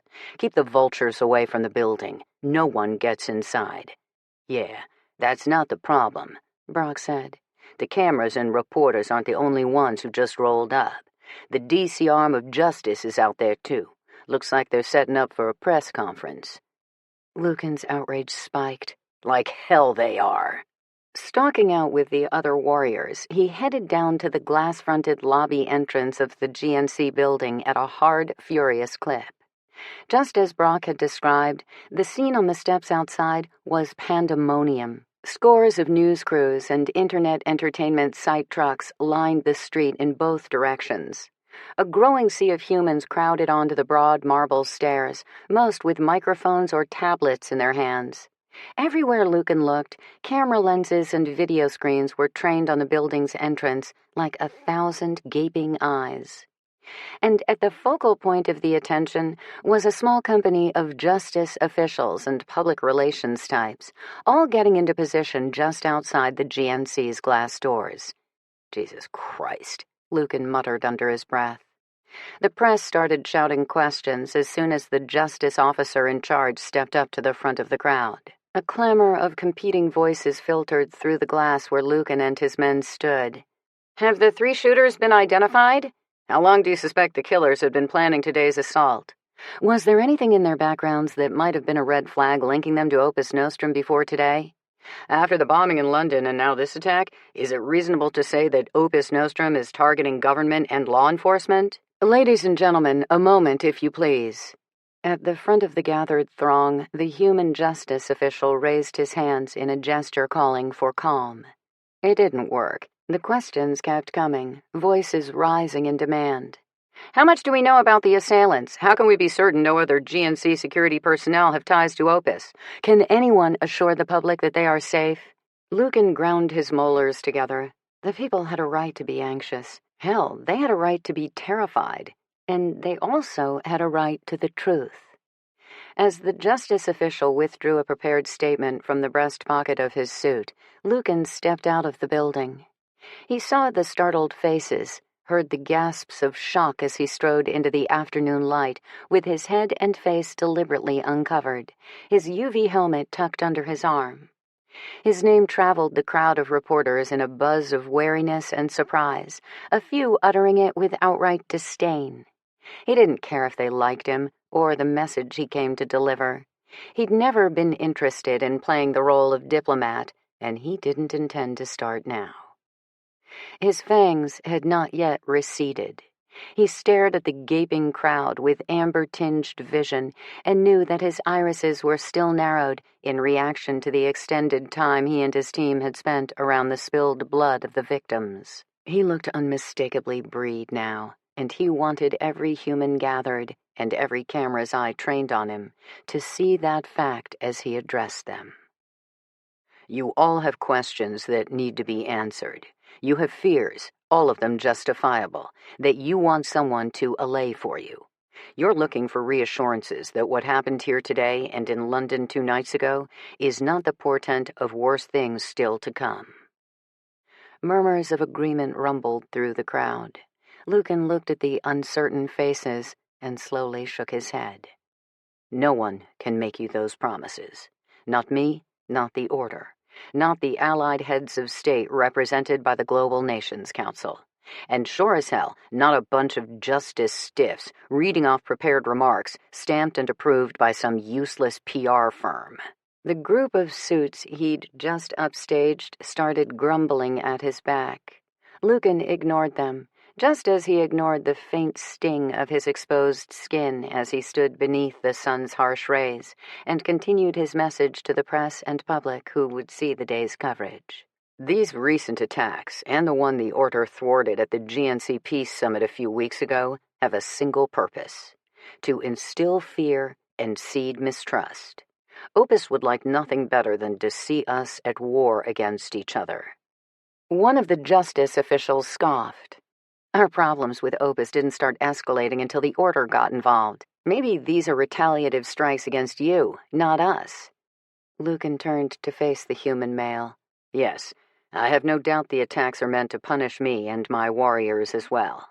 Would you prefer the Order sat with our thumbs up our asses instead? Let Opus rip our world apart, or watch all of us do it for them? The young man at least had the good sense to shrink back a bit under the withering blast of Lucan's anger and his amber-lit glare. The rest of the warriors had since come out to join Lucan in front of the building, solidarity in their presence and their uncovered faces as they met the apprehensive crowd and the bristling justice representatives. Opus wants us at war with each other, Lucan warned them all. We've already been down that road once in our recent history. It's taken 20 years to come out of those dark days. We can't let anyone push us backward. No, we can't, replied the suit in charge of the PR brigade. That's why Justice will be replacing all security personnel in public and government facilities with our own officers, effective immediately. Lucan barked out a curse as he rounded on the man. Not if I have anything to say about that. I suppose you want to replace them with Order warriors instead? You know, that's a damned good idea. The official practically choked. Try it, and you'll have a battle on your hands, Thorn. Lucan bared his teeth at the asshole, flashing more than a little fang. I've got nothing but battles on my hands, so get in line. This press conference is over. A glance at his comrades put the group of immense breed warriors into motion behind him. Securing their UV helmets on their heads, Lucan and his men stalked down the stairs, through the gathered press corps. En masse, the reporters hurried along after them, shouting more questions, and leaving the befuddled group of Justice Public Relations officials standing outside the building, forgotten and ignored. Chapter 14. Zael had imagined sex with Bryn would be amazing, but damn, he hadn't been prepared. After a mind-blowing orgasm that practically turned him inside out, his appetite had only intensified rather than subsided. Holding her against the front of his hard and ready body, he rocked his hips against the firm curves of her ass and moaned as his cock leaped with interest. There was no mistaking Bryn's lean, powerful body for a human's. There was a dangerously coiled strength about her that no Atlantean female could compete with either. Bryn was utterly unique. And a short time ago, when she was crying his name in the midst of her own shattering release, she had belonged only to him. Zael didn't want to consider how deeply that thought pleased him. At the moment, all he wanted was to be inside her again.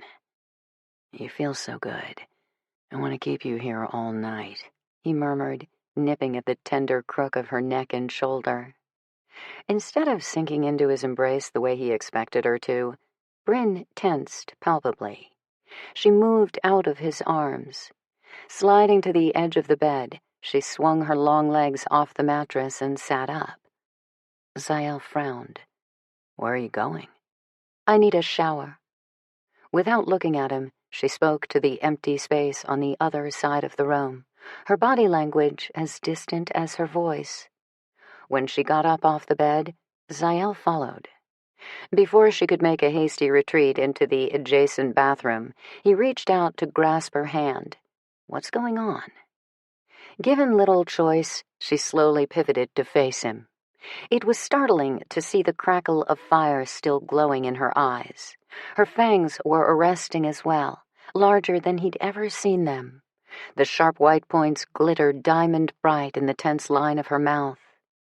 There was an odd, unspoken misery in her expression in the instant their gazes met, but she shuddered it from him with a slow blink and a downward glance.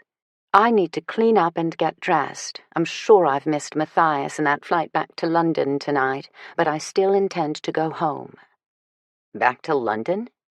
Zael took her reply as the slap to the face she intended it to be. When she seemed adamant to avoid looking at him, he lifted her chin on the edge of his fingers. What the hell just happened between us in that bed over there?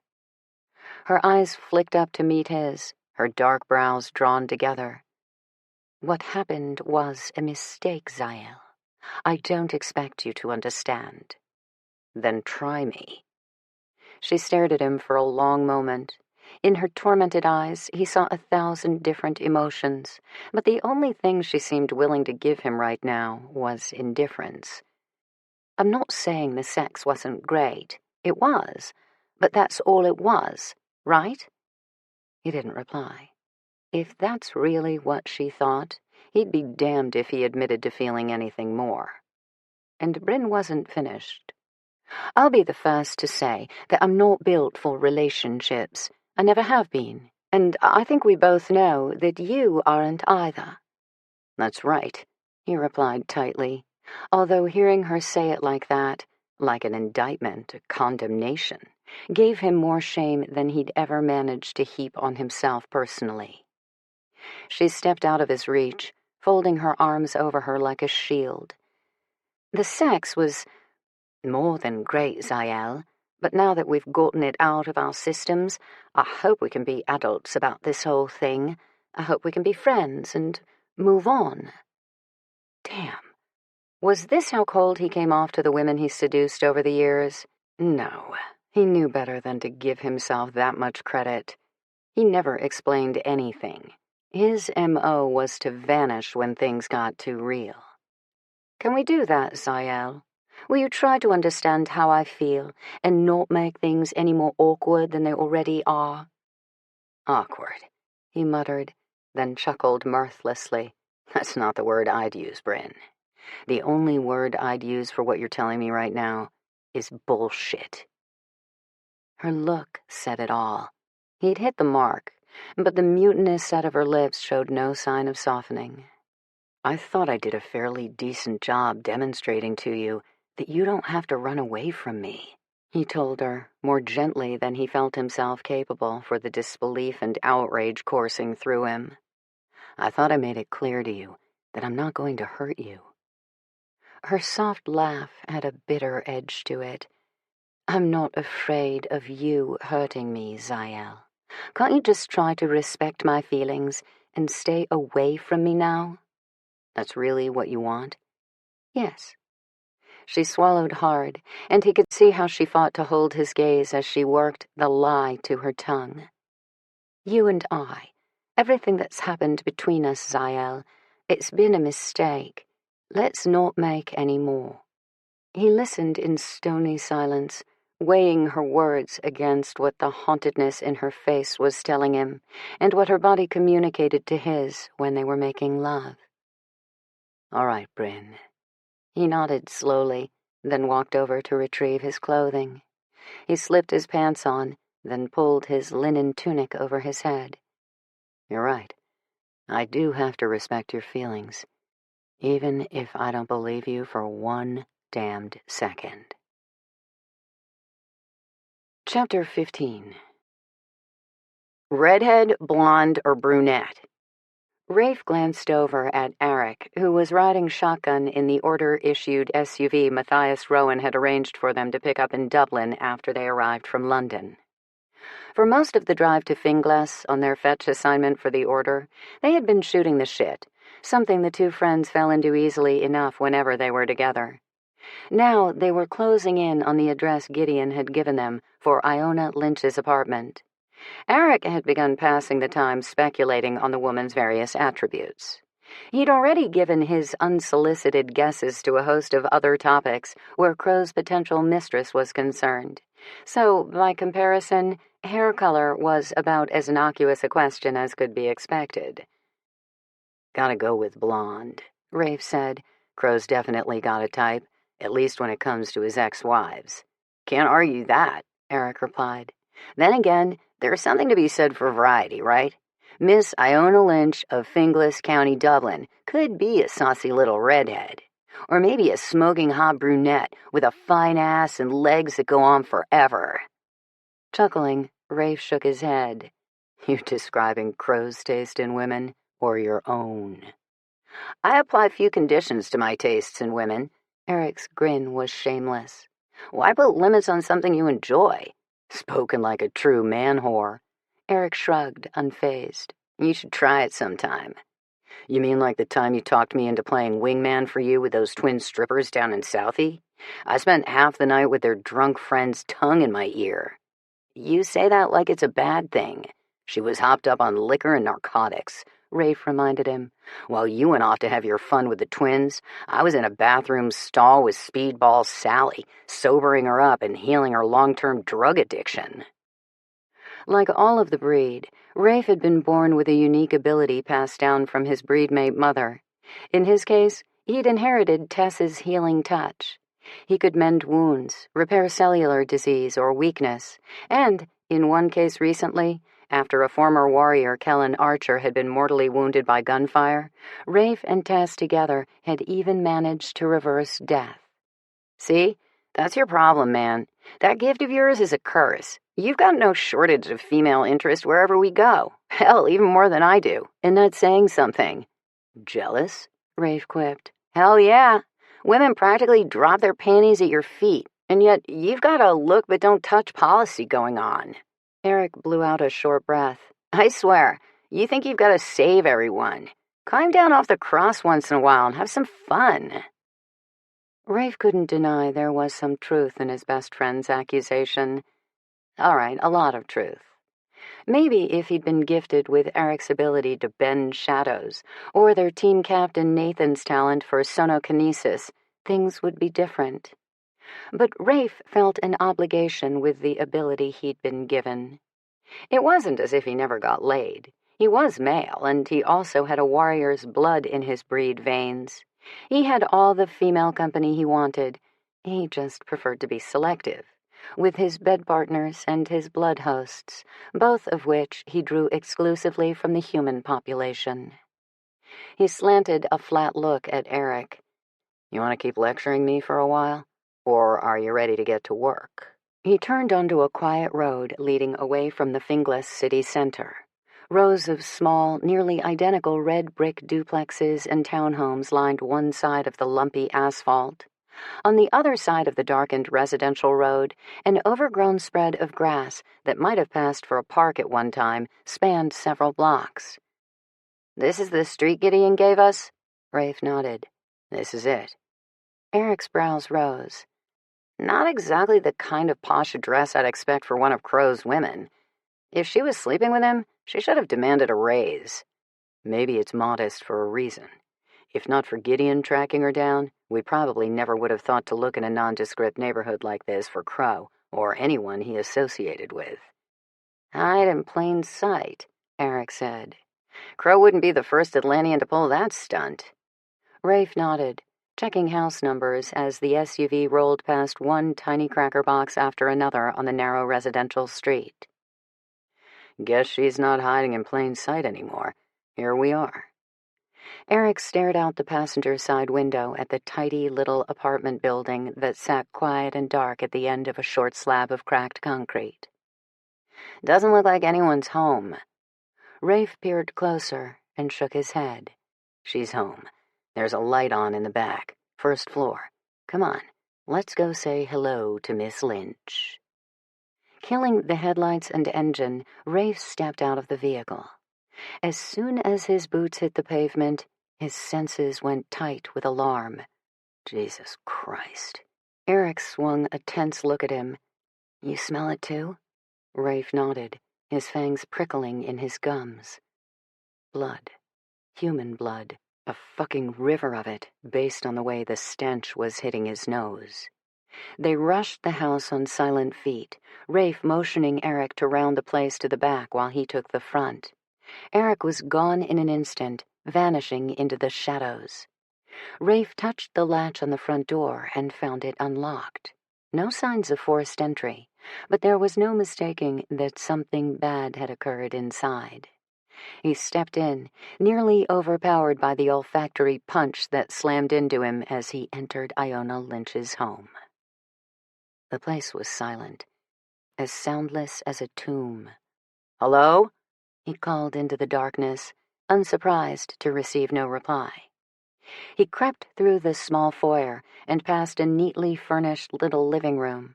Despite the stench of bloodshed filling his nose and making his irises burn with amber heat, he didn't see evidence of a struggle until he stepped toward the galley kitchen in the back of the house. Then, the impact of what had taken place here, very recently from the look of it, shook him to the bone. He drew up short, his boots halted in a pool of fresh blood. Eric had just entered the kitchen from the back door now, too, and his low curse echoed Rafe's thoughts. Holy hell. A young blonde woman lay crumpled and deadly still in the center of the blood-soaked kitchen tiles, a lethal gash at her throat. There was no question she was dead. She'd been cut so savagely, the wound had nearly decapitated her.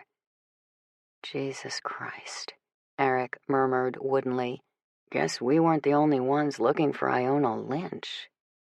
Rafe clamped his teeth and fangs together on a ripe curse as he strode through the slick lake of spilled blood to reach the woman. He was fucking up a crime scene, but if there was any chance he could revive her, he had to try. Not only because it was the right thing to do, but because Iona Lynch was the Order's best lead on Crow and his Opus associates. They couldn't afford to lose her. Kneeling down in the mess, he gingerly rolled her onto her back and touched the hideous wound at her throat. She had no pulse, no breath. Her skin was cool and waxy beneath his fingertips. There was nothing for him to work with, nothing for his ability to latch on to and draw toward healing. Shit. He glanced up at Eric and grimly shook his head. I can't help her. She's too far gone by several minutes at least. God damn it, we're too fucking late.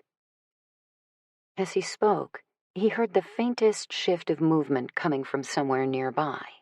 It was muffled, but Rafe and Eric both stilled in recognition that someone else was there in the house with them. Silently, stealthily, Rafe set Iona Lynch's lifeless body down on the tiles and rose to his feet. The soft rustle came again, and he followed it to the closed door of a bathroom just off the kitchen. Then he heard a low, pained moan. He opened the door and found another woman lying in a fetal position in the corner of the cramped room. Petite as an angel, the strawberry blonde was dressed in black yoga pants and a form-fitting pink tank top rent off her shoulder from an obvious altercation. Only semi-conscious now, her body was coming awake slowly from the bloodied contusion on the side of her head. Blood spatter on the white porcelain sink indicated someone had smashed the woman's head into the basin with enough brute force to knock her out. Rafe stepped inside, and the woman's lids lifted. Hazel eyes widened as soon as she saw him. Then her mouth dropped open in a terrified scream. It's okay, he assured her, moving carefully as she bolted, fully alert now, and scrambled as far away from him as she could get. Don't touch me!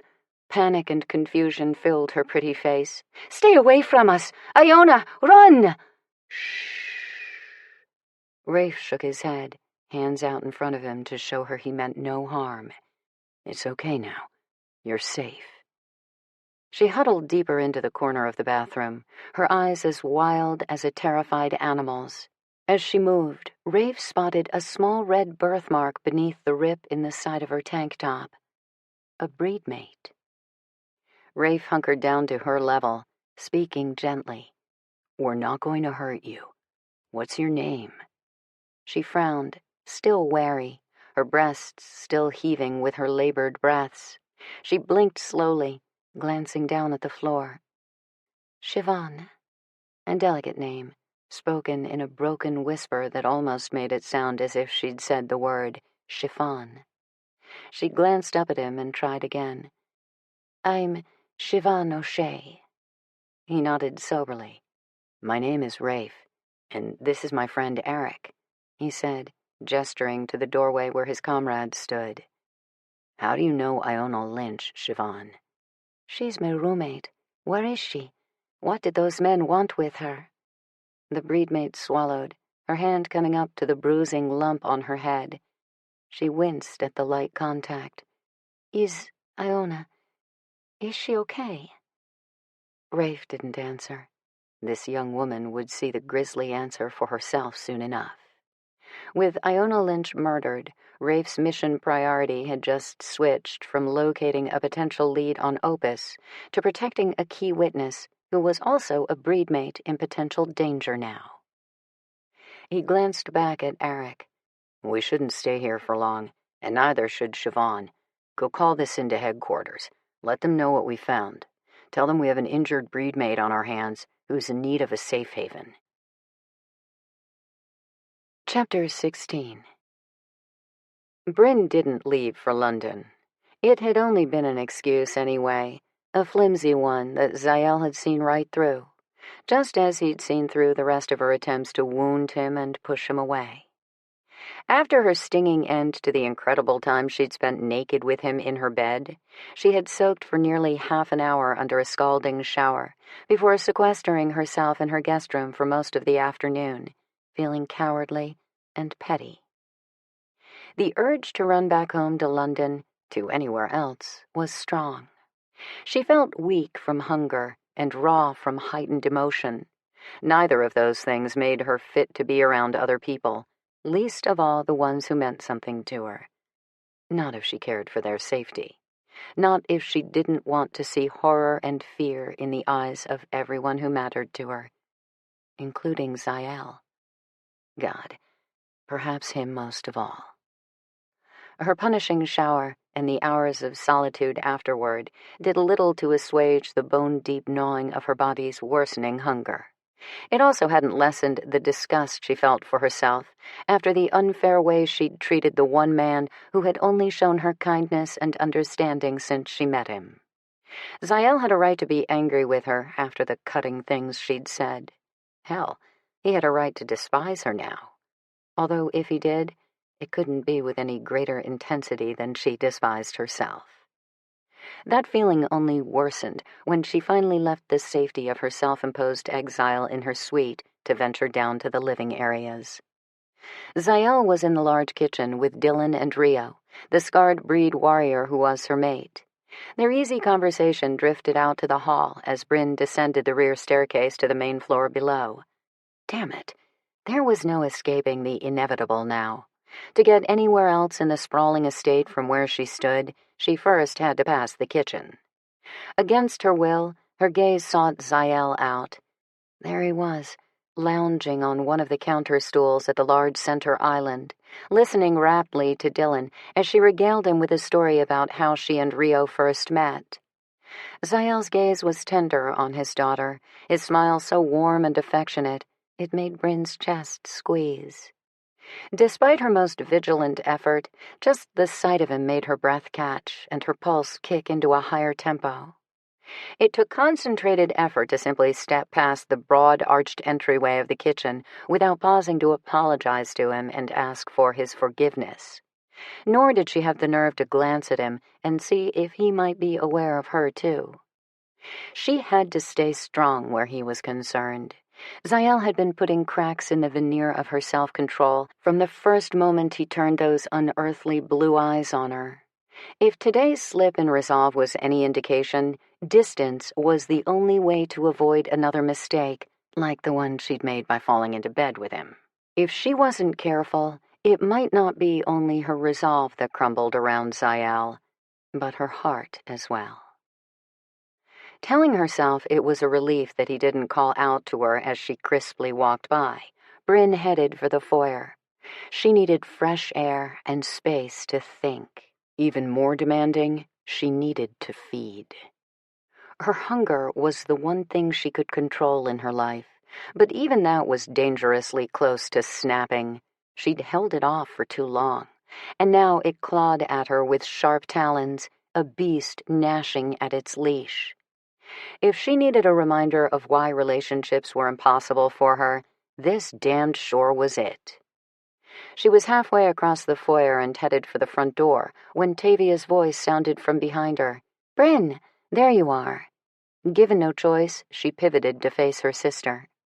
Tavia's fine brows drew together over her shrewd light green eyes. "Were you able to get some rest this afternoon?" Rest?" Bryn felt her own frown crease her forehead, and at the same time a flush of heat threatened to fill her face. Oh, God. She would be mortified if her indiscretion with Zael was now public knowledge at the Order. "I went to look for you after the meeting earlier today," Tavia said. "Karis told me you'd gone up to your room. She thought you might need some undisturbed sleep after all you've been through these past couple of days." "Oh," Bryn nodded, relief flooding her. "Yes, I did. Rest, I mean. Thank you." Tavia tilted her head. "Is everything okay? You don't seem very rested. In fact, you look peaked." "I do. Yes, you do." She stared too long, too closely. "Bryn, when was the last time you fed?" Shit. "Oh, I don't know." She hedged, forcing a level of nonchalance into her voice. "It's been long enough, I suppose. I was actually just on my way out to take care of that now." "Alone?" Tavia's hands went to her hips. "Things are too volatile out there, even in daylight hours. It's nearly dusk, Bryn. At least wait until you can bring one of the warriors with you. And order escort to hold my hand while I feed? Bryn hoped her dread didn't show in her expression. Please, tell me you're joking.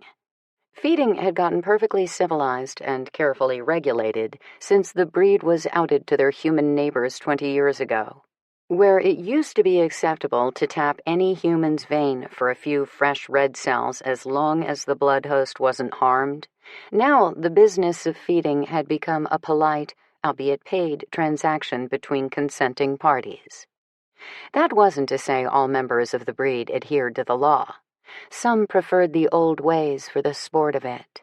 Others, like Bryn, had reasons of their own to avoid the carefully monitored environments of the blood host parlors and clubs that catered to the breed and their various appetites. Chief among those reasons, for her, being the fact that parlors prohibited mind scrubs following a feeding. The law was meant to protect human hosts from being used without their consent, something Bryn never did, no matter how savage her hunger.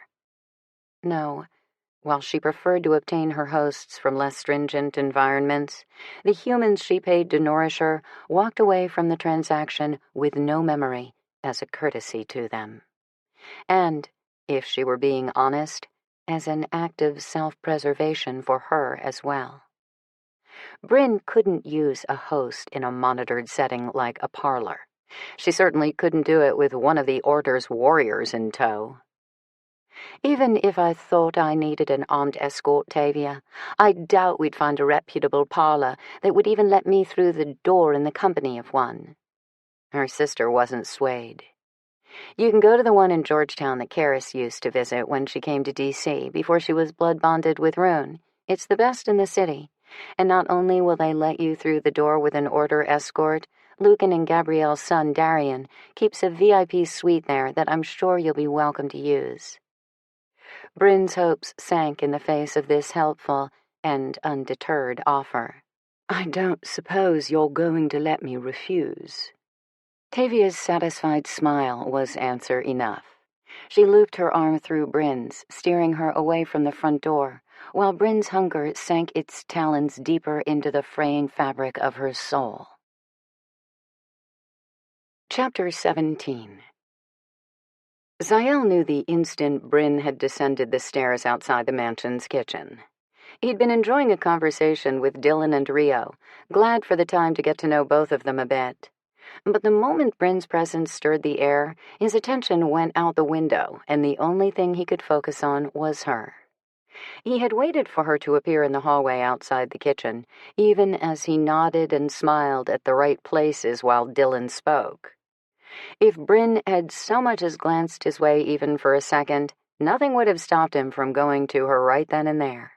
He would have taken her aside, without a care for who saw them, and he would have demanded she be honest with him, instead of hiding behind the chilly, untouchable facade she seemed to put up so quickly whenever anyone got too close to her, especially him.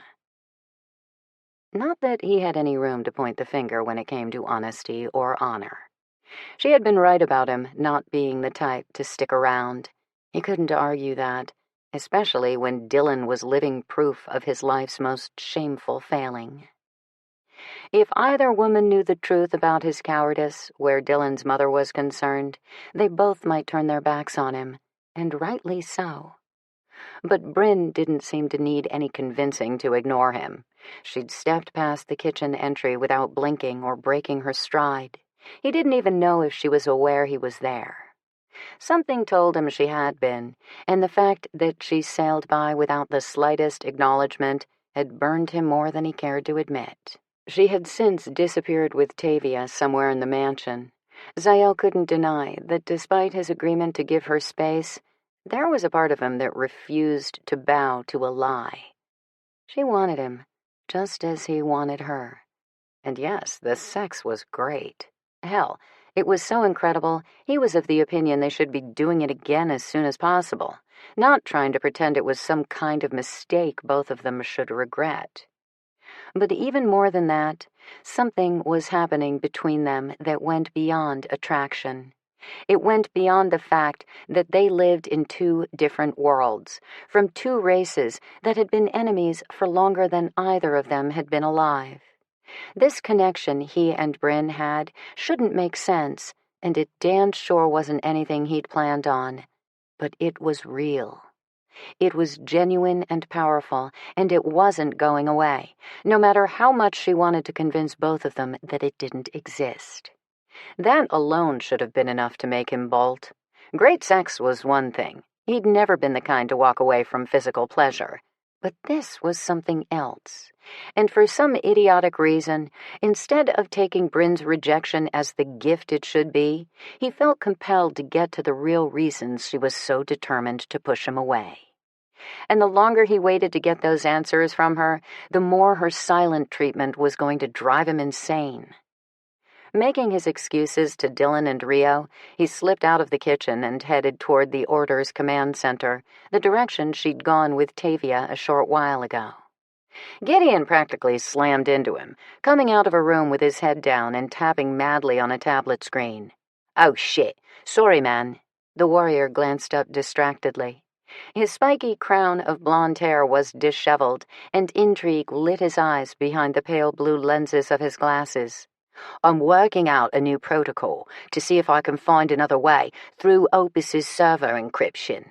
Got no time to waste, especially now that our best lead on Crow turned out to be a dead end." He winced as he said it. Bad choice of words. Zael paused. "What do you mean?" "The woman in Ireland," Gideon said. He tucked the tablet under his arm, his expression sobering. "Rafe and Eric called it in a few minutes ago.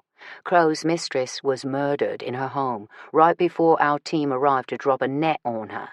Opus apparently knew we were onto her. Sounds like they made quite a statement in killing her." Zael didn't want to ask what constituted making a statement, but having seen some of the other violence Opus Nostrum's followers were capable of, he could easily imagine. "So, how were we able to confirm that this woman, Iona Lynch, was in fact Crow's mistress?" "We have a witness who's corroborated our hunch, Lynch's roommate. Her name's Siobhan O'Shea. She was in the house at the time of the attack earlier tonight. To make matters worse, the friend is a breedmate." "Jesus. Was she harmed?" "Got knocked on the head pretty hard by the two men who killed her friend, but she obviously wasn't their main concern. She says Lynch knew the men. She let them in, and things turned ugly pretty fast. When the roommate tried to intervene, they shoved her into the bathroom and knocked her out while they finished what they came to do." Zael exhaled a low curse. "She's lucky they didn't finish her, too." "Extremely lucky," Gideon agreed. "That's not to say this woman isn't still in danger," Zael considered. "From all I've heard and seen of Opus's tactics, they don't have a very good track record of leaving loose ends behind." Gideon nodded grimly. "She'd be in Order protective custody, even if she wasn't a breedmate, but the fact that she is makes her safety a top priority. Not to mention, we need her to tell us whatever she can about Crow and Iona Lynch, and about the men who killed her." Gideon's tablet chimed, and he glanced at the screen. "Damn, so much for that brilliant idea. Whoever put the locks on Opus's network is one shrewd son of a bitch. Looks like I've got more homework to do." He hooked his thumb in the direction of the corridor. "If you were on your way to see Lucan, that's where I'm heading now." Zael hedged. Actually, I was looking to talk with Bryn. She went this way with Tavia a few minutes ago." "Yes, she did." Although he was already tapping on his tablet, Gideon's brows rose with blatant interest over the rims of his glasses. "But you're too late. Bryn's gone now." "Gone?" The news flash hit Zael like a blow. "You don't mean back to London?" "No, gone to feed in Georgetown. Tavia sent one of the warriors out with her as an escort." Zael wasn't happy to hear she'd left the safety of the command center, let alone that she'd done so with another male. If she needed someone to protect her, then damn it, she could have asked him to take her. Of course, she'd probably rather swallow her own tongue than ask him for help. He realized he must have been wearing his displeasure on his face, because Gideon froze for a moment, cocking his head at him. Then he chuckled. "Well, I'll be damned." He reached out and cuffed Zael on the shoulder. "Don't worry, Atlantean. Happens to the best of us." "What does?" The warrior smirked. "You'll figure it out." With that, he resumed his tapping, leaving Zael to stare after him as Gideon headed back down the corridor, once again thoroughly engrossed in his work. Chapter 18. "You really don't have to wait for me to finish here," Bryn told the big, dark-haired Gen 1 warrior who'd been tasked as her personal driver and bodyguard for the evening. "I feel ridiculous that Tavia insisted I be schlepped around like a child in need of supervision." To make matters worse, her sister had assigned Jordana's warrior mate Nathan to the job. If Bryn had harbored even the slimmest hope of slipping her collar tonight in order to feed the way she needed to, she stood little chance of getting away from this warrior's watchful eye. "It could take a while," she pointed out. "I'll have to register and sign the contract before they even admit me." Nathan sat behind the wheel of the SUV as he parked at the curb, his expression unreadable. "Take whatever time you need." He wasn't much of a talker, Bryn had gathered, but she wasn't feeling particularly chatty herself. She'd been too busy calculating possible excuses for why she wasn't going into the Bloodhost parlor, and trying to guess how much longer she would be able to stave off the worst of her hunger if she didn't get some relief tonight. By the acid burn of her veins and the increasing throb of all her pulse points, she was perilously close to the edge already. "You know, I'm a child of the labs too, Bryn." She glanced at him, startled by the unsolicited confession. "Yes, Tavia had mentioned it to me at one time. You were part of the Hunter program." "Assassins," he confirmed grimly. Bryn knew the basics. The same breed madman who tinkered with DNA to create Tavia and her, and a rumored dozen or more breed females like them, had also bred a race of Gen 1 boys from the ancient he kept imprisoned in the lab, and a cage full of breedmates abducted from their families and used like chattel for his experiments and twisted pleasures. Hunters like Nathan had been raised by handlers, as Bryn and her half-sisters had been. But where Bryn and the other breed females were shackled by lies and abuse and genetic-stunting chemical therapies, the hunters were kept obedient by the use of even crueler tactics. Nathan looked at her finally, and there was a bleakness in his eyes that touched her. Not because she pitied him, but because she admired how normal his life seemed now, with Jordana, with the Order, with his mother Corinne and Hunter, her Gen 1 mate, who was also a product of Dragos' madness. "No one who survived those damned labs did it unscathed," Nathan said. Bryn nodded. "I know." "Yeah, I know you do. But you look like you need someone to say it out loud for you now." She stared at him in the dim light of the dashboard. Although he had no idea how deep her wounds had gone, or how hideous her reality was even years and miles away from the torture of the labs, his compassion moved her. She swallowed on an arid throat. "Thank you, Nathan." He gave a curt nod. "Go do what you have to do, and take care of your needs. I'll wait for you here." Certain she misheard him, or at least misunderstood his meaning, Bryn's breath caught. Did he know she dreaded walking into that parlor? Holy shit, was he giving her permission to go feed on her own terms? "Nathan, She didn't get the chance to say another word. Without warning, something big fell from the roof of a nearby building and smashed onto a parked car about a block up the street. Metal crunched, glass exploded, alarm lights and sirens split the darkness. People started screaming, pointing up at the roof of the nearby parking deck. "What the fuck?" Nathan killed the engine. "Stay in the vehicle." He leaped out and vanished into the night before Bryn even realized he was moving. She sucked in a gasp as she peered through the windshield. Another body pitched to the street, plummeting down like a stuffed dummy free-falling off the parking garage rooftop. Except they weren't dummies. They were humans, brutalized, broken, their clothing shredded and blood-soaked, savaged. Nausea swamped Bryn as she realized what she was seeing. Oh my God. Something else descended to the street now, a breed youth, his chin and the whole front of his body painted red from his crime. The young male dropped into a crouch next to his kill and howled like the animal he had become, his fangs enormous, his face feral with bloodlust. Holy shit. The man was Rogue, and he wasn't alone. Another descended to the rooftop of a parked van, wearing more evidence of the slaughter. Bryn instinctively reached for her justice-issued firearm, but her fingers came away empty. Damn it. She'd lost her service weapon the same day she'd lost her job with the agency. Panic swept the street as swiftly as a flash fire. The humans who'd stopped to stare in dazed confusion now bolted blindly away from the scene.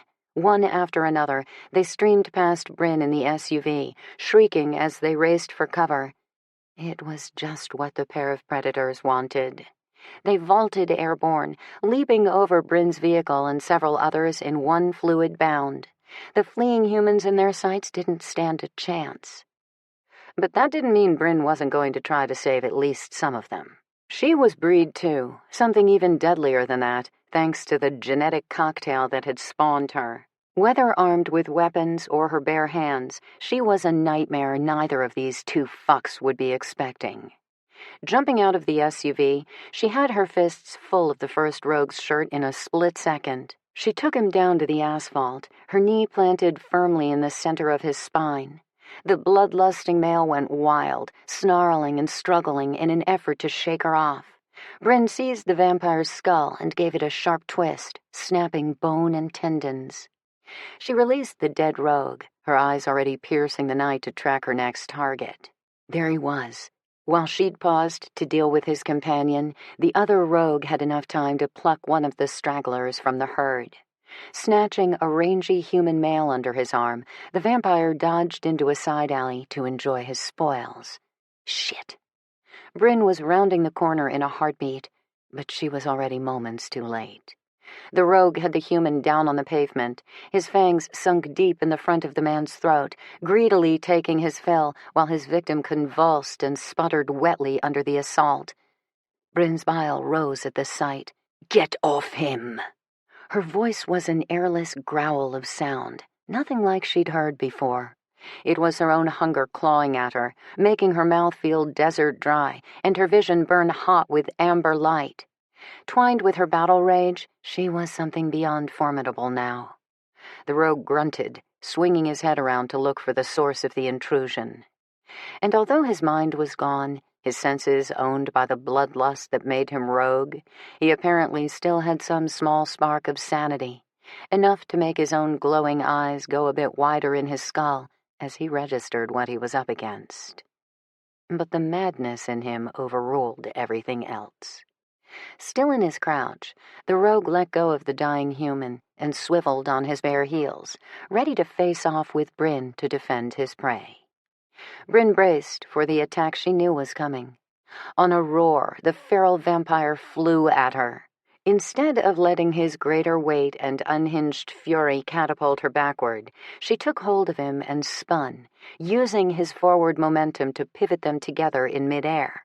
Then she shoved hard, slamming the Rogue into the wall of the brick building at his back.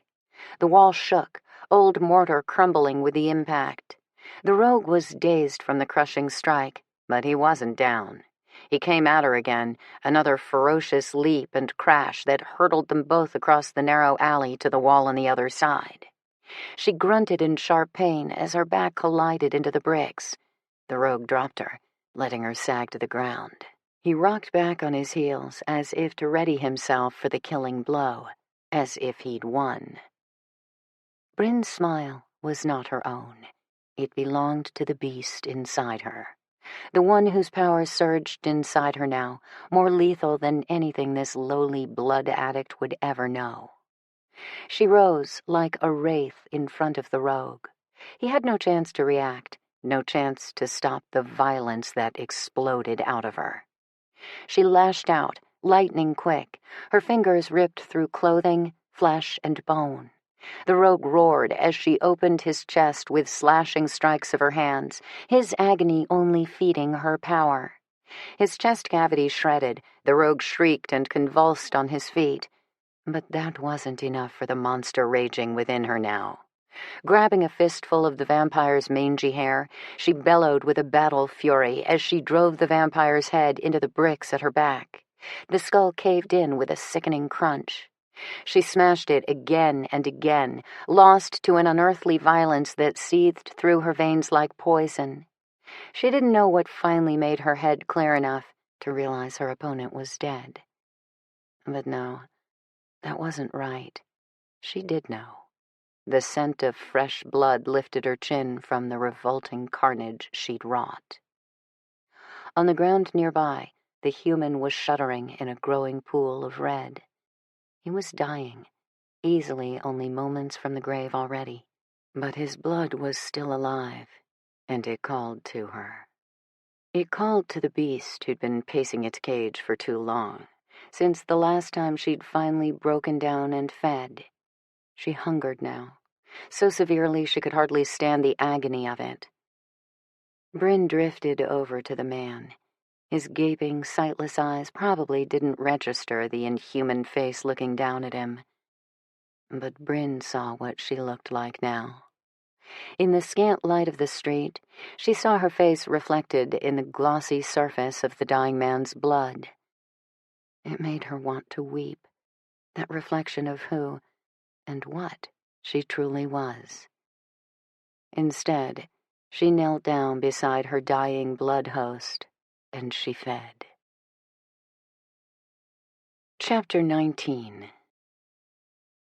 Zael sensed the sudden shift of energy in the Order's headquarters, even before he heard the heavy drum of boots on marble floors and the jangle of weapons.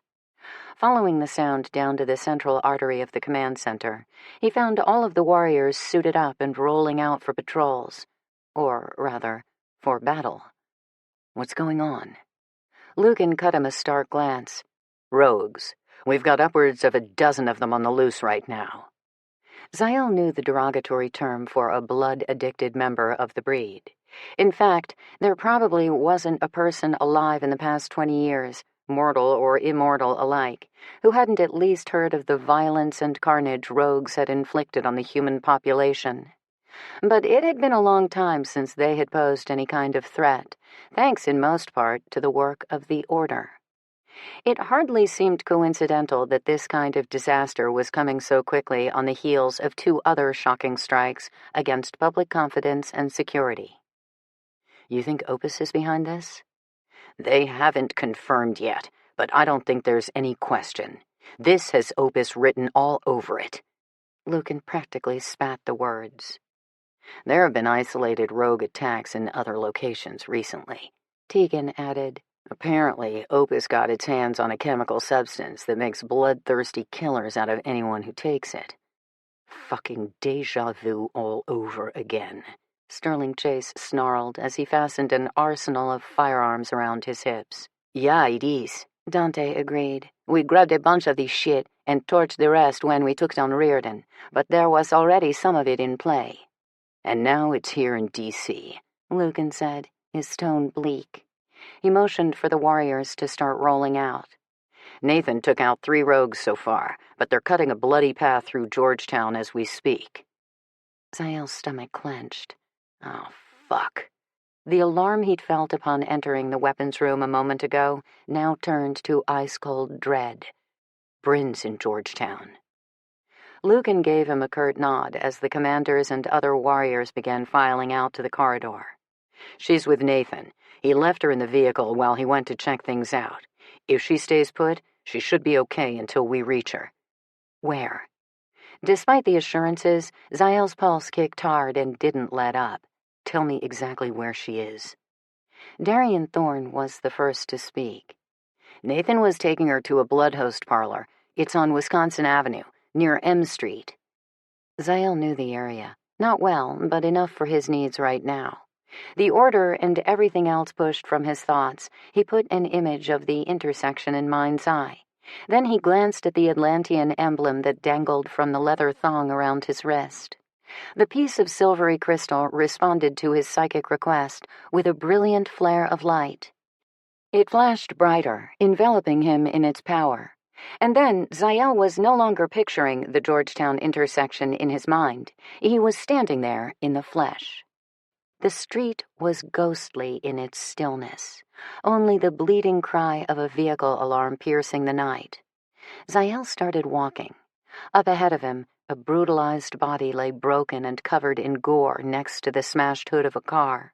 Blood streaked the asphalt, which was also littered with items the terrorized people had lost in their haste to vacate the area. He saw the glossy black bulk of the Order's SUV parked at the curb, just as Lucan had assured him it would be.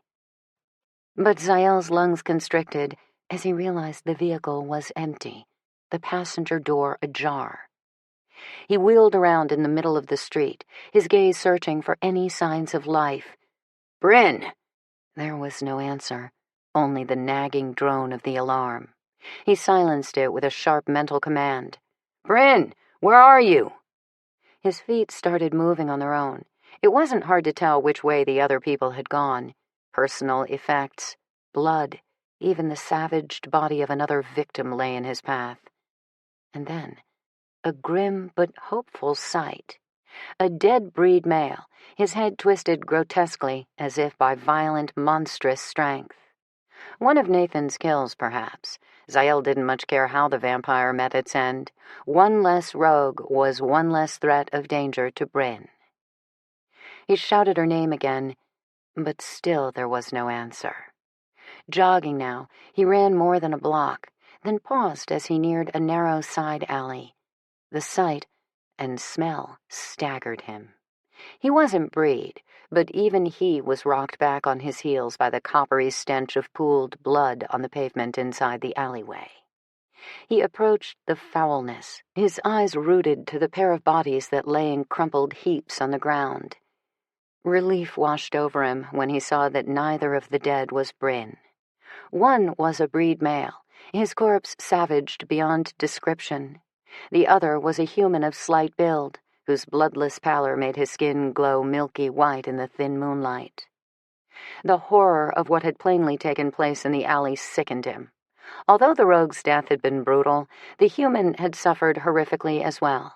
The front of his throat was torn away, no doubt by the rogue. Another bite wound pierced his wrist, this one less violent, and certainly not the injury that killed him. But there was no mistaking the predation that had taken place. Zael stared at the two large punctures, and something troubling nagged at his senses. He wanted to call out to Bryn again, but the silence in the alley held his tongue. He wasn't alone. He took a step forward, and the prickle in his veins became a throb. "Bryn?" He said her name in little more than a whisper as he tilted his head back and looked up, following the wall of old red bricks that rose on both sides of the narrow street. And there she was, huddled in the corner of a rickety black iron fire escape 4 stories up. Oh, fuck. Bryn. The crystal at his wrist put him up there with her in that next instant. She flinched under the flash of pure white energy, drawing herself into a tight ball as far away from him as she could get. Her dark hair was a chaotic tangle that all but covered her face, many of the strands soaked and stiff with drying blood. "It's all right," he said. "You're safe now." The sound she made when he took a step forward and reached for her made the hair on the back of his neck rise in warning. The growl that came out of her was anguished, pained, alien. "Bryn, look at me. It's Zael. I'm not here to hurt you. Go away." If he wasn't looking at her with his own eyes now, he never would have believed the twisted, gravelly rasp belonged to her. She kept her head down, her arms wrapped around her updrawn knees. Her feet were bare, the skin on the tops of them covered with dermaglyphs. Deep colors surged and pulsed in furious, changeable hues on the backs of her hands, too. He looked closer, his gaze snagging on something peculiar about her fingers. Her nails. They were black. No, not fingernails, he realized now. Talons. Sharp as razors, the nails on the tips of her fingers gleamed as black as obsidian.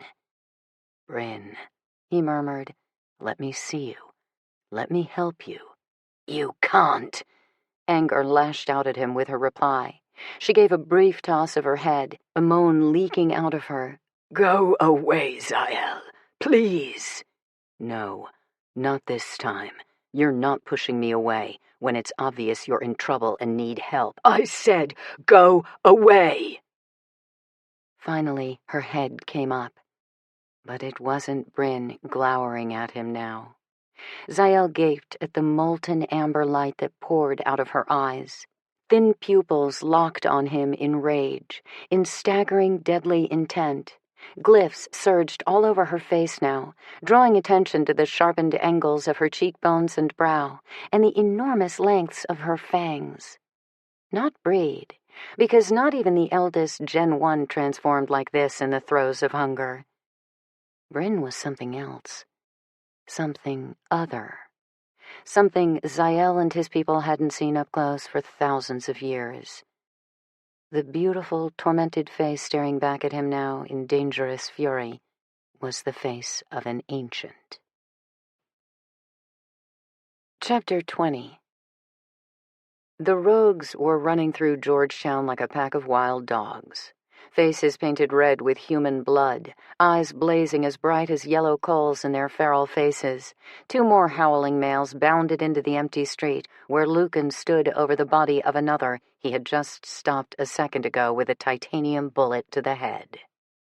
Like humans hopped up on heavy narcotics and adrenaline, rogues didn't go down easy. It took brute strength, or a hell of a lot of lead, sometimes a combination of both. Titanium helped. The metal was highly corrosive poison to the diseased blood system of a rogue, as evidenced by the sizzling mess that was growing near Lucan's boots. The dead rogue would be nothing but ash in a few minutes. Lucan turned to deliver the same end to the pair of newcomers now closing in on him in the middle of the swanky Georgetown shopping district. He took the first one down with a single shot of titanium between the eyes, before realizing it was the last round left in his weapon. Oh, fuck. The second rogue roared as his companion dropped into a puddle of melting flesh and bone. He charged at Lucan, head lowered and jaws snapping. Lucan drew his backup pistol and fired multiple times, but the lead rounds only pissed the rogue off.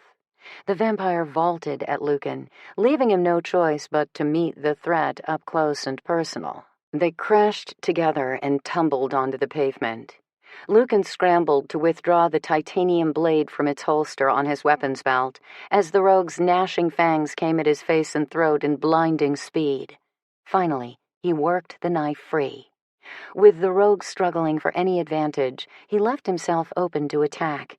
It was a fatal mistake.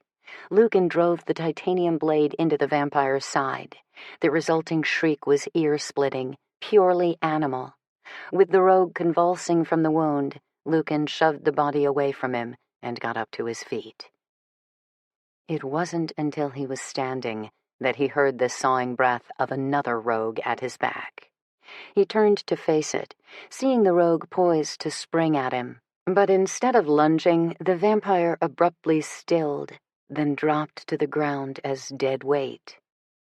Dante stood a few feet away, one of his curved titanium daggers planted solidly in the rogue's spine. Lucan gave him a nod. "Thanks." The warrior arched a dark brow. "Just like old times, eh?" He strode over and retrieved his weapon, cleaning it on the disintegrating rogue's jacket. "If this shit keeps up, Nikolai may have to go back to supplying us with titanium custom rounds from his command center in Montreal." Lucan grunted at the reminder of the Siberian-born warrior with a penchant for weapons and explosives. "Things were different for us then. It's a hell of a lot easier to put a lid on isolated strikes by 1 or 2 enemies at a time. Opus is global, and they're making damned sure we feel the pressure from all sides. As if the presence of rogues in a major metropolitan city in the States wasn't troubling enough, before the order had rolled out of headquarters tonight, they had gotten more bad news. Gideon had received word that all 3 European commanders were reporting a spike in rogue activity in their regions as well. "The hits keep coming," Dante remarked, a grim look in his eyes. "I hate to guess what Opus thinks they can do while they're keeping us busy playing whack-a-mole with rogues and lone wolf attacks on government and law enforcement organizations." Lucan didn't want to guess either, but they had to if they meant to stay ahead of them enough to take the Brotherhood down. "Unless Gideon cracks that encryption on their communications network, we don't have many cards left to play." "We've got a Britmate in custody with Rafe and Eric," Dante pointed out. "If she can ID the men who killed Iona Lynch, we can start there and follow the trail back to Opus from that end." He had a point, but the panicked recollections of a shaken and injured eyewitness were hardly the kind of odds Lucan preferred. Still, Siobhan O'Shea was a better lead than nothing at all, which is why he'd given instructions for Rafe and Eric to keep her close for the time being. The group was currently en route from Ireland to the command center in London. They needed to keep Iona Lynch's roommate safe, and that meant ensuring Opus didn't discover she was in Order hands. And while Lucan hoped things wouldn't get bad enough to demand it, the Order also had another card to play against Opus if they had to: the Atlantean crystal. After witnessing its power with Zael and Jenna the other day, Lucan could not deny that he'd been thinking of little else.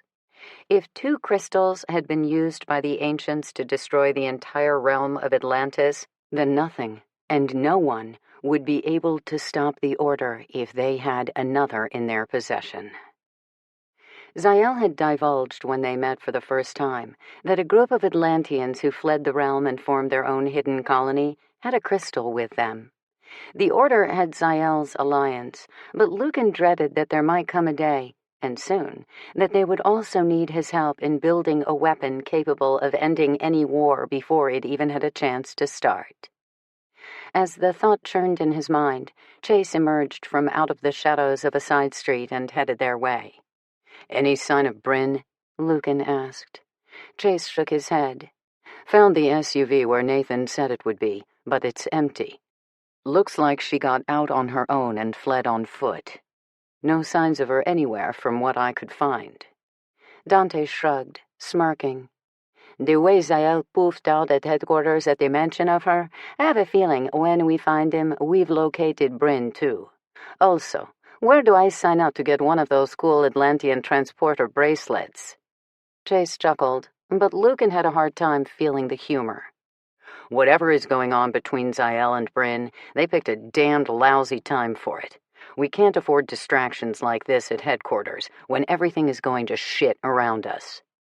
Dante quirked a brow. "Talk about old times. I recall you saying that to more than a few of us back in the day. No doubt you told yourself that same shit when it came to Gabrielle, too." Yeah, he did, and he had. It was an argument he wouldn't win now, but that didn't mean he had to like it. "Keep an eye out for both of them," he instructed the 2 warriors. As he spoke, his comm unit buzzed his ear with an incoming call from Tegan, who was commanding another of the patrol teams that had fanned out to cover more ground. "What have you got?" 6 rogues ashed between the park and the university," Tegan said. "We're all clear here. Rio and Kate are with Nathan near the government center, and they've spotted another gang of rogues over there." Lucan swore under his breath. At this rate, it was going to be another long night. "I'm with Chase and Dante. We're on our way there now." Chapter 21. If she needed confirmation of how hideous she was now, a monster, she had it. Zael went utterly still the instant his eyes locked on her transformation. He cursed something low under his breath, something in a language that she didn't understand. "Bryn," he murmured. My God. Her heart twisted at the stunned tone of his deep voice. She knew what he was seeing. She knew what she was. The flawed, imbalanced result of a DNA experiment that never should have happened. An anomaly, a mistake, an abomination. She slowly pulled herself up from her crouch in the corner of the old fire escape. Zael watched her move, caution in his stance and in his confused expression. The predator in her took great satisfaction in seeing a powerful being like Zael on guard as she rose to her feet. It was that part of her that worried her too, because once the monster took hold of her, not even she could fully rein it in. "Stay away, Zael. I'm warning you." "Tell me what happened. It's okay, Bryn. I only want to understand." She scoffed, certain the softness that crept into his tone was based on pity or revulsion. The inhuman part of her preferred his wariness over this tender attempt to put her at ease. She took a sideways step, following the railing of the fire escape. "Are you hurt?"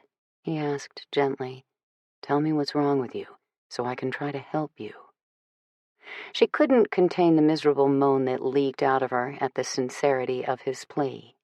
He couldn't help her, and she couldn't stay near him, not when she was like this. Not ever again, now that he knew the ugly secret she could no longer hide from him. "Bryn, please."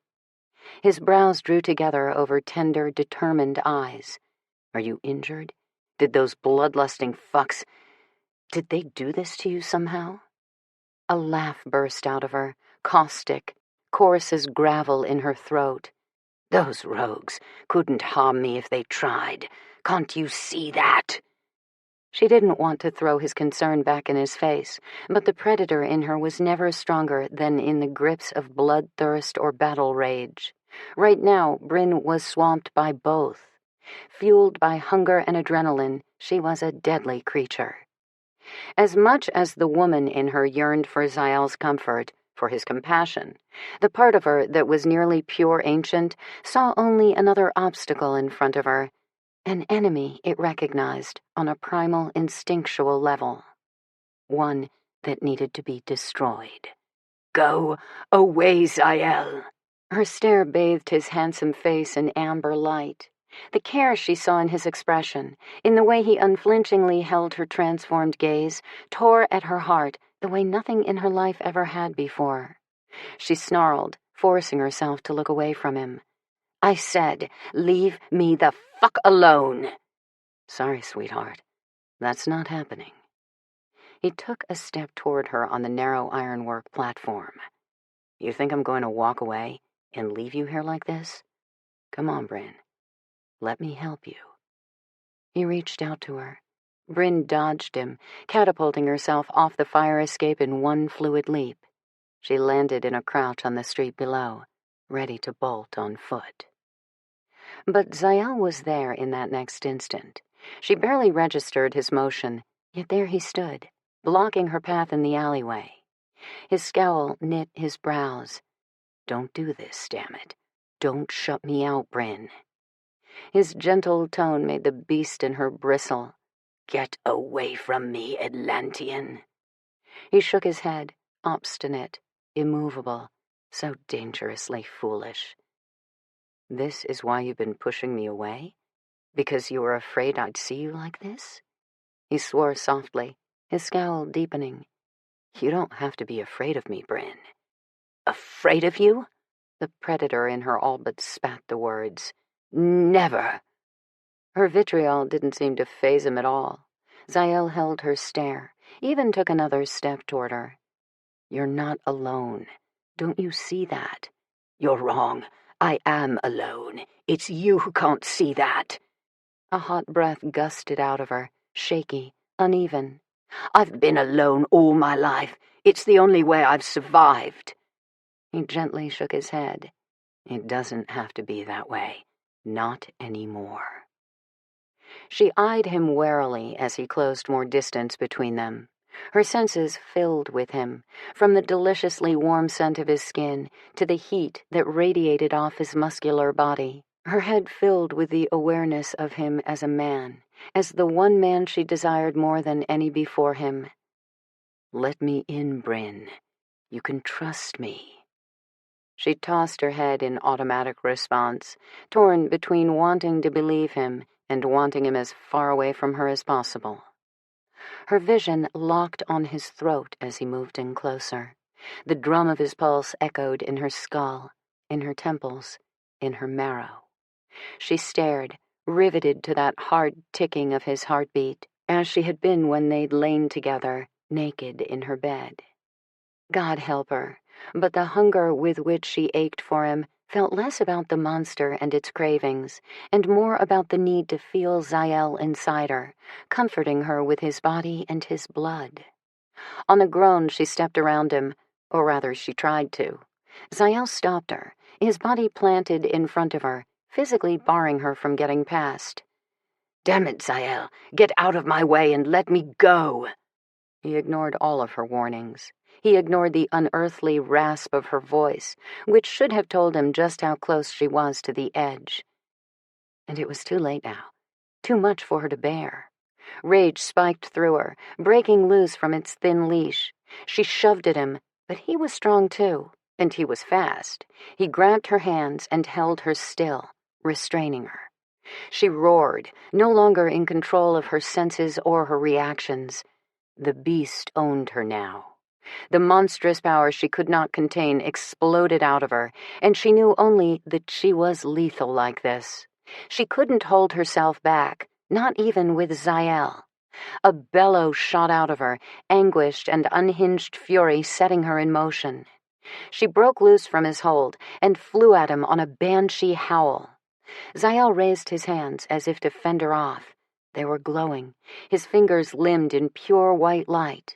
In the center of both palms, the symbol of a teardrop and a crescent moon was illuminated with energy so pure it blinded her. She couldn't fight it. Couldn't fight him. Zael's power was too strong. He touched her, and light instantly engulfed her vision. His light. It poured into her, obliterating her senses as it seeped into her mind and her limbs, and into every raging cell of her body. Zael knelt on the pavement, holding Bryn in his arms. She was unconscious, unmoving, except for the slow rise and fall of her chest as she breathed. He hated that he'd used his power on her, for several reasons, but she'd given him little choice. Bryn was formidable enough as a breed female. What he saw in her just now was something far more lethal. Ancient, or something damned close to it. He didn't know how it was possible, but the proof had been right in front of his eyes. If relations between the breed and his people were tenuous, it was nothing compared to the visceral loathing that every Atlantean felt toward their otherworldly enemies who had spawned the breed on Earth.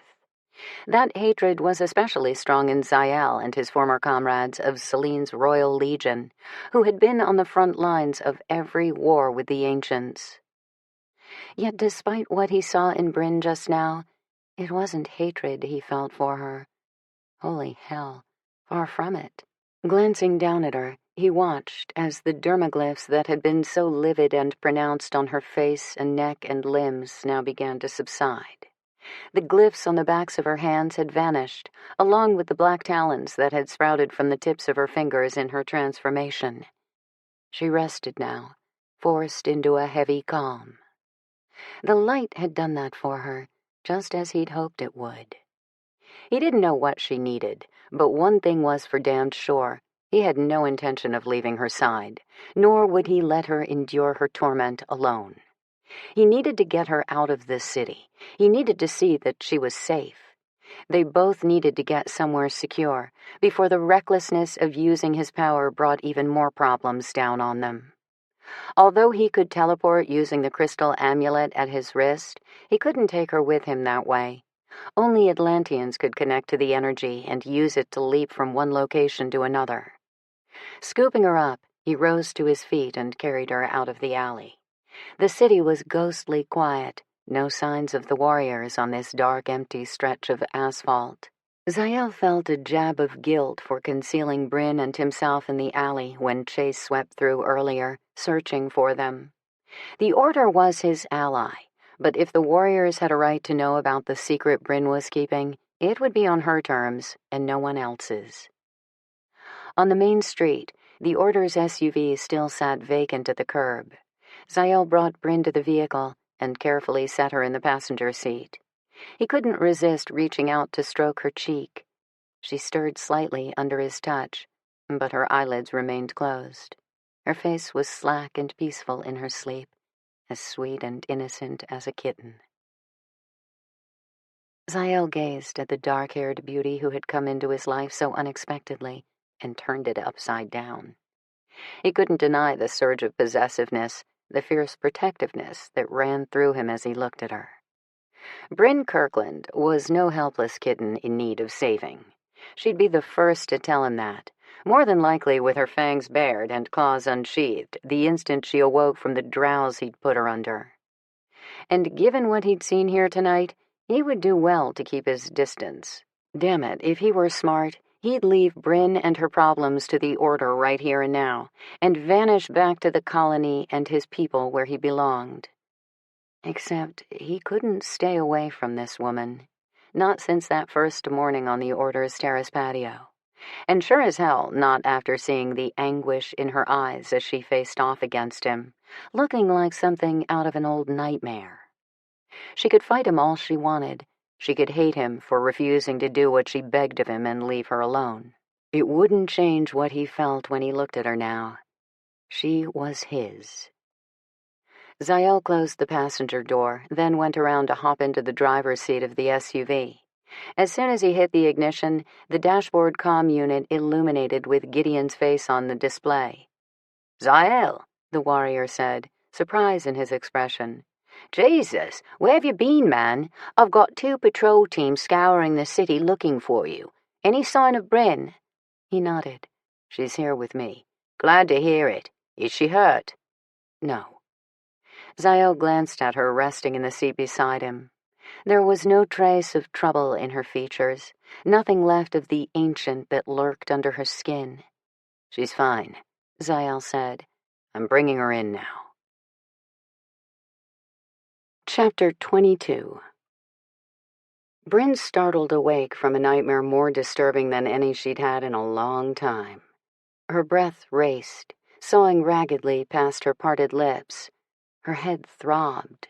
Worst of all, the back of her throat was raw and bitter with the coppery taste of blood. She moaned, her eyelids peeling open a fractional crack in the tranquil semi-darkness. Soft mattress under her, tall ceiling framed by elegant crown molding above her. Thank God. She was resting in her guest suite at Order headquarters, not crouching in some dank alley in Georgetown with a dead rogue at her feet and her fangs sunk deep into the wrist of a dying human. Nor was she standing in front of Zael, blood-soaked and seething, exposed to him as the monster she truly was. Please, not that. And yet the images flew at her too vividly to be a dream. Not even one of the hellish night terrors that had haunted her so frequently since her time in Dragos's labs could top the sensory torment that clung to her now. She turned her head on the pillow and was sickened to catch the sharp metallic stench of dried blood in her hair. The ends of the long tresses were stiff and matted, reeking of death. The blood was real, not imagined, not a dream. No! She shot upright on the mattress in her bra and panties, pawing at her hair in abject horror and revulsion. Oh, no! No! Warm hands came to rest on her shoulders. Calm permeated her panic, and she realized it was Zael's touch on her now, his deep voice at her ear as he came to sit beside her on the bed. "Shh. It's okay. You're safe, Bryn." "No." She was shaking, her heart banging inside her rib cage. "It's not okay." Breaking out of his light hold, she scrambled to the edge of the mattress. Her stomach roiled with disgust for what she'd done, for what Zael must have seen. She felt naked, exposed, sick with herself for countless reasons, including the fact that he was looking at her with a sympathy and understanding that she didn't deserve. "My clothes."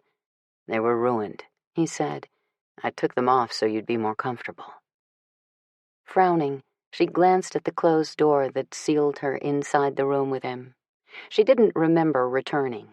She didn't remember anything after the blinding explosion of light that had filled her head. "How did I?" "I brought you back from Georgetown with me," he answered as he rose to his feet beside her. "As for the rest, I told Tavia and everyone else that I found you in the alley unconscious. I told them I guessed you must have fainted after your struggle with a rogue." "Fainted," she scoffed quietly, gesturing to his hands. "I saw your palms glowing. You zapped me with them. You knocked me out." He stared at her, a flicker of remorse in his eyes. There was still a combativeness inside her that flared at the thought of being overpowered by anyone, even if her behavior invited it. But it was difficult to hold on to her anger toward Zael, knowing she had left him little choice but to defend himself. He could have done anything to her in that alley tonight after he'd subdued her with his light, even kill her. Instead, he brought her back to the shelter of the command center. He'd sat with her while she slept. Now he stood here offering comfort when she wouldn't blame him if he wanted nothing to do with her ever again. Instead of turning away from her in fear or abhorrence, he had looked after her, protected her, and he still was. "You lied to my sister and the Order for me." He stepped toward her. "I thought you'd want to explain to them yourself, when you're ready." "No, I'm never going to tell them. They'll never look at me the same way again." The idea of allowing anyone else to know what she truly was sent a shudder through her. She had protected this secret all her life, keeping herself isolated, devoting herself to her work because it was the only thing she could hold on to, the only thing she had.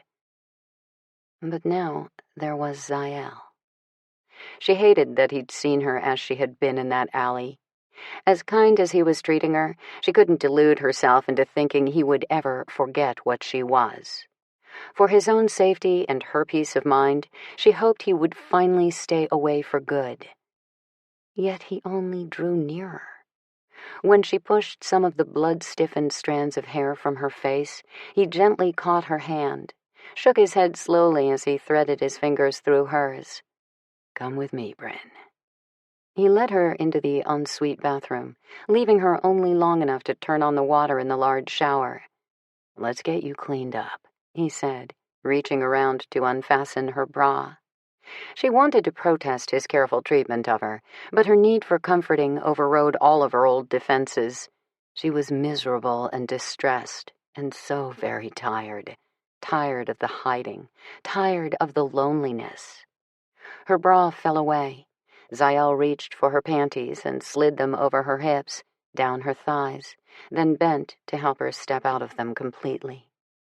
This wasn't about sex, and yet she could not keep her body from responding to every light touch of his fingers, from the clean, enticing scent of him as he stood close enough that she could feel the heat of his skin. Her dermaglyphs began to darken with color as her desire awakened. She had never been ashamed of the part of her that was breed, but she was ancient, too, and because of that, she brought her hands up to cover herself as her markings deepened, their colors flickering over her skin.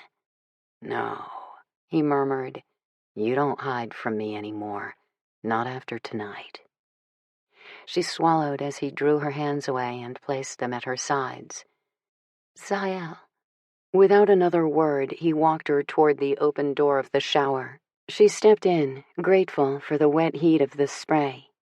At her back, she heard Zael moving, taking off his clothes too. He walked into the shower behind her, his presence making a new heat travel down her spine.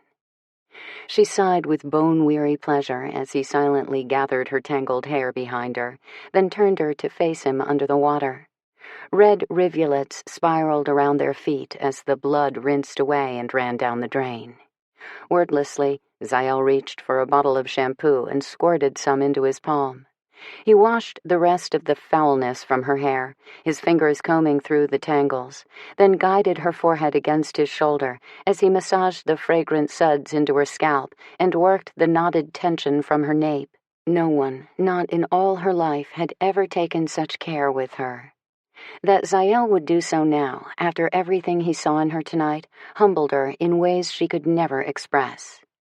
As if he understood the depth of her weariness and her gratitude, he lifted her chin and tenderly stroked her cheek. "Tilt your head back, love." The endearment made the tender spot in her chest tighten even more. She did as he instructed, tipping her head under the spray to wash the shampoo from her hair. It was impossible not to notice how her naked breasts brushed the smooth muscles of his chest.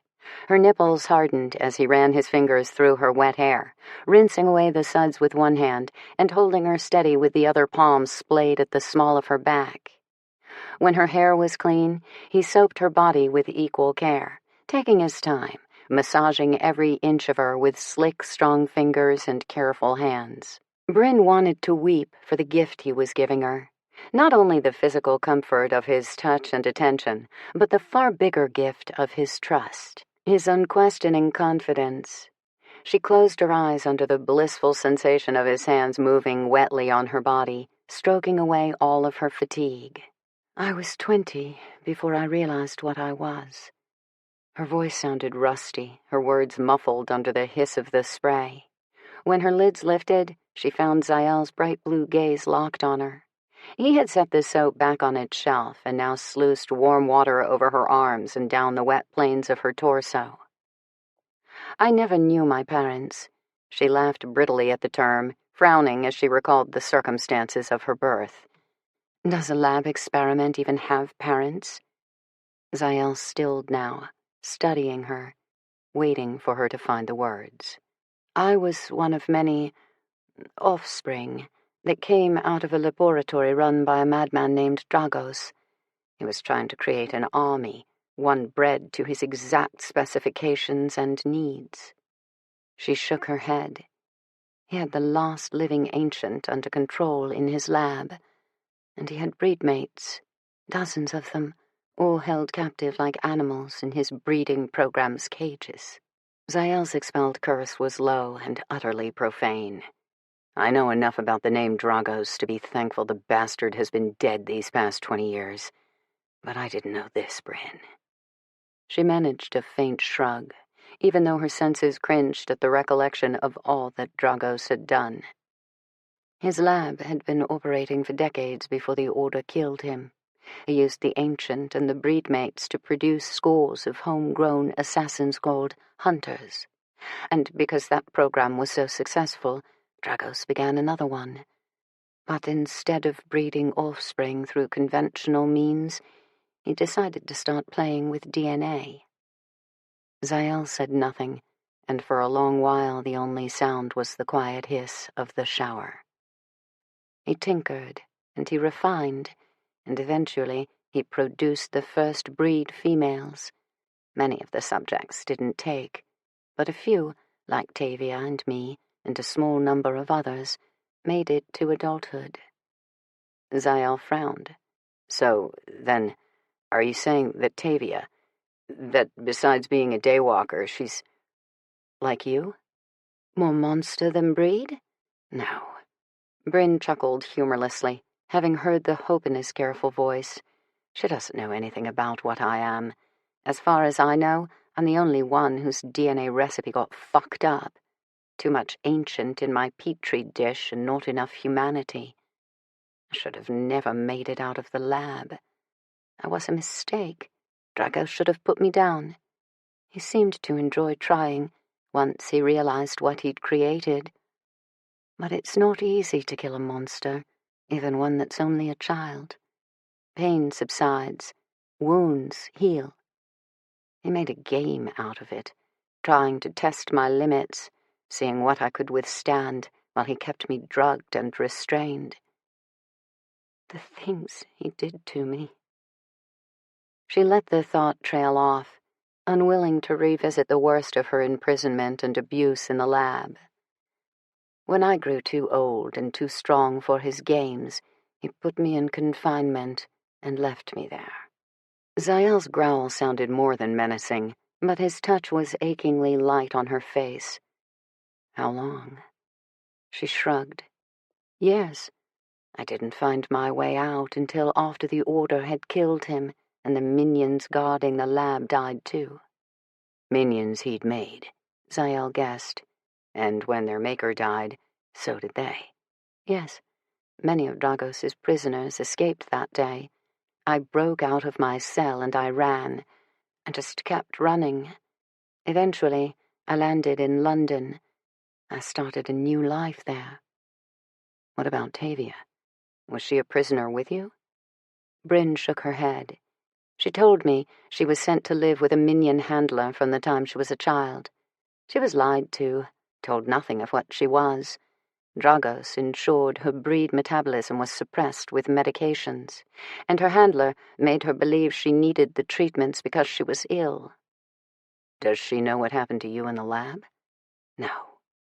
God, just the thought made her cringe with humiliation.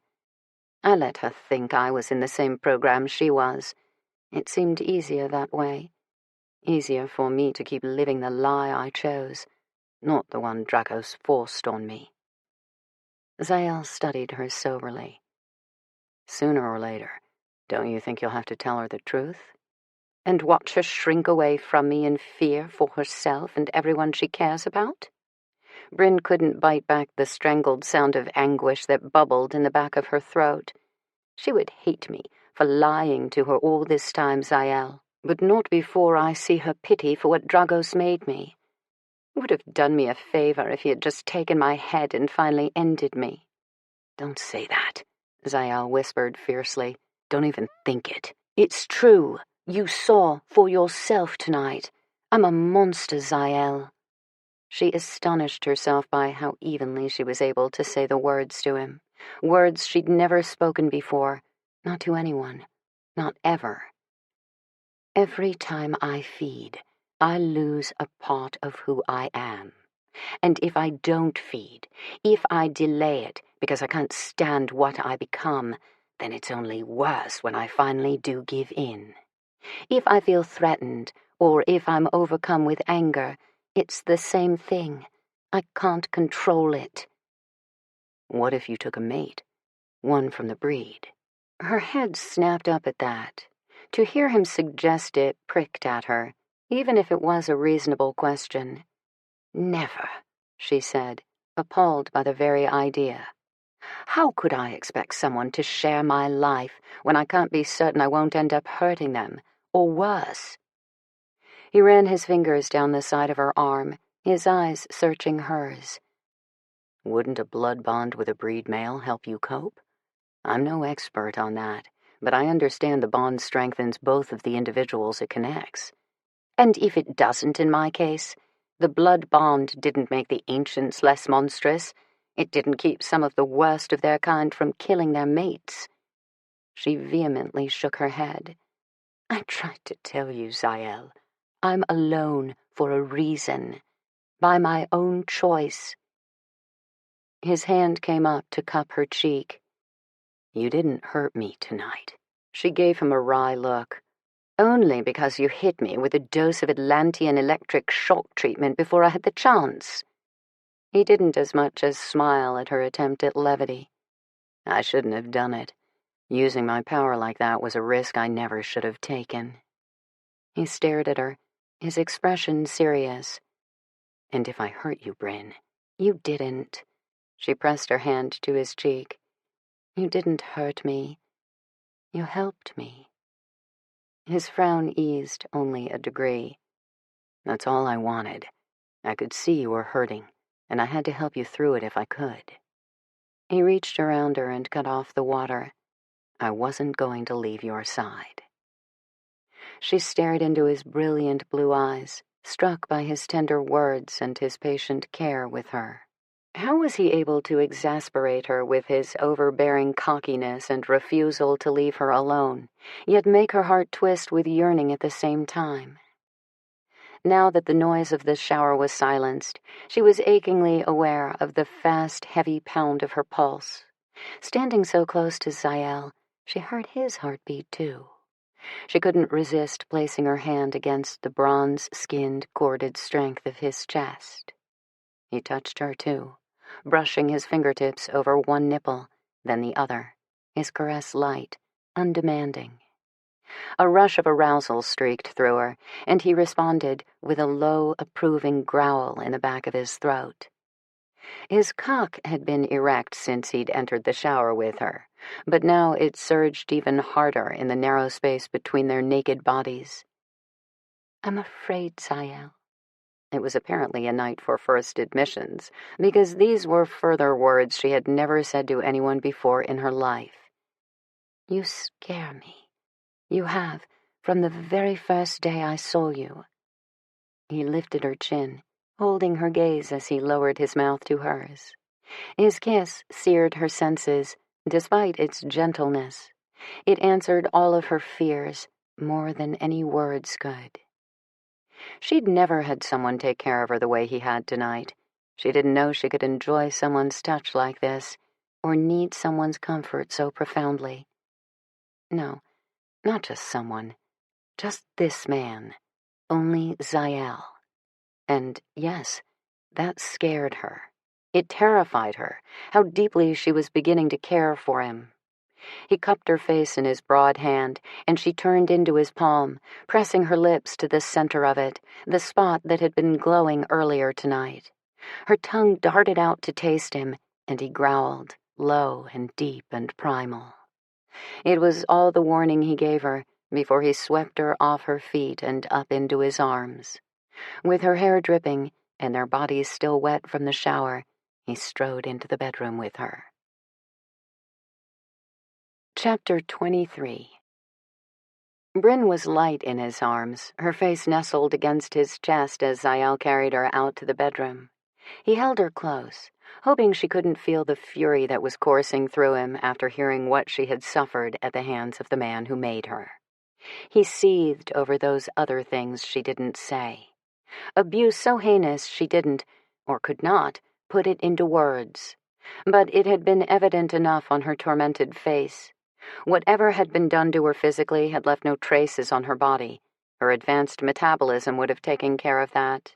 It was the other scars she carried inside that had obviously wounded her far worse. Zael wanted to roar with his rage over what she had endured. Never again, not so long as he was alive to stop it, would she ever know pain or mistreatment. She would never have to be alone, locked in a prison of her own making because of fear for what she was. It was a ridiculous promise for him to make, even to himself, and all the more so when he knew his actions in the alley may have jeopardized everything. Using his power in the open, as he had, was tantamount to broadcasting his location to every Atlantean around the globe. His kind were all connected by the light within them. It was their strength as a people. But for fugitives like Zael, it was also a weakness that could have led his enemies right to him tonight. But the need to help Bryn had eclipsed any risk to himself. They had made it out of the city despite his carelessness, and she was safe. So long as he drew breath, she would always be safe. He swore it with every fiber of his being as he brought her to the edge of the bed and carefully placed her there. He thought she would lie back, but instead she came up on her knees in front of him as he stood at the edge of the bed. Unable to keep from touching her, from kissing her, he cupped the back of her neck beneath the tendrils of her damp hair and brought her mouth up to meet his. She tasted even sweeter tonight, her vulnerability twining with the sexy strength that had attracted him to her from the start. That she had trusted him with her past humbled him. It made the connection he felt toward her deepen, despite old habits that not so long ago would have urged him to get out while he could. Too late for that, and he knew it. He was in deep with this woman. And the baffling thing was, he couldn't think of anywhere else he wanted to be. When he lifted his head from her lips, she was staring up at him with searching eyes. Although fire simmered within her dark green irises, he saw hesitancy in her gaze. "You still want me?" Her voice sounded so small and uncertain it raked at him. "After everything you saw tonight, after everything I told you?"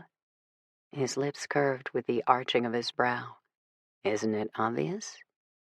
He could hardly hide how much he wanted her. His arousal had been achingly evident from the moment he first stepped into the shower with her.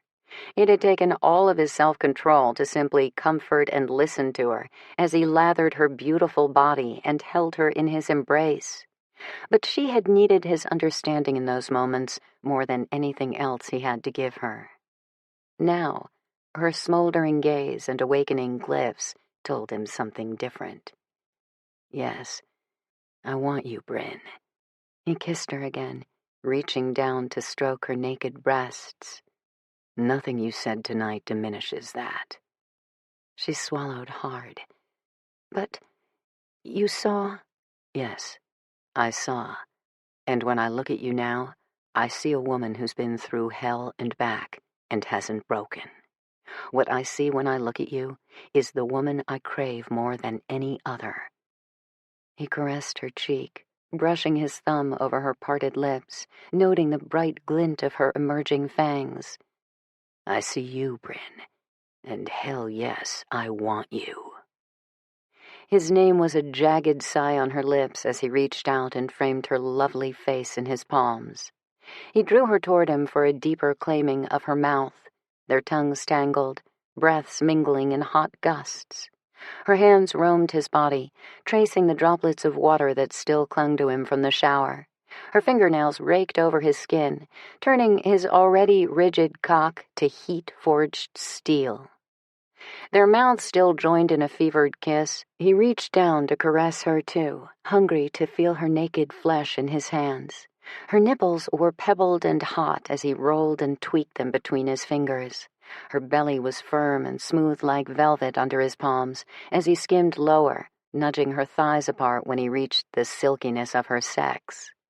She moaned as he delved into the wet cleft of her body. She moved in soft undulations as he stroked her, his fingers slipping between her satiny folds. Her clit was ripe and swollen, a temptation he could not resist.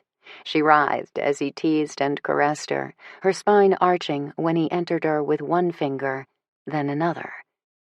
"Zael," she whispered breathlessly against his mouth as he thrust in and out, his thumb working her clit in a relentless rhythm.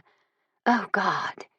He didn't let up until she came, and when she shuddered and broke with her release, he swallowed her sharp cry with a possessive claiming kiss. He wanted to be inside her. His cock was more than eager, engorged and dripping with need for her. But Bryn had other plans. Still panting from her climax, she reached down to grasp his heavy shaft. Her fingers slid up and down his length, over the broad crown that was slick with his juices. He hissed with the pleasure of her touch, the firm and steady power of her strokes. She moved in closer to him, taking one of his nipples into her mouth as she continued to torment him with her hands on him. And then she moved lower, her pink little tongue lapping its stray water droplets on his abdomen and hip before her mouth closed around the head of his cock. Her lips held firmly as her tongue flicked along the underside of his shaft with each deep stroke of her mouth. "Fuck, that feels good," he groaned, coiling her hair around his fist like a rope because he needed something to ground him as she licked and sucked every hard inch of him. He moaned sharply at the light graze of her teeth and fangs against his flesh, not because it startled him, but because of how badly he wanted to know her bite. Anywhere, everywhere. He just didn't want her to stop.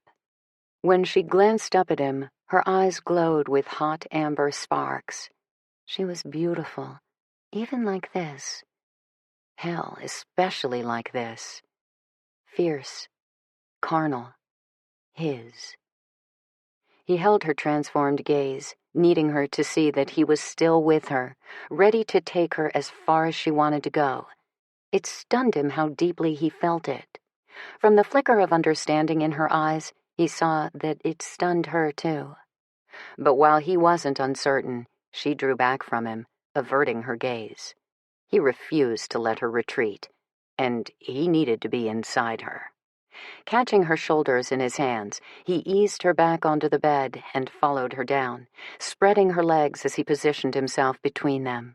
She closed her eyes as he settled atop her. "No, Bryn." He stroked her cheek. "Look at me, love. See me now." Her lids flicked open, the glow of her transformed eyes radiating otherworldly heat and desire. Those amber coals surged brighter as he entered her with a slow, filling thrust. He refused to let her look away, holding her gaze as he rocked in and out of her, one arm propped beside her, his free hand stroking the elegant patterns and changeable colors of her dermaglyphs. God, had he actually been idiot enough to suggest that she take another male as her mate? The idea of her bonding with someone else, in blood or affection, raked at him like daggers. "You're mine," he growled as he drove into her. "Look at me, and know it's true, Bryn." A defeated sound slipped past her lips, but she held his gaze with a ferocity that shook him. She knew. Even if she wasn't prepared to say the words, she knew it in her heart. She belonged to him. Zael didn't know where they were heading together. Their worlds had never seemed further apart than they had earlier tonight. Now, with their eyes locked on each other as they both tumbled into a staggering release, their lives had never seemed so impossibly entwined. Chapter 24. It had taken several hours to clear the city and put down all of the rogues. With dawn soon to break, Lucan and the patrol teams had returned to headquarters. He'd barely had a chance to clean his weapons and wash away the grit and filth of combat when Gideon excitedly summoned him down to the command center's tech lab. Lucan entered the room filled with computer equipment. Monitors were mounted on nearly every square inch of wall space, all of them busy with scrolling data and images. "I hope you've got good news." "I think we could be only minutes away from something," Gideon said, giving him a distracted glance over his shoulder as he continued typing on a keyboard with one hand, while the other swiped through data on a tablet. Darian was in the room too, seated in front of one of the large monitors. "He broke through a second layer of encryption. This machine is running a series of decryption key programs and looking for vulnerabilities in the network security." Dare must have come straight from his post-patrol shower to the tech lab. His dark chestnut hair was still damp above the collar of his black t-shirt as he avidly studied Gideon's work. Lucan's son had always been possessed of a curious mind, in addition to his shrewd tactical skills and dauntless courage in the field. Gabrielle liked to say their son was a born leader, like his father. As much as Lucan was inclined to agree, and as much as the commander in him valued Dare as a warrior and comrade, he much preferred to see his son pursuing enemies in the virtual realm, as he was now with Gideon. "How many layers of encryption are we looking at?" Lucan asked, glancing at Gideon. "I've detected 5, but I could be wrong." "Meaning there could be less than that?" Gideon's dubious look wasn't promising. "I told you, man, whoever's working Opus's communications knows their shit. And then some. Brick wall after dead end after quicksand trap. But we're getting there. All I need is one little piece of luck with this decryption key sequence, and I'll have..." As Gideon spoke, the monitor in front of him went dark. Then another went black. "What the fuck?" Gideon vaulted to his feet and hurried to a different computer. One by one, every screen in the room blinked from buzzing activity to full stop. Nothing. "It's not the power," Darian said, gesturing to the lights that hadn't so much as flickered. "The entire command center is on private underground generators," Gideon murmured distractedly. "We can run for a full year without power." He tried another workstation without success, swearing harshly. Lucan scowled. "Then what the hell is going on?" "I don't know." "Fuck!" Gideon raked both hands through his spiky blonde hair, disheveling it. This shouldn't be happening. It's completely impossible, and yet it's as if something has interrupted our—" His words trailed off as each monitor abruptly came back online. Not with Gideon's data or program feeds filling the screens, but the face of a woman. An incredibly beautiful woman with long platinum hair and eyes the color of Arctic ice. Those frigid eyes stared out of a heart-shaped face with high, sharp cheekbones and pale, milky skin that glowed with the luminescence of a pearl. Her beauty was too menacing to be called angelic, too ageless and unearthly to be confined to any description at all. There was no need for introductions. This woman could be none other than the Atlanteans' queen. "Holy shit," Gideon whispered. Darian's response was a low hiss. "Selene." Both breed males moved in to flank Lucan in front of the largest of the monitors. Selene's gaze traveled deliberately over each of them before settling on Lucan. "Lucan Thorne," she said, her voice clear and unrushed, the voice of a being accustomed to reigning over all others, the voice of a disapproving goddess. "This conversation is long overdue. Not to mention unexpected." He didn't as much as blink as he spoke. "Of course, the way things have been going lately, I shouldn't be surprised that you'd choose to make your appearance now." Her brows arched as if their troubles amused her. "Don't tell me the mighty Order is being pushed to their limits by a gang of violent opportunists." "Do we have you to thank for that?" "Me?" He grunted at her non-committal reply. "Someone's calling the shots for Opus Nostrum. Is it you?" She smiled now, a cold smile full of disdain. "Don't be absurd. Opus is nothing to me. Their trivial efforts are nothing compared to what I am capable of on my own." Darian exhaled a sharp breath. "That's what Reginald Crowe said about you, too. Right after he tried to detonate a UV bomb in the middle of a Breed Peace Summit. He lost his head to the Order for that."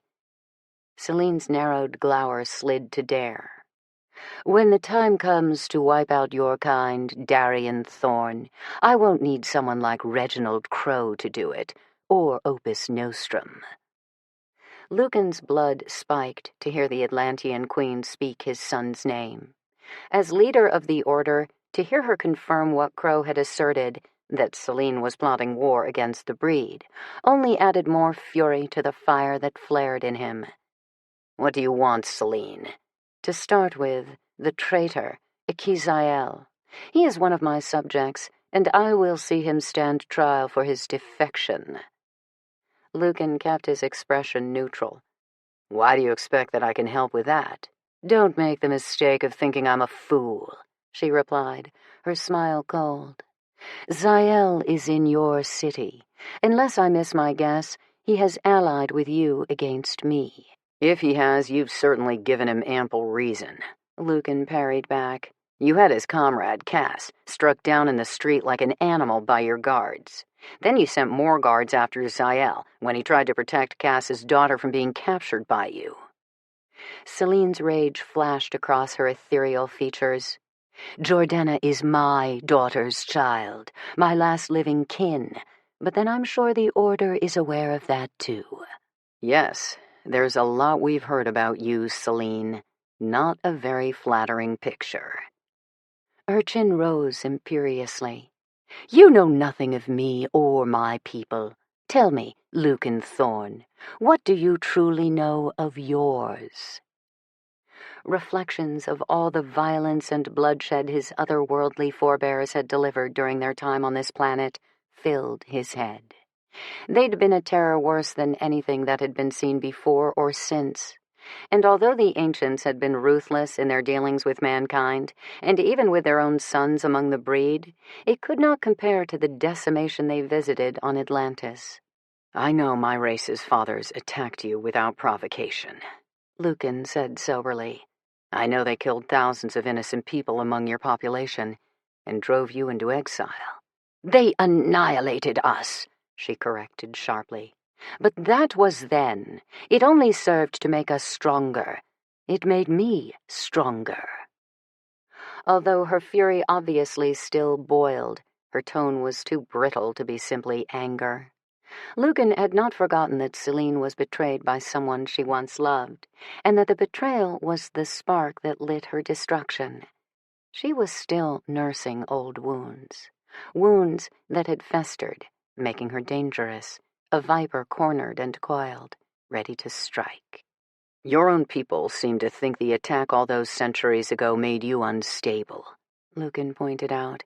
There are many who think it made you dangerous, unfit to rule. She barked out a caustic laugh. Did Zael tell you that?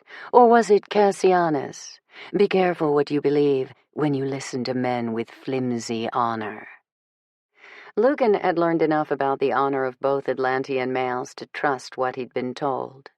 If Celine had been a good and just queen once, as Lucan understood to be true, that benevolent ruler bore no resemblance to the scorned Valkyrie in front of him now. Cass believed it enough to take Jordana away from you, he reminded her, and that's not all he took when he fled your realm. The decision to play his strongest card now produced the effect he'd hoped for. Celine was visibly taken aback at the news. Her eyes widened in surprise, in accusation. You have the crystal. Cass gave it to you? Does it matter how we obtained it? She smiled, but it was a tight expression. You have no idea what to do with that kind of power. It is beyond your limited capability, or your unsophisticated earthbound technology. Lucan shrugged. We know that 2 crystals can be used as a weapon, as the ancients used against Atlantis. We know you have only 1 in your possession, the one currently protecting you and your realm. How clever you must think you are, she replied, acid in her chilly tone. Darian scoffed. Call it whatever you want. Just know that you're never going to have another crystal. You'll never be trusted with that kind of power. I suppose you think the Order can stand in my way, she countered, zeroing all of her outrage on Dare again. The breed is hardly more than mortal as far as I'm concerned. You are practically human and just as offensive to me. Dare smirked, too bold for his own good. Are you forgetting, Celine? There's Atlantean in our blood, too. Only the foulest blood from our most faithless, she shot back. I could erase you all from the face of the earth. Don't think I'm not tempted to do it right now. But you can't, Dare said, speaking despite Lucan's low growl of warning that he tread carefully with this volatile new opponent. The biggest fool is the one who thinks that he, or she, has no weaknesses. Celine's glower should have withered Darian, but he didn't as much as flinch. Lucan agreed with everything his son said, but there was no mistaking that the young warrior was making a very dangerous and personal enemy here today. The Atlantean queen's eyes flashed as she glared at Darian. You wish to test me? Do it at your own peril. I warn you, you do not want to stand against me. Lucan moved closer to the monitor. There's not a man or woman among the Order who will bow to you either. I promise you that. She smiled as if he had just invited her out for tea. I don't intend to make the Order bow, Lucan. I mean to make you break. And that is my promise to you. Her gaze slid to Darian. To all of you. The monitors abruptly went black. Celine was gone. As if no interruption had occurred, all of Gideon's machines came back online, programs churning data as they had been before, screens filled with scrolling code and images. Gideon ran a hand over his scalp. Holy fucking hell. Lucan cursed roundly, his pulse hammering in his temples and behind his sternum. How the fuck did she do that? Darian demanded. What the hell happened that she would choose to confront us now? It's my fault. Zael's deep voice was contrite, coming from where he now stood in the open entryway of the tech lab. I opened the door. I led her to you tonight. Chapter 25. Zael could not have been more stunned than when he approached the command center's tech lab just in time to see Celine deliver her threat to the Order, before vanishing off the monitors. Although it had been hard to leave Bryn sleeping naked and peaceful in her guest room upstairs, he had been interested to meet with the warriors and discuss the outcome of the night's patrols. Now, as he stepped inside the tech lab, the 3 warriors in the room all stared at him expectantly. What do you mean this is your fault, Zael? Lucan's brow was deeply furrowed, his tone guarded. How did you open the door to Celine? What the fuck is going on here? Tonight, in Georgetown, he explained, sober with remorse. After I left here to look for Bryn, I found her in an alleyway. She'd been in an altercation with a rogue. He kept his disclosure purposely vague, still mindful of Bryn's trust and confidence in him. I used my powers, the light in my palms, to calm her, to help her. An Atlantean's light is a powerful thing. None of us can discharge it without the rest of our kind feeling the ripple of energy. I'm sorry. I understood the risk, and I made the choice anyway. Gideon studied him. Are you saying Celine triangulated your location based on that?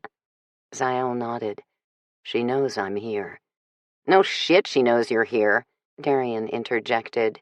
She just demanded we turn you over to her to stand trial as a traitor. Fuck.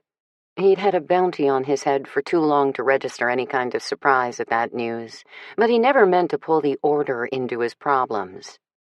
Zael swore under his breath.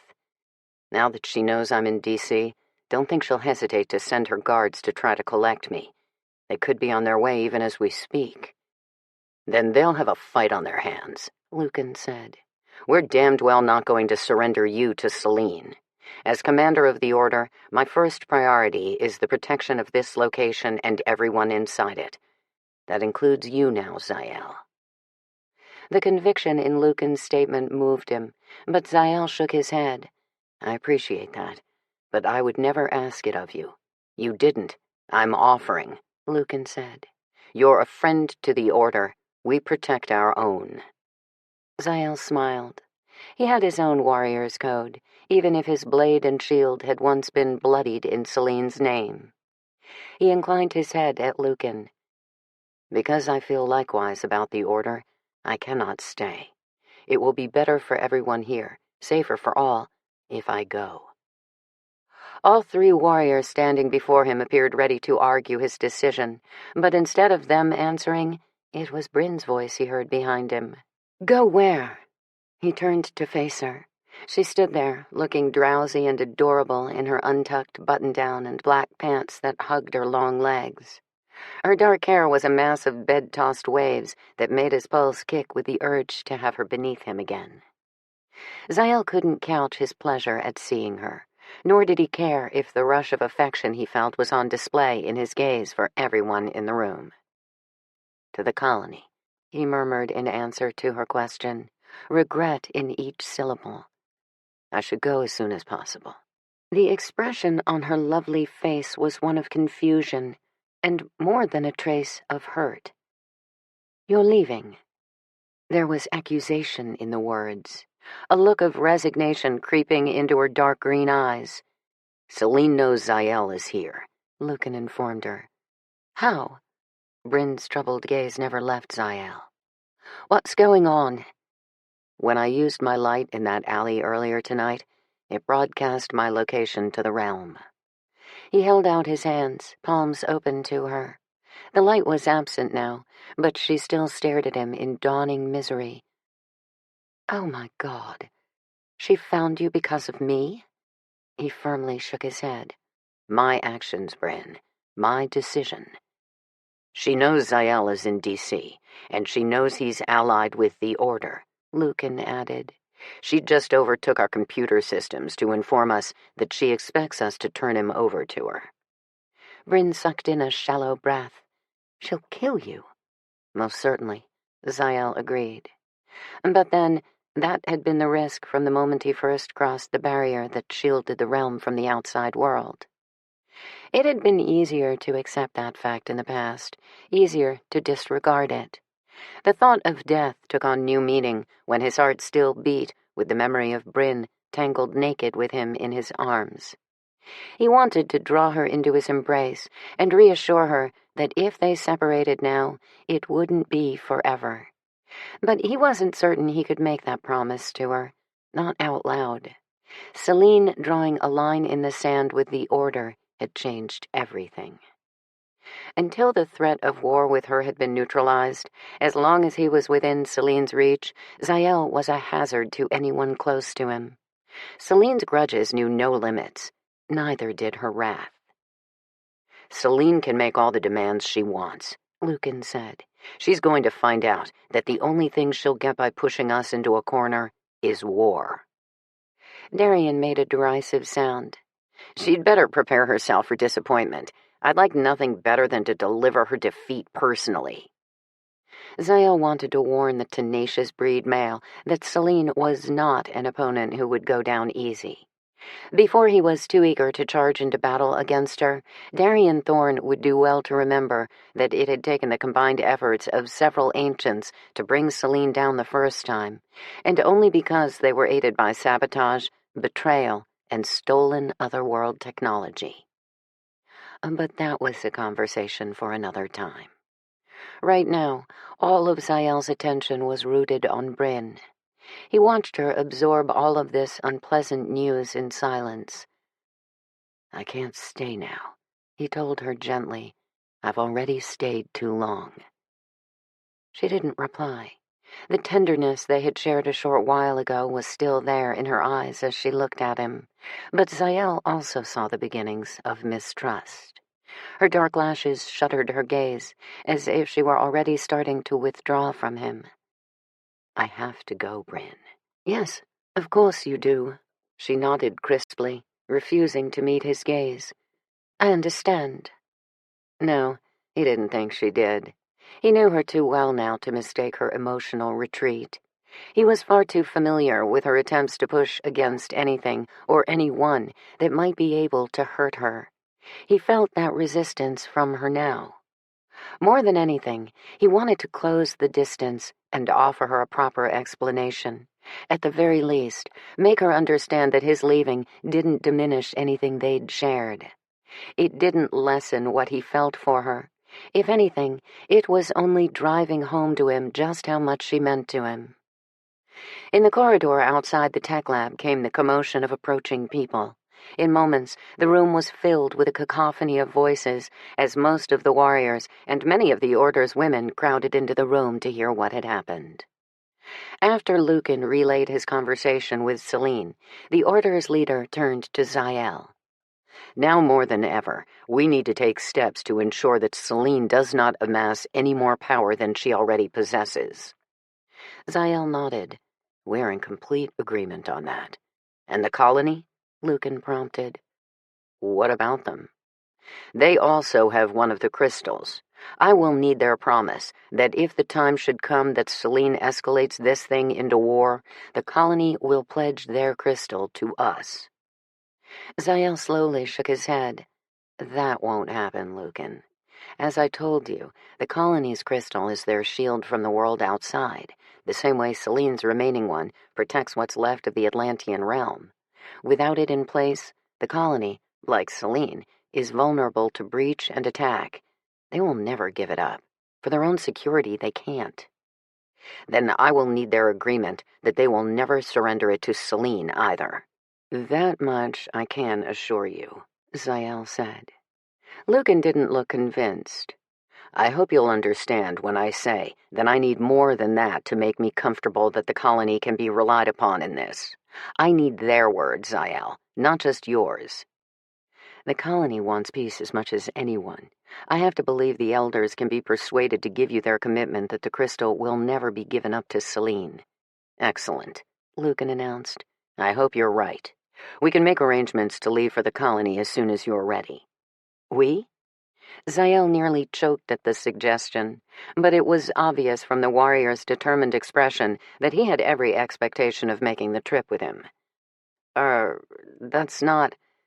Lucan, that will not be possible.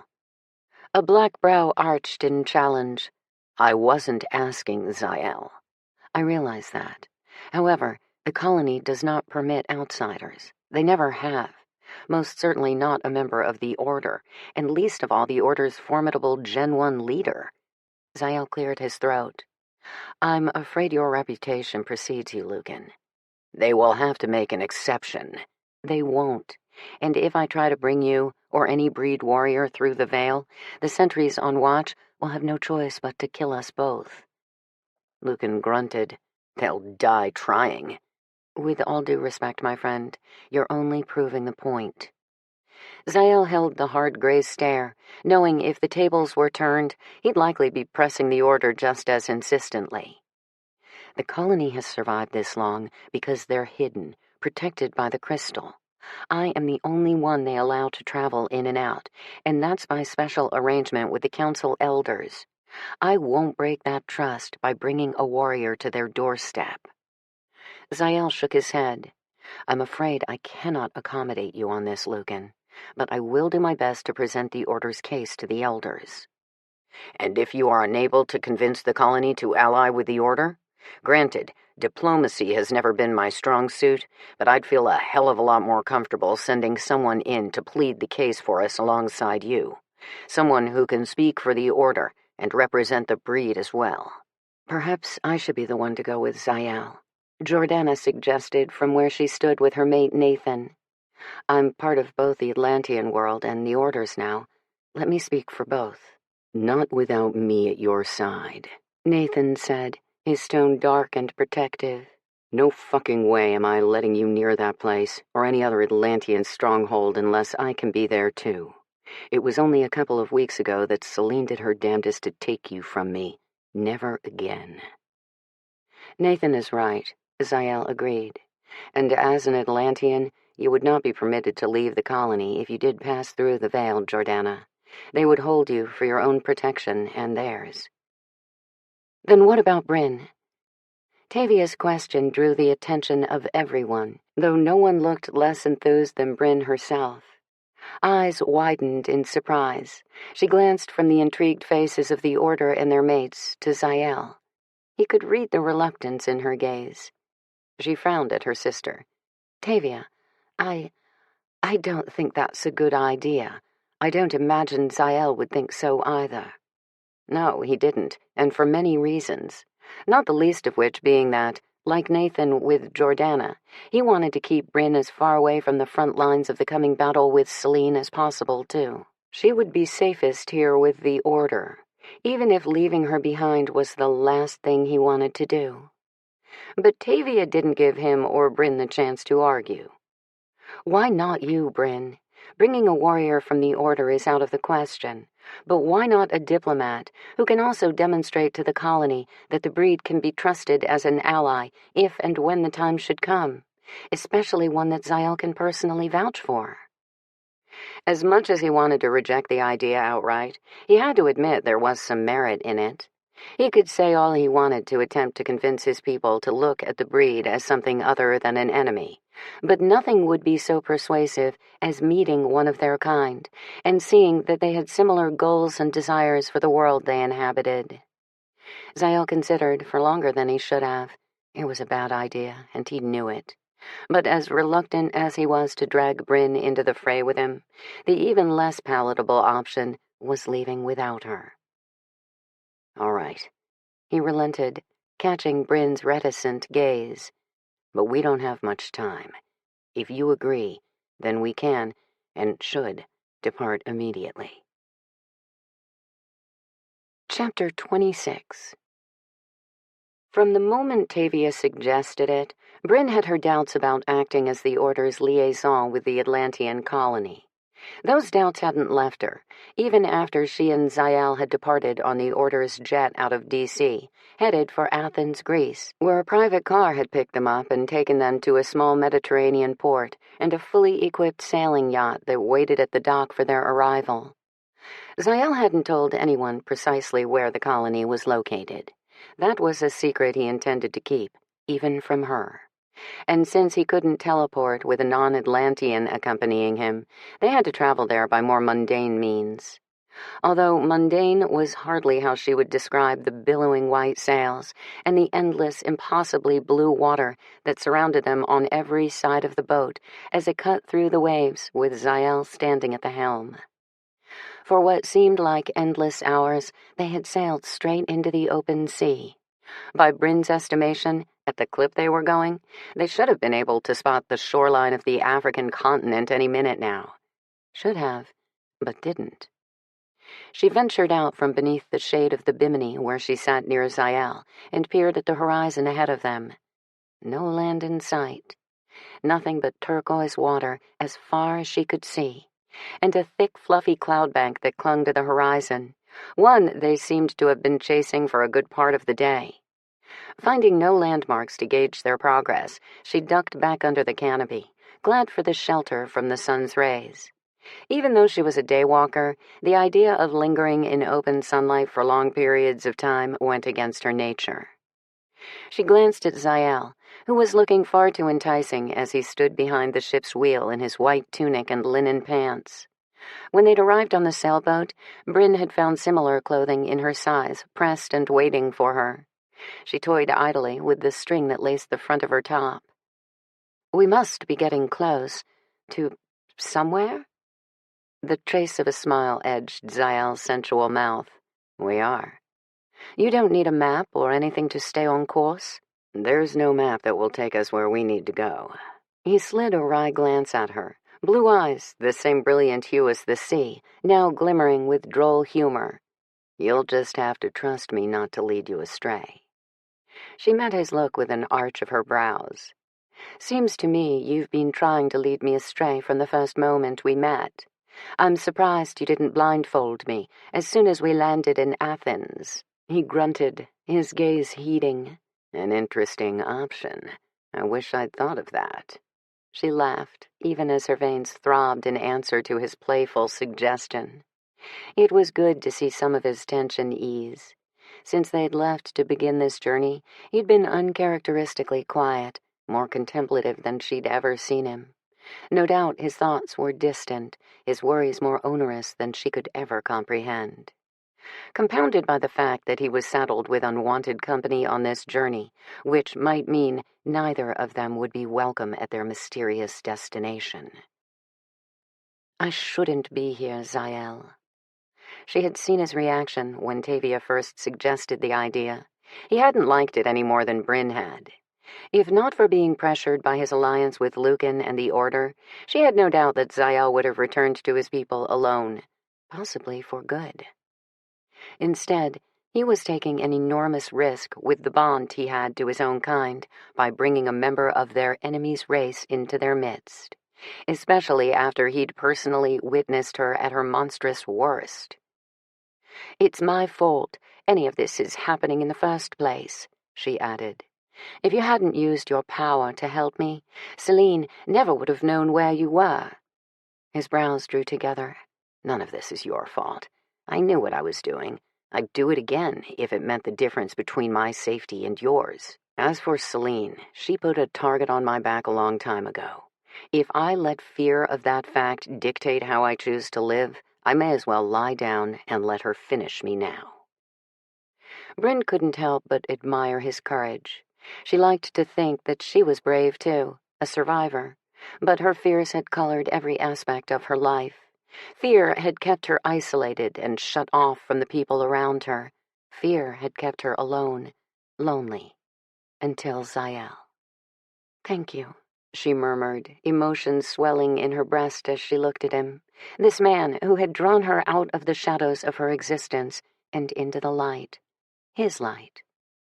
She swallowed against the affection that clogged her throat as she held his unwavering gaze. "Thank you for helping me, Zael, and I don't mean just last night in that alley." His mouth curved as he reached out to her and brought her under the shelter of his strong arm. He kissed the top of her head, his heartbeat thundering against her ear as she rested her cheek against him. He held there for a long while, one arm on the wheel of the sailboat, the other wrapped comfortingly around her shoulders. Bryn couldn't deny her contentment, the perfect moments of bliss as they stood together at the helm while the boat rocked over the waves, still chasing that frothy white mass of clouds near the horizon. But for all of his warmth with her, there was an undercurrent of tension in the sinew of his body. Something troubled him. She felt it even before he spoke. When we get to the colony, Bryn, it will be better if no one knows that we're involved. When she drew back to look at him, she found his expression grave with warning. They will not understand. You mean they won't approve? He acknowledged with a slight nod. Bringing you in as an envoy of the Order is asking much of them to begin with. If they think I'm motivated by my feelings for you, they may be less apt to hear us out. Of course, she answered, nodding as if she didn't feel the pang of hurt inside. Perhaps she needed the reminder that he was only bringing her to his people in an official capacity and nothing more. Better she understand that now, before her heart flitted off any further into fantasies of what it would be like to feel this man at her side for always, not just a few pleasurable hours. She and Zael came from different worlds. She knew that. Celine's personally delivered threat had driven that point home with stark clarity. But hearing him remind her that she didn't belong with his people, that she shouldn't expect them to accept her, and particularly not if she arrived there on the arm of one of their own, made all of the contentment she'd felt moments ago dry up and scatter on the warm breeze that blew in off the water. She used the excuse of a rolling wave to extricate herself from his loose embrace. How long has it been since you were at the colony? He gave a vague shrug. A handful of years. But time is measured differently by my people. Years pass as days after you've lived for many centuries, or longer. How long for you? My age?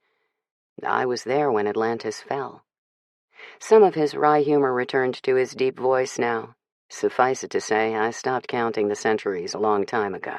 So old, she said, returning his grin.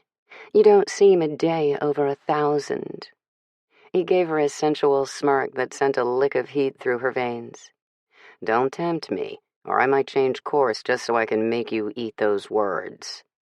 She nearly begged him to make good on that threat, but as they spoke, she noticed how the sunshine that had followed them the entirety of their sail had started to become lost amid the curtain of thickening mist they were passing through now.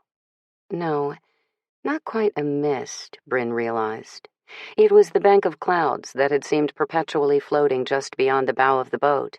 They had finally reached it, sailed directly into the heart of it, in fact.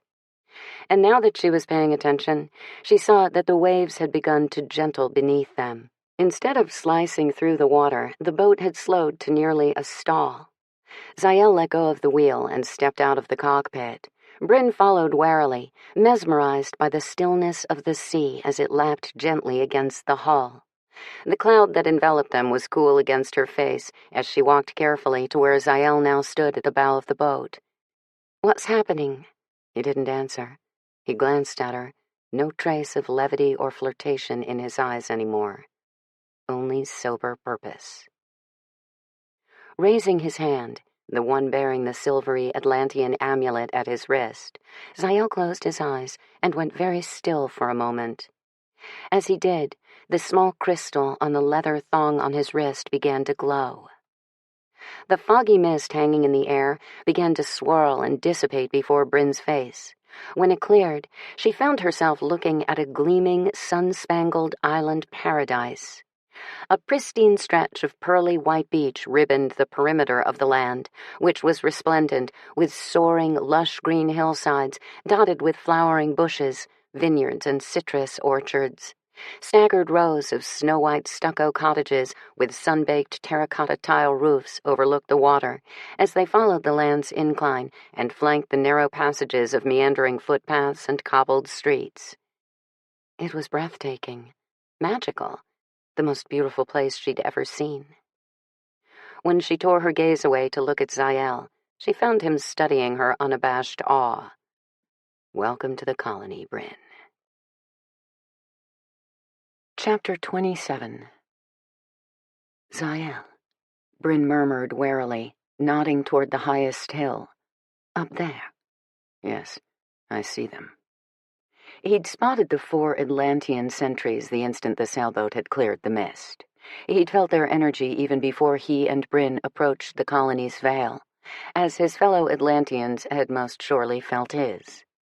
The 3 males and 1 female stood on the promontory of the hillside, scouting the water, observing as the sailboat entered the protected domain.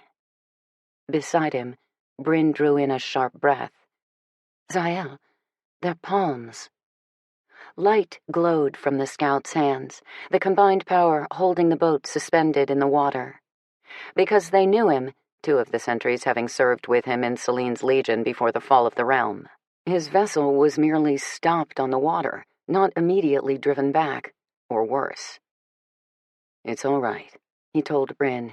They don't mean us harm, not unless they decide we pose an immediate threat. He lifted his hand to them, his own palm glowing dimly in greeting.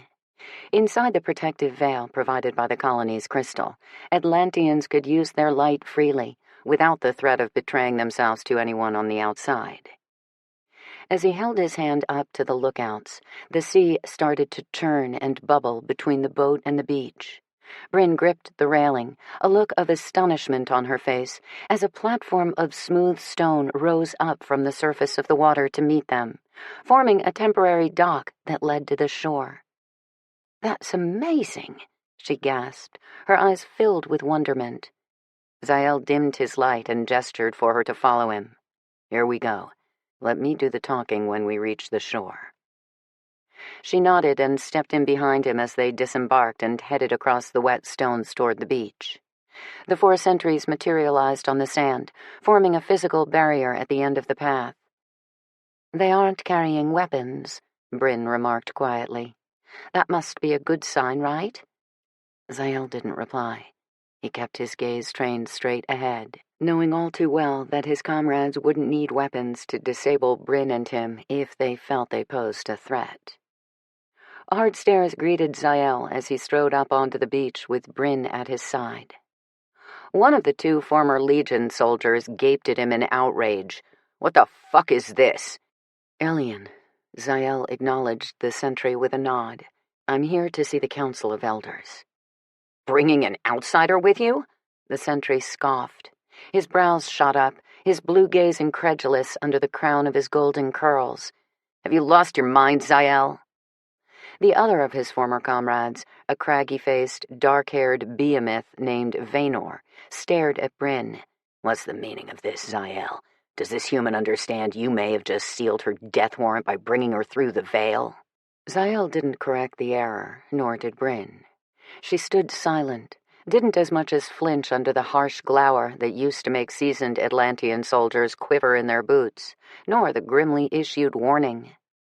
Pride swelled in Zael's chest, along with a dark, vibrating current of protectiveness that made him fully ready to take down all 4 of these guards if any one of them dared an untoward move against her. For all of the many reasons he should have been reluctant to bring Bryn to the colony, this was the one that settled upon him most heavily now. He would destroy anyone who sought to harm her, even his own people. Even if it meant losing his place with the only home he still had. After a long moment, Vaynor's scowl slid to Zael. "I knew sooner or later you'd wear out your welcome here. This move is ballsy, even for you, Captain." The male leaned heavily on Zael's old title, his disapproval more than evident in his tone. Indara, the sole female of the group, nodded as Vaynor spoke. "He's right, Zael. The Elders will have no choice but to banish you." "If they don't order us to take both of your heads first," added Razafael, the 4th member of the guard detail. A booming, deep voice rose above the others. "The decision will be the Elders and no one else's." Zael knew the Atlantean who had materialized on the beach behind the sentries. Nethalos, one of 6 individuals who comprised the Council of the Elders, now strode up to confront Zael.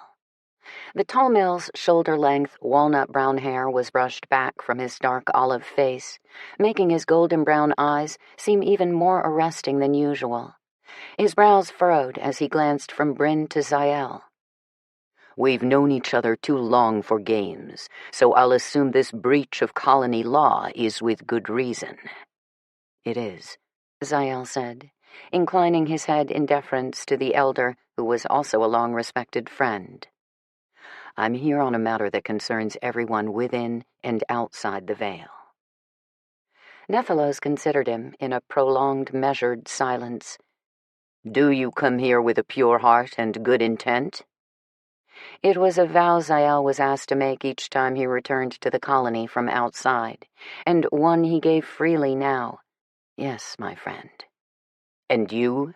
Nethalos demanded of Bryn. She glanced anxiously at Zael, then answered when he acknowledged with a subtle nod. "Yes, you have my word." "Then that is good enough for me," Nethalos announced. "Whether it will be good enough for the rest of the council remains to be seen." The elder glanced grimly at Zael, a silent command to follow him as he waved off the sentries and began walking back up the beach. Zael and Bryn fell in alongside him, heading for the cobbled street across the sand. Nethalos strode in silence for a long while, leading them up one of the island's twisting paths that would eventually bring them to the heart of the colony's settlement. He cast a sidelong look at Zael. "Despite the unusual circumstances, Deandra will be pleased to know you're here, as will Naraya. They both spoke of you for weeks after your last visit." Although Bryn said nothing, Zael felt her unease at the mention of the two colony females. "If I'm so fortunate," he told the elder, "I shall look forward to some of your mate's fine cooking and your daughter's lively music." Nethalos grunted, and while Zael had been careful not to glance Bryn's way as he indirectly explained who the women were, he figured he'd be a fool to expect the unspoken exchange to go unnoticed by his wise old friend. They had known each other for ages, although Nethalos had been a teacher during his tenure in the realm and Zael a soldier. Following the ruin of Atlantis and the defections that followed, Nethalos had helped to establish the colony. He was the first elder to agree to give asylum to Zael and the other Legion warriors who had fled Selene's rule. Over the centuries, their friendship and mutual trust had remained strong. But Nethalos was only one of 6 elders on the council. There were 5 others they would need to win over, more than one of whom would find great satisfaction in holding Zael's fate in their hands. Not to mention Bryn's. As the 3 of them continued to walk the cobbled road, a few curious heads popped out of open cottage windows and doorways to peer at the newcomers. Zael knew almost everyone in the population of a few hundred Atlantean exiles. He was always a bit of a curiosity on those rare times he returned to the island, but it wasn't him drawing the most attention now. "We've never had a human on the island," Nethalos remarked discreetly, glancing at Bryn. "Then again, I don't imagine we do now either." Zael uttered a quiet curse as he paused to face the elder. "Bryn is breed." Nethalos' brows arched over widened eyes. "Daywalker?" She gave him a slight nod. "Remarkable, and utterly reckless on your part, Zael." "I brought Bryn out of necessity," he hastened to explain. "She's here as an emissary for her people, and for the Order." "The Order?" Nethalos' expression went from surprise to darkening suspicion. "This is no breach of colony law, Zael. What you've done is something much more dangerous." "Yes," he agreed, "and I never would have risked it without damned good cause. We need to discuss an alliance between the Order and the colony. The elders need to understand the Order's position and the goals they share with the colony." "Our shared goals? What could we possibly have in common with Luke and Thorn and his warriors?" "Selene," Zael stated grimly. "She's threatening war with the outside world, and the Order specifically." "And that's our concern. Why?" Bryn spoke up now. Because for her to start a war with the breed, for her to be certain she will win, she needs to have a second crystal. The Order has one, Zael confessed to his friend. Cassianus left it hidden where only Jordana would find it. Nethalos scrubbed a hand over his firm jaw. The rumors were true. The bastard really did steal one. Zael gave a sober nod. Good for all of us, or Selene would already have everything she needs to be unstoppable. And the other crystal is here, in the colony, Bryn added. I know I don't need to convince you that neither of our crystals can end up in Selene's hands, Zael said. The colony will never surrender our crystal. It would be the beginning of our end if we lose the only thing that's kept us safe all this time.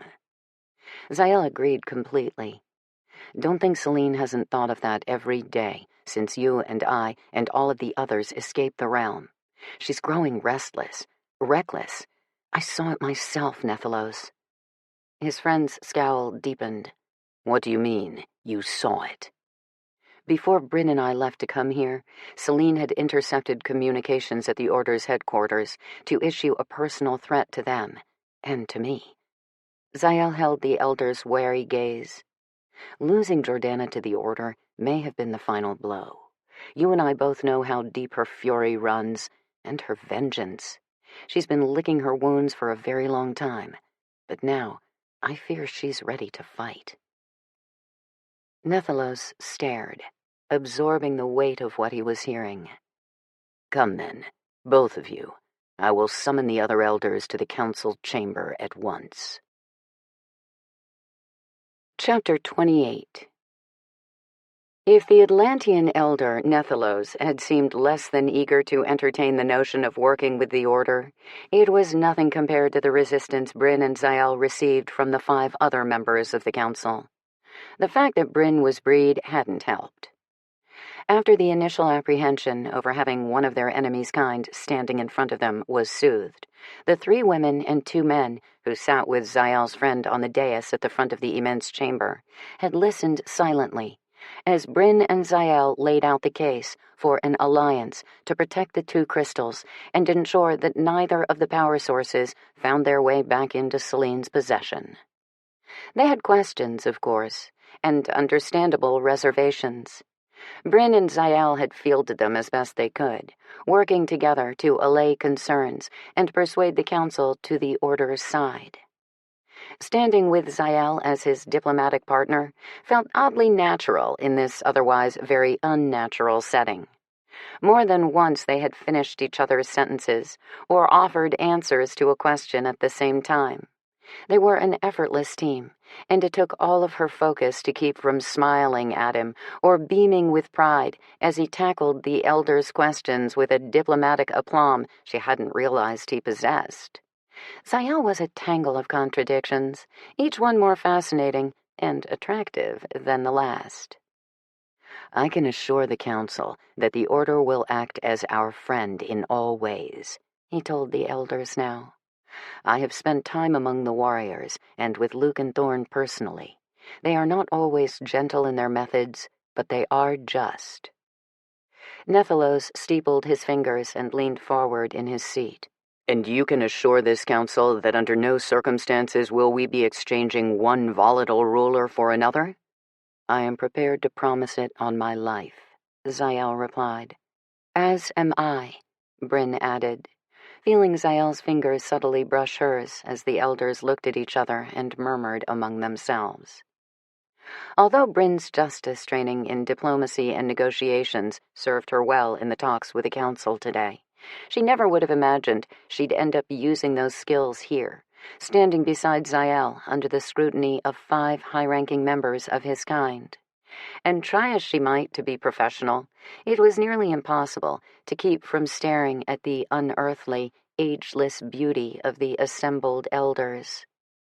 Nethalos was the tallest and most distinguished, with his rich olive skin and intelligent, contemplative golden-brown eyes. The 2 other males, Heroth and Baramiel, were also imposing figures on the dais. Heroth, a handsome black male with dark brown skin and sage green eyes, looked as much a warrior as a diplomat, with his muscled body and ebony hair shaved close on the sides and rising into a short mohawk. Baramile's dual-colored eyes were what set him apart, one pure blue, the other as gold as a coin. Beneath his jet-black crown of silky, spiked hair, his stare was unsettling, utterly unreadable. As for the women, the three of them were beyond beautiful, too. They had also been the most resistant of the council, firing one question after another. Blonde-haired Nathiri's silvery gray eyes were as gentle as her interrogation was shrewd. Fortunately, she'd seemed satisfied with the answers she received, as did soft-spoken Anafiel, a female with creamy mocha-colored skin and a coil of delicate black braids seated on her head like a crown. Anafiel's fathomless sapphire blue eyes had been a comfort during most of the meeting, as they were now, when the last of the council elders, Temesia, pinned Bryn with a challenging stare from her seat on the dais. "You say the Order will only ask us to consider sharing our crystal with them under the worst of circumstances." The gorgeous Atlantean female had long platinum blonde hair, with a single streak of bright gold running down the left side. Her sky-blue gaze had slid between Bryn and Zael for the duration of the meeting, her slender form perched at the edge of her chair, like a viper waiting to strike. Bryn hadn't missed the oddly combative posture, but she hadn't let it intimidate her either, nor would she now. "That's right," she answered solemnly. "The Order is fully aware that the colony depends on its crystal for many things, including protection. They will never ask it of you unless they feel the crystal is in jeopardy, or if they deem it necessary to combine the power of two in order to prevent a war, or, in the worst case, stop one." Temesia's mouth pursed. "And if we agree to this alliance, then one day find ourselves asking the Order to surrender their crystal to us for these same reasons, how will they answer?" "The Order is prepared to never let it come to that," Bryn assured her, confident in that fact. "The Order will ensure the colony's protection from all enemies and will assist with anything the colony should require to maintain its autonomy." "Anything except the crystal." Temesia's smile was smug. She swung her flat stare to Zael. "This is no alliance. It is a one-sided proposal from a race that's been out to wipe us from the planet since the moment they arrived on it." "Do not confuse the breed with their ancient ancestors," Zael interjected sternly. "The breed has shared this planet with us for well over 1,000 years. They've never been a threat to us, or the humans they've lived alongside all this time."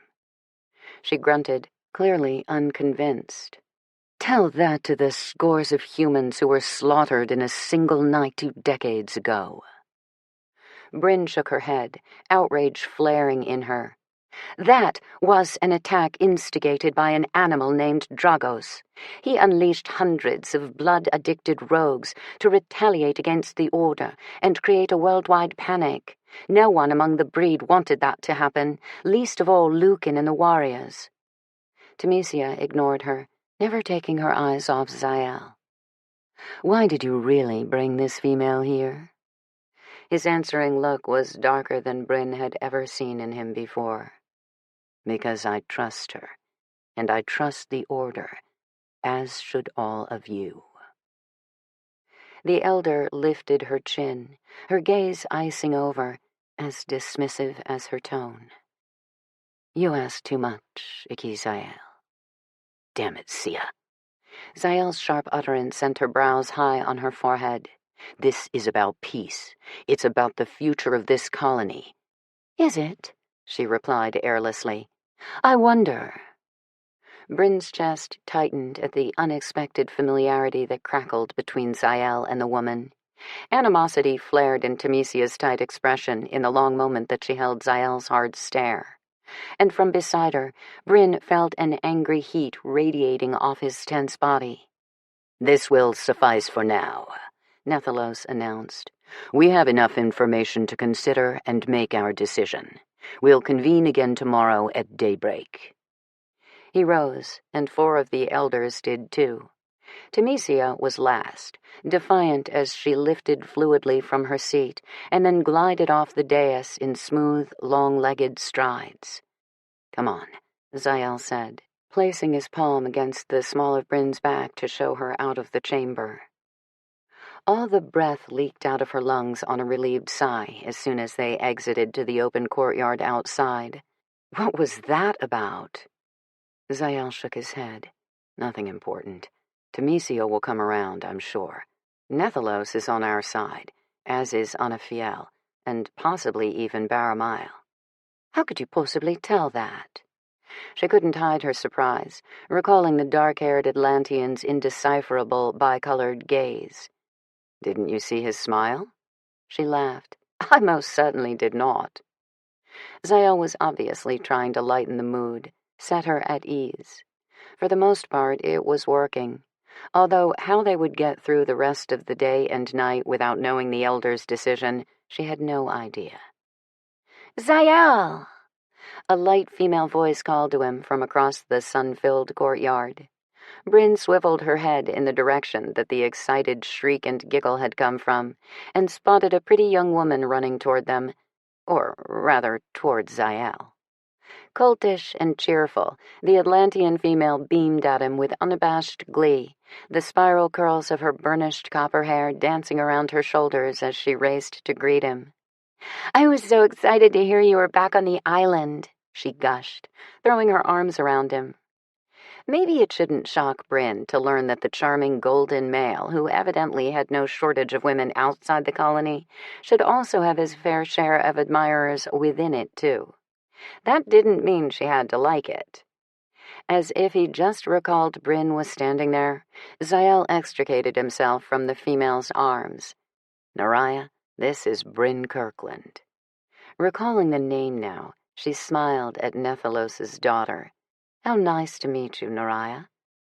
This close, she realized the young woman was likely no more than a teen. Eyes of a similar golden-brown shade as her father's studied Bryn in avid interest. "Bryn is my colleague from the outside," Zael said. He glanced at Bryn as he spoke, his gaze reminding her of their agreement to maintain a platonic facade in front of his people. After the uncomfortable way the meeting with the elders had ended, with Temesia in particular, Bryn couldn't fault him for wanting to maintain an air of professionalism while they were there. "Are you really a daywalker?" Bryn smiled at the girl. "I really am." "And you really drink blood?" Zael cleared his throat. "Naraya." "Sorry." She grimaced and gave an apologetic shrug. "Maybe we can talk more later?" "I'd like that," Bryn replied. As they spoke, she noticed Zael's head was turned toward the council chamber, to where Temesia was now standing. Her arms were folded over her chest, her expression coldly assessing. If there had been room for doubt before, when the Atlantean female had been staring daggers at Bryn and doing her best to undermine the discussion of an alliance, there was no denying it now. Temesia's problem with her was jealousy. The jealousy of a lover. "I'll be right back," Zael murmured. "Bryn, will you be all right?" "Of course." Her answer was a lot more confident than she felt in that moment. "I'll be fine. Go do what you have to do." "I'm going to take Bryn to the guest cottage," Naraya announced helpfully. He nodded. "I'll catch up with you as soon as I can." Bryn stood there, refusing to watch as he strode back to meet Temesia. She didn't want to see the other woman's smug reaction, nor wonder what Zael might be saying to soothe her ruffled feathers. Unfortunately, not even her pride was strong enough to deny her foolish heart. She turned her head to look for Zael, but he and Temesia were already gone. Chapter 29.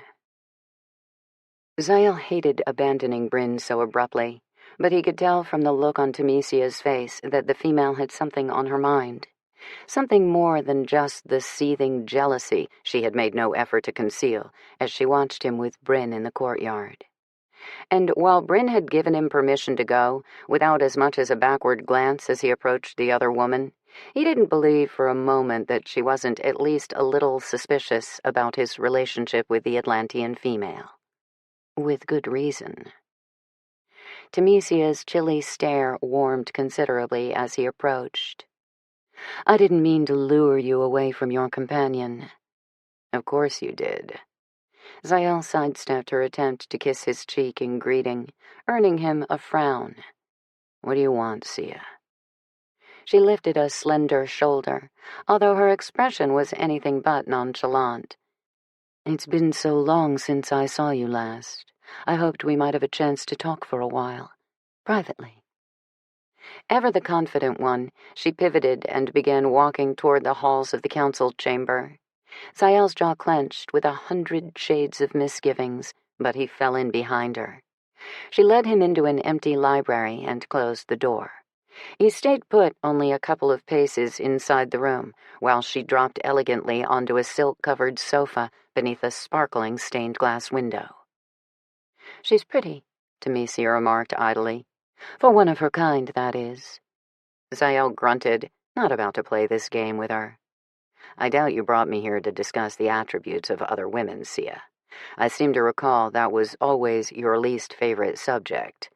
What's on your mind?" "You mean, besides you?"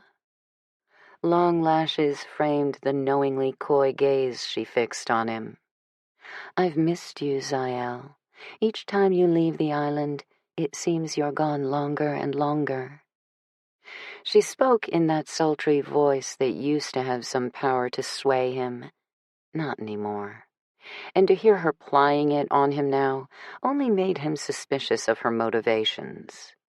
Temesia was a shrewd woman who went after what she wanted. So, what did she want from him now? He leaned against the library wall, studying the beautiful blonde elder who was so accustomed to wrapping any mail around her dainty finger. "Somehow, I doubt you've been waiting here, pining for me, Temesia. We were only together a few times. You're hardly the type to waste away." Her pout faded into a sly smile. "You know me too well, Zael. No, I haven't been pining. Elion has been seeing to that lately." "Elion?"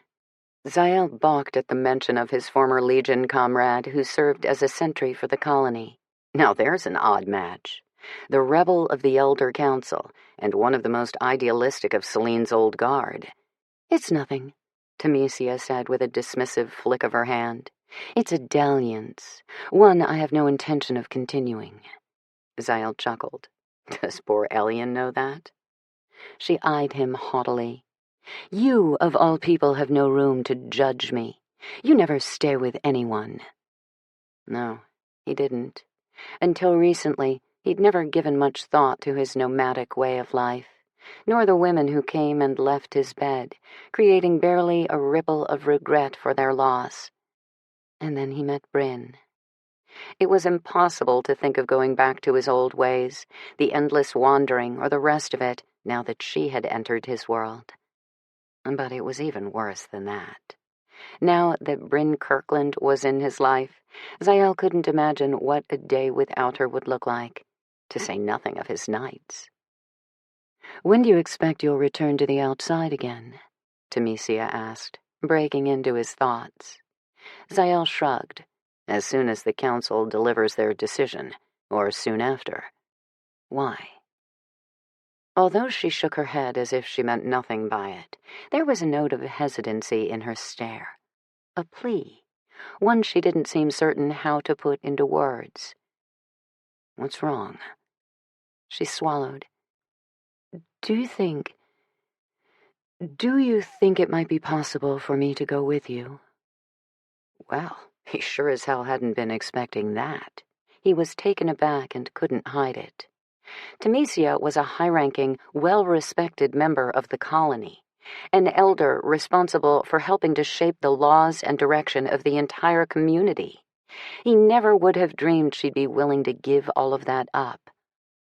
"Go with me?" "Not as your woman, if that's your concern," she quickly added. Although, if you wanted to try, you might be able to convince me to change my mind on that." "I don't," he told her gently. "And what you're asking of me, you must know that if you leave, there's no coming back." A strange hauntedness crossed her face, but it was there and gone in an instant. "I know it means if I go, it will be for good." Zael was the only one in the colony to be granted access to come and go as he pleased, and only because Nephilos trusted him as he would one of his own kin. Temesia was asking him to throw that away. Incredibly, she seemed willing to throw away everything she had built for herself in the colony, too. "Why would you want to leave? The colony is who you are. You've never seemed restless here in all the time I've known you." "I have my reasons for wanting out, for wanting a new life, as I'm sure you had yours." "Have you mentioned this to the other elders?" "No, they wouldn't understand." She gave him a sad smile. "I hoped that you might." He raked a hand over his scalp. "I can't take you out of here. You know that, right? Not without the council being aware first. Not without their permission. If I do, we'll both be banished." It was hard to ignore the small voice in the back of his conscience that wondered if being barred from his people might not be the worst thing that could happen to him. After all, a life with Bryn might wait for him on the outside. He didn't know what that kind of life would look like, but part of him hoped for it, wanted it, with a desperation that staggered him. But the thought of turning his back forever on the part of him that was Atlantean wasn't something he could consider lightly. "I can't take you with me, Sia. Not without the colony's blessing." He cursed under his breath, considering everything that was currently at stake. "And I sure as hell won't do it while I'm here trying to win the council's trust for an alliance with the Order." "I'm sorry," she blurted, looking edgy and uncomfortable now. "Forgive me, you're right, and I shouldn't have asked it of you, Zael. Please, don't tell anyone I did." She got up from the sofa. Before he could say another word, she vanished from the room in a brilliant flash of Atlantean light. Shit. Zael stood there for a moment, processing everything she'd said. It hardly made sense, not to mention the fact that he'd never seen the strong female look so unsteady. He didn't know what her true reasons were for wanting to separate from the colony, nor did he expect Temesia to tell him, especially not now. He could only hope his refusal to help her didn't jeopardize everything at stake for the Alliance. Chapter 30. Bryn stood at the water's edge on a secluded stretch of beach, watching the crystalline blue waves lap at her bare feet. Nariah had shown her to the small white stucco cottage that would be her quarters while she and Zael were on the island. According to her, Zael had his own cottage farther up on one of the hillsides, the home he kept for those rare visits he made to the colony. Was that where he'd gone to now? She refused to think he might have gone there with beautiful Temesia, even though the sting of his abandonment still burned in her breast. That wounded part of her wanted to reject the idea that she had any stake on him. Zael had lived a long life before he came swaggering into hers. She couldn't expect him to pretend he hadn't, or that the people he'd met along the way didn't still mean something to him. They did mean something to him. She saw that today. For some reason, she had been deluding herself into thinking Zael was as alone and isolated as she was, that they had that in common somehow. Today she saw that despite all of his wandering, he had a home. Here, with the colony. She'd never had anything like that. She didn't know how to be part of a community, a culture, a family. She had never quite fit, not anywhere. She'd never felt she belonged, not to any place or anyone. Except when she was lying in Zael's arms. "This view has never looked better." The sound of his deep voice startled her. She spun around to find him strolling down onto the sand, his white linen tunic riffling in the breeze, his eyes as bright and brilliant as the water she'd been admiring a moment ago. "I trust Naraya got you settled with everything you need." "Everything I need except you," she thought, her pulse quickening at the sight of him. She nodded. "I'll be fine. You didn't need to check on me." His brow furrowed as he approached. "I'm sorry for leaving you the way I did. I was concerned Temesia might use her jealousy against the Alliance if I left her standing there ignored." "Of course. I understand. We have to do what's best for the Alliance. After all, that's the only reason you brought me here." "Is that really what you believe?" He reached out, brushing the backs of his fingers against her shoulder. She deliberately sidestepped a pace, dodging his touch. "Careful.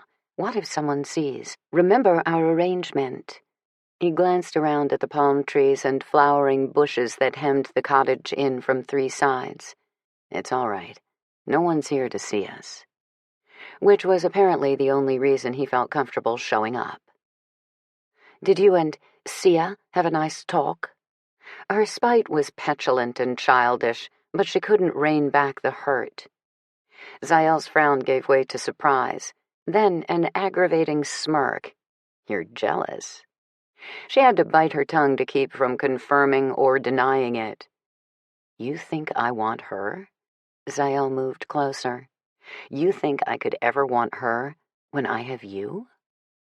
Sunlight haloed him, glinting off his copper-shot golden waves. His handsome face always took her breath away, but especially now, with his sculpted lips curved in a sensual smile, and those oceanic blue eyes darkening as his gaze penetrated hers. He radiated a magnetic heat that permeated straight to her core, making her pulse hammer and her sex clench with desire. He smelled amazing, too, as exotic and lush as the island that surrounded them. The citrusy, clean scent of him was as intoxicating as the breeze rolling off the frothing surf at her back. "My beautiful, headstrong Bryn," he said, cupping her face in his palm. "Do you honestly think there is any other woman I want to be with more than you, here on this island or anywhere else?" She tried to hold on to her anger, but it was difficult, with Zael filling her vision, dominating her senses. His hand slid around to the back of her neck, warm and strong against her skin. "Since you don't seem to know that, let me tell you, there isn't." "Was there ever?" she whispered, needing to know. "I mean, with Temesia." "No, not with her. We've been together a few times, but it was never something that would have lasted." He shook his head, but there was a hauntedness in his gaze, a flicker of shame she struggled to understand. "Not with Temesia," Bryn guessed. "But there was someone else, from the colony?" "No, she was human." Bryn swallowed at the unexpected admission, but then maybe it wasn't so unexpected. "Dylan's mother?" "I should have told you about her before," he murmured. "You deserved to know what happened, why I have a daughter I never knew existed until only a few weeks ago." She recalled the few details he had given her about the woman. "You told me you met her while she was on holiday in Greece."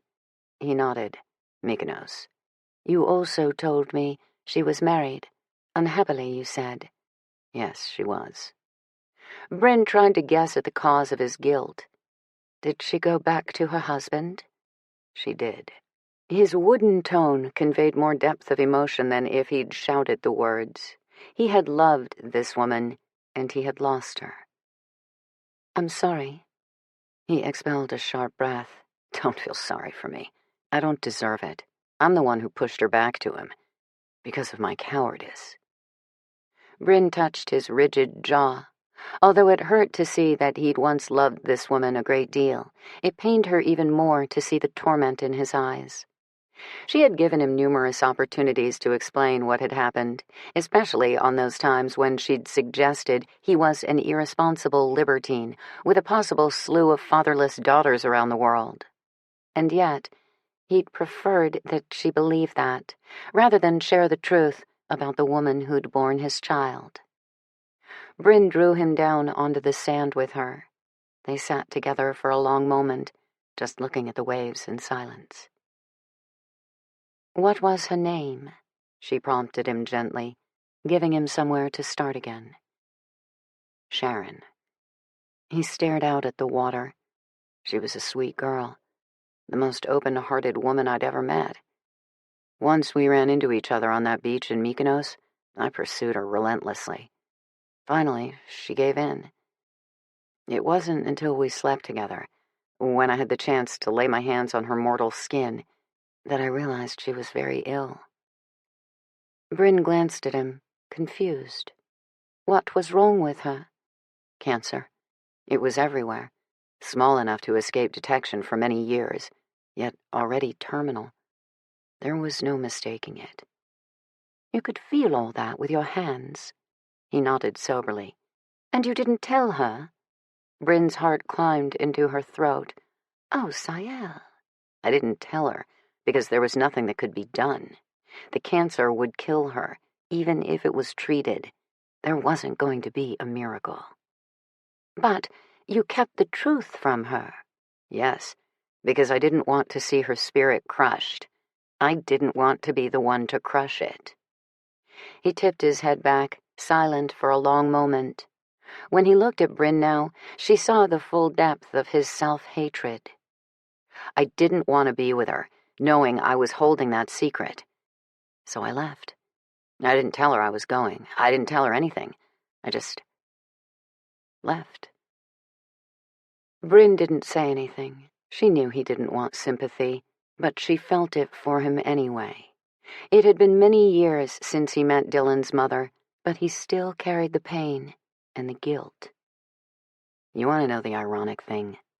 She gave him a wobbly nod, still trying to process everything she'd heard so far. In the end, it wasn't the cancer that killed Sharon. Dylan told me that just a few days ago. He turned a stark look on Bryn. It was Dragos who killed her. How?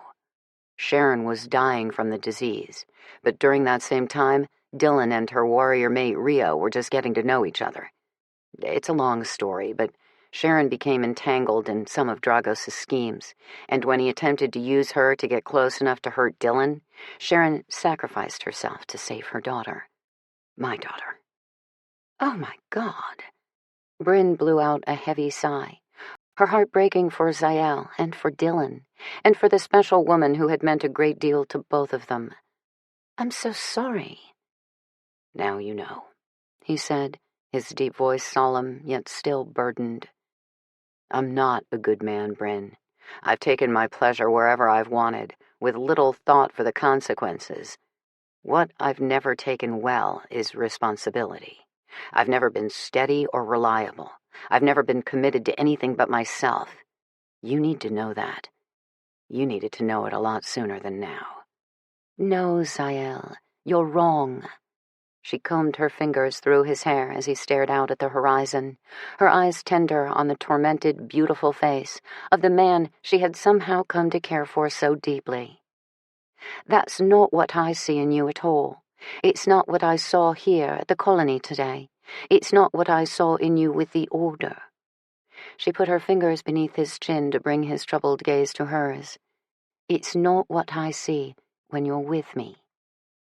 He cupped her face in his palm, his thumb lightly stroking her lips. After Sharon, I never allowed myself to feel that deeply again. I didn't let myself feel love because I never wanted to feel pain or loss. But with you, everything changed when I saw you, Bryn. She wanted to believe him, but there was a part of her that was still afraid, still certain the day would come when he rejected what she really was inside, or when he would regret that he hadn't rejected her. I've been alone all my life, Sayel. It's where I feel safe. She turned her face into the cradle of his palm. But you were right when you said I was lonely. I never realized how empty my life was. I didn't realize it could be any different. But now Now what? She took a breath, needing to say the words before she let herself fall any deeper. I'm afraid that I'll wake up one day and my life will be empty again. I'm afraid of what I am, what Dragos made me, and I'm afraid of what I may still become. None of that scares me. Zael's touch was tender as he reached out to trace the faint pattern of a glyph that was awakening on her chest. When he glanced to her eyes, his gaze was resolute. We'll get through it together. My light helped you through the worst of it once. It can do it again. She laughed sadly. For how long, Zael? As long as you want me. What if that's forever? The question fell from her lips before she could stop it. He didn't say anything for a moment, and she closed her eyes, praying the beach beneath her would open up and drag her down. But then Zael's lips were brushing against hers. She melted into him on a moan, her fangs tingling in her gums.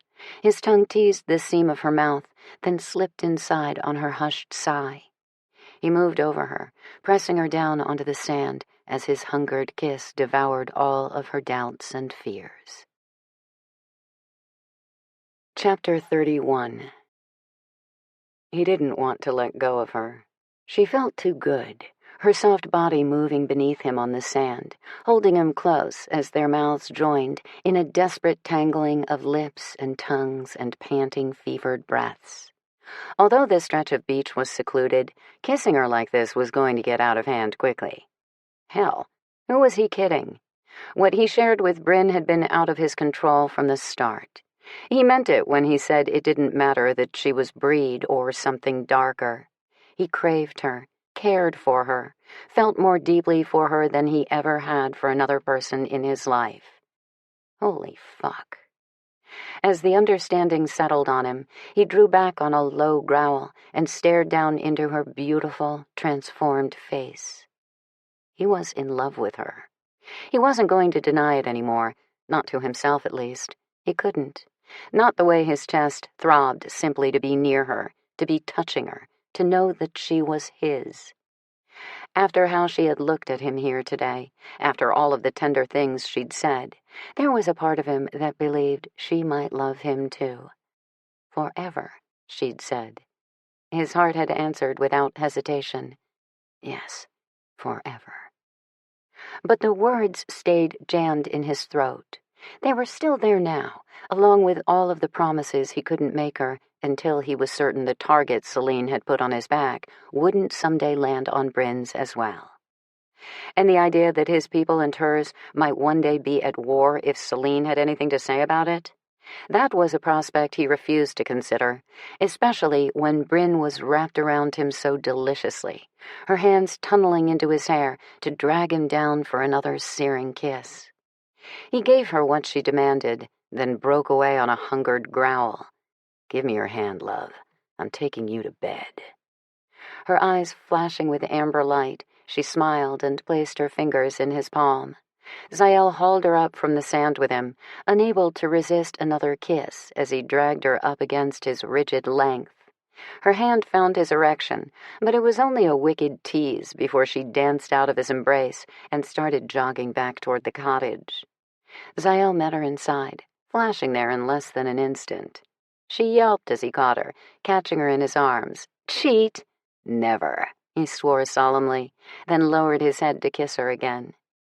He didn't need to feel the scrape of her fangs across his tongue, or feel the heat of her amber irises radiating from behind her closed lids, to know that she wanted him inside her as badly as he needed to be there.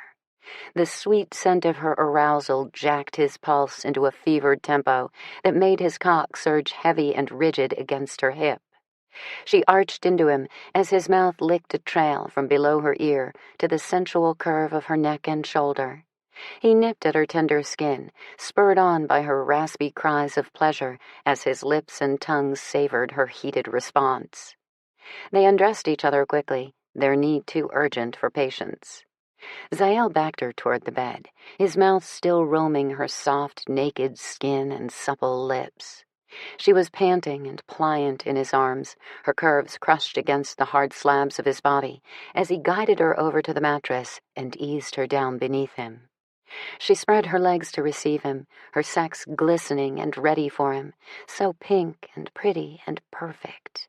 He sank between her thighs on a low groan, wanting to savor every sensation, yet knowing he was too far gone to be gentle. His cock nestled into the hot, wet cleft of her body. His groan was ragged, his curse reverent, as he pushed inside and felt her tight walls stretch to accommodate his size. Bryn sighed as he drove deep, all the way to the hilt. Her spine arched up to meet his thrust, her small cry of pleasure gusting against his ear, as he dropped his head and began a firm and steady rhythm. Her ecstasy was a drug to him as he rocked in and out of her. He watched it play across her features, which were now fully, gloriously breed. Amber light swallowed all the green of her irises as she stared up at him, her pupils narrow slivers amid all of that smoldering fire. With each blissful moan, every escalating sigh, the tips of her fangs surged longer, diamond-sharp and deadly, erotic as hell. Bracing himself on one elbow while he rolled his hips into hers, he reached out to caress her transformed face. Only his touch was gentle, his need too urgent as he watched her cheeks flush with rising color and her mouth dropped open on a sigh of imminent release.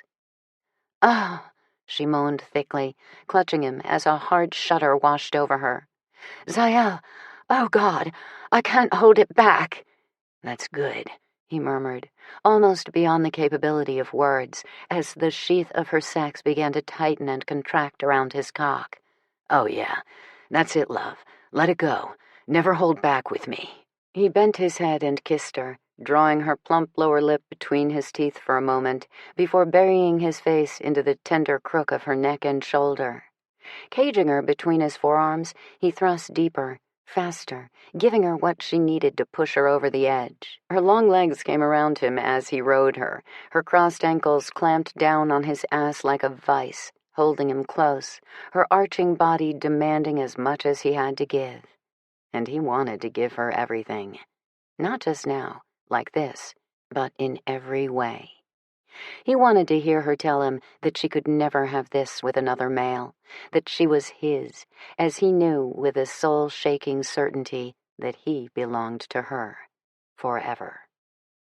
The thought became a vow as her fire-like gaze locked on his, and she surrendered to the tremendous force of her climax. Her cry boiled out of her, throaty and wild.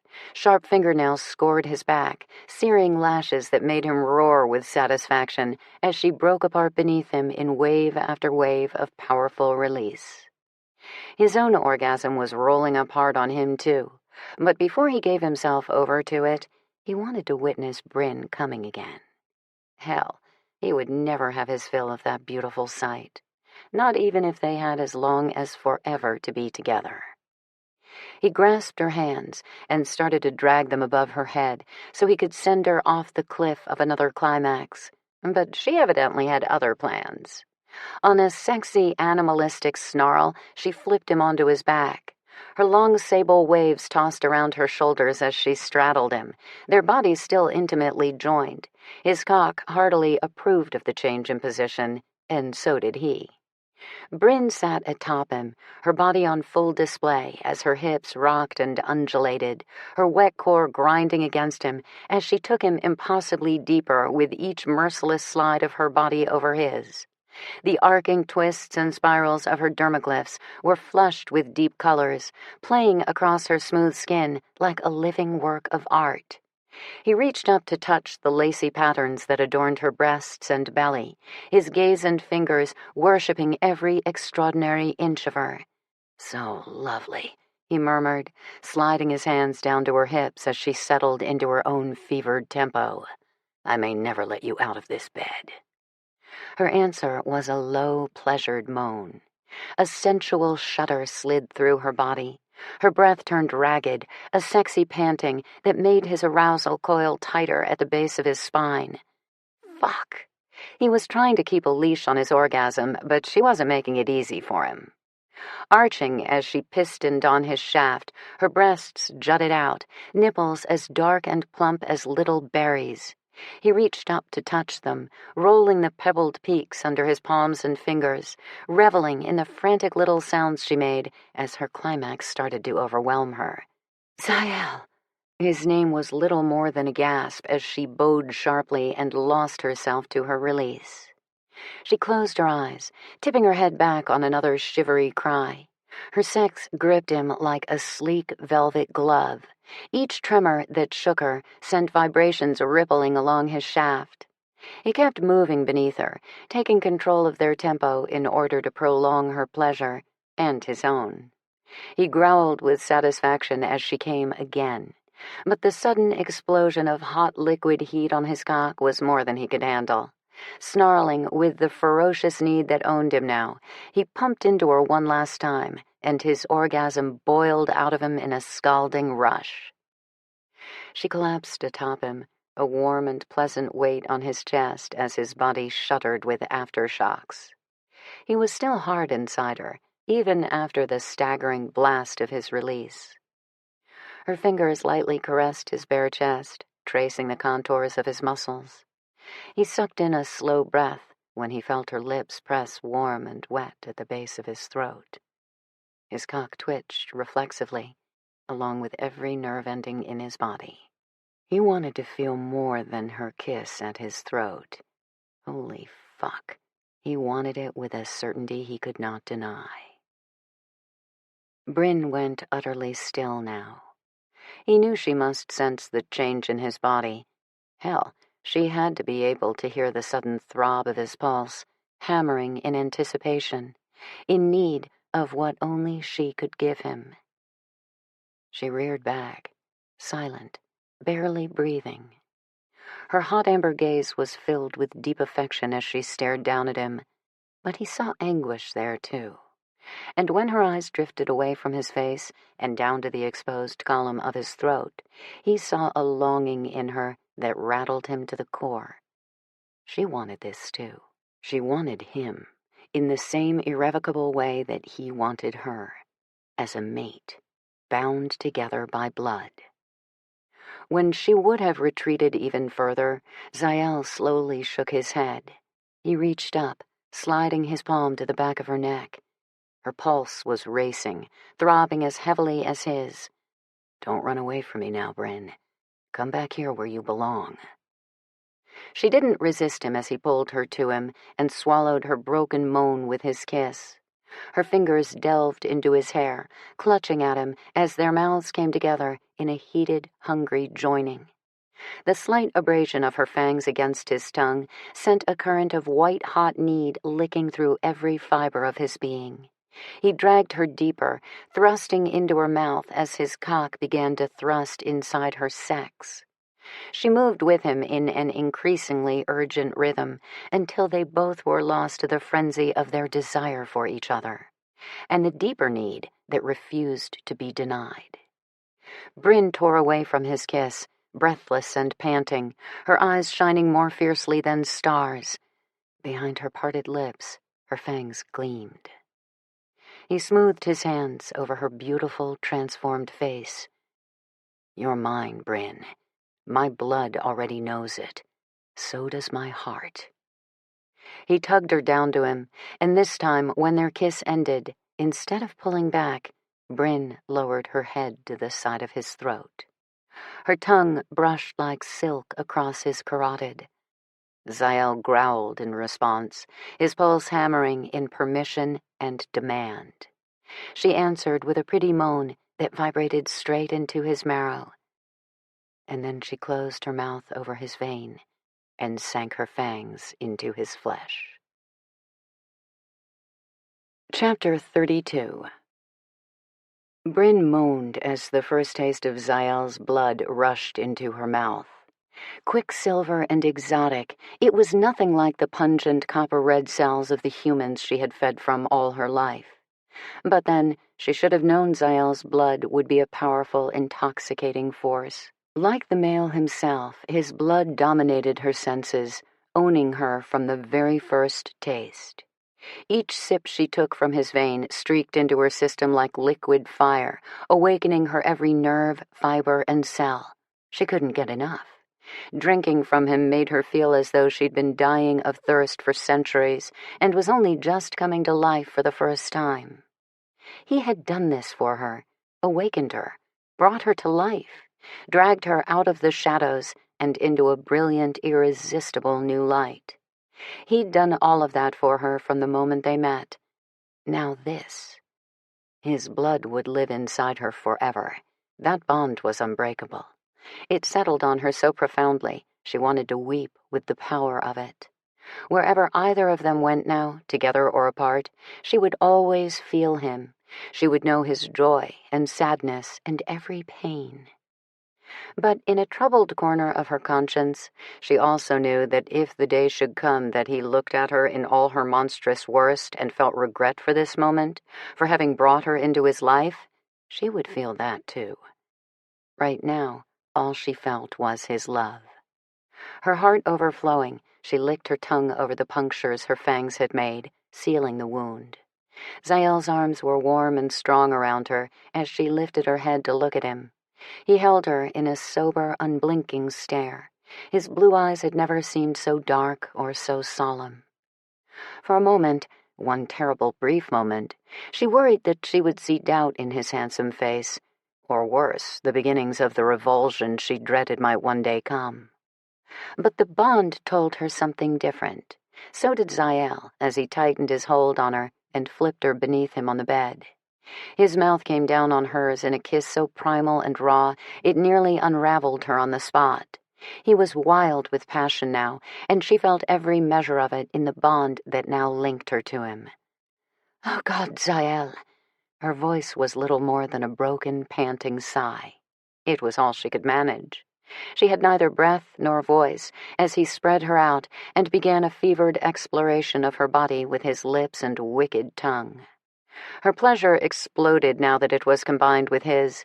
The blood connection to him multiplied her ecstasy, and the power of her desire twined with his was almost too much to bear. She arced off the mattress as his mouth latched onto her clit. Hot and wet and relentless, his tongue licked and sucked and teased her swollen bud. When his finger slid inside her sheath and began to thrust in time with his mouth's torment, she spiraled toward a pleasure she could not contain. Her orgasm crashed over her like a tidal wave. It swept her high and left her shattered, totally at his mercy, and he gave her none. She was still soaring, every nerve ending electrified and vibrating with bliss, as he prowled up the length of her body, then entered her on a low snarl of possession. He drove deep, deeper than she thought possible. Her head tipped back on a gasp, her hands fisting in the sheets as he rolled his hips, hard and fast and claiming. "Look at me, love." His rough command brought her searing gaze back to him. "Watch me take you. Know that you're mine. Tell me you feel it." "Yes, I'm yours. I feel it, Zael." She stared up into his eyes, swamped with pleasure and emotion, and so much love. It filled her with a growing, powerful light, his light, inside of her now. "Oh, God, Zael, I feel everything." "Show me." His gaze burned with intensity as he pushed her higher, ever higher. "Let me feel it too, Bryn. Let me taste it. Right now." She frowned, uncertain she understood, afraid to hope. But the truth was there in his eyes. It was in the emotional connection she had to him now, the one he was asking her to complete with him. He wanted this. He wanted her bond. Would he want it when she was at her worst? The question scraped at her coldly. Yes, he had seen her in the throes of bloodthirst. He knew what she became then. But to feel it in his own blood? To know the savagery that filled her when she was less breed than monster? Bonding him to her meant bonding him to everything she was, including the part of her that was ancient. How could he ever look at her with desire, or with any kind of affection, if she let him take that hideous part of her into his own soul? The fear that he would regret it made her veins freeze up. The very thought that he might one day look at her in revulsion or loathing was too much for her to bear, especially now, when he was holding her so lovingly, making her wish for things she could never have. Zael, no. Extricating herself from his embrace, she pushed away from him and scrambled to the edge of the bed. What's wrong? The concern in his deep voice made her wince in misery. When his hand came to rest gently on her shoulder, she flinched, stood up abruptly, and moved out of his reach. I'm sorry, she whispered. I can't do this. Neither should you. Please, you should go. Go? So much confusion in that one word. He got up from the bed and walked toward her. His face was drawn with bewilderment and with tender affection. Seeing his care for her now only reinforced the dread that if she let things go any further with him, that love would turn to disgust. I can't do this, Zael. Drinking from you was a mistake. It sure as hell didn't feel like a mistake to me, he shot back, anger overtaking his disbelief. It felt right, and I know you felt it too. She shook her head. I can't do this, Zael. Not here. Not now. We shouldn't even risk being together until after the alliance is decided. You said that yourself. Fuck the alliance. His reply exploded out of him, his voice clipped and harsh. This is about you and me, Bryn. Nothing else matters to me. Not even the colony? She knew it did, and if he tried to deny it, she could see that he knew she'd call him on the lie. She had only been on the island for a few hours, and she could plainly see that for all of his wandering, this place and its people had been his only semblance of home. His infrequent returns and brief stays hadn't diminished the fact that for most of his immortal life, the people here had been the closest thing to family he'd ever had. He would never truly turn his back on them, and she would never belong here, no matter the outcome of the alliance they had been entrusted to make happen. I shouldn't have taken your blood, Zael. It was selfish, the most selfish thing I've ever done. I can't let you make it worse by shackling yourself to me, too. Are you joking? His anger and confusion had now hardened into pain. She felt it vibrate in her veins as he stepped closer to her. She retreated deeper into the shadows of the small room. Zael, please. I want you to go. Bryn. He reached out to her. Go! It was the beast that lived inside her that shouted the command at him. She felt her nails harden into black talons as her misery morphed into desperate fury. Her skin prickled with the eruption of her alien dermaglyphs, the tangled patterns rising to the surface to cover most of her body.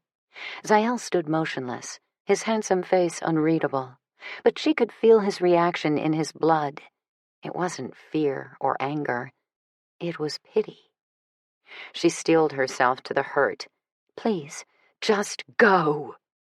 She turned away as he slowly retrieved his clothes and put them on, knowing if she watched him start to walk away from her, she might be tempted to call him back.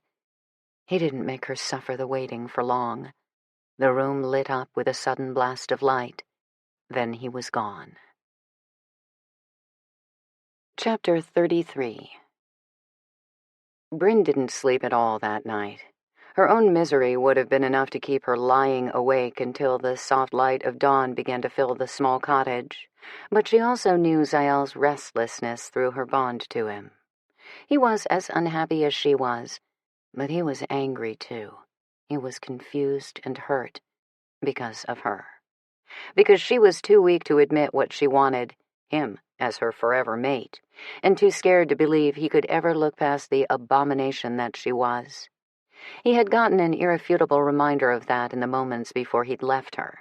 Self-directed rage had brought her monster out in all of its hissing, lethal worst. He'd seen it, and he had felt sorry for her. She'd felt his pity. The sting of it still burned like acid in her throat and in her heart. Maybe he finally understood just how impossible any kind of future would be for them. Maybe seeing her like that again was just what he'd needed to admit that she was right. They were from two different worlds, and although she'd never had much to call her own, and even less to return to now, he had everything waiting for him here at the colony. The last thing she wanted to do was jeopardize that for him by shackling him to her through a blood bond, even if pushing him away had felt as though it were killing her inside. She couldn't deny that a shameful part of her had hoped he might return to the cottage and demand another chance to convince her. Nor could she pretend that she wasn't disappointed when the knock came on her door that morning, and she found Naraya waiting there instead of Zael. "Hi, Bryn," the girl smiled cheerfully in greeting. "The council is going to be meeting soon. Zael's on his way there now. He asked me to come and fetch you if you're ready." Oh, he was already there, already adjusting to the distance she'd insisted upon. She schooled her expression into one of pure professionalism, even though an ache was tearing open inside her. "Of course, I'm ready. Let's go." She barely registered Naraya's bubbly chatter as they walked up the cobbled street to the council chamber building. Her steps felt heavy, her heart pounding rapidly in anticipation of seeing Zael again after the terrible way she'd ended things with him. He waited inside alone, facing the vacant dais.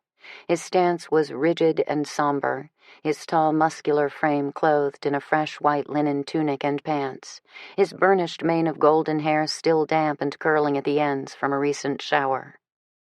Every cell in Bryn's body lit up at the sight of him, her senses evidently unaware of just how stupid she'd been in pushing him away.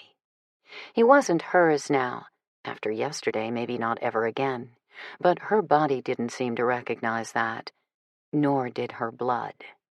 Her veins throbbed as she watched him go utterly still when he realized she was there. She felt the spike in his heart rate, too, as he pivoted slowly to watch her as Naraya took a seat near the back of the chamber and Bryn approached him at the dais.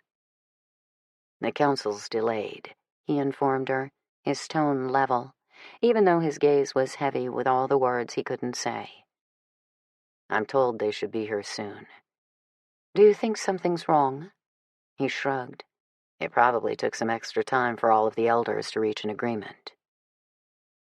As they waited a few minutes in awkward, uncomfortable silence, she couldn't keep from recalling Temesia's hard stare in the courtyard, or the skepticism she had expressed toward the prospect of the alliance.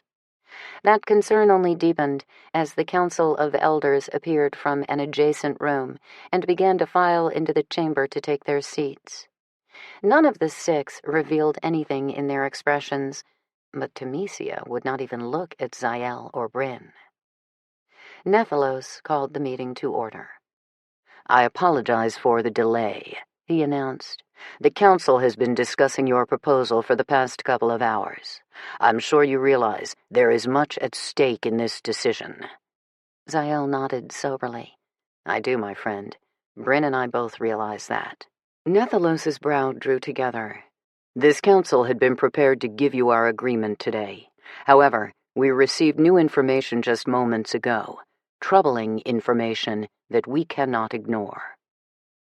Bryn felt Zael's blood run a bit colder in his veins.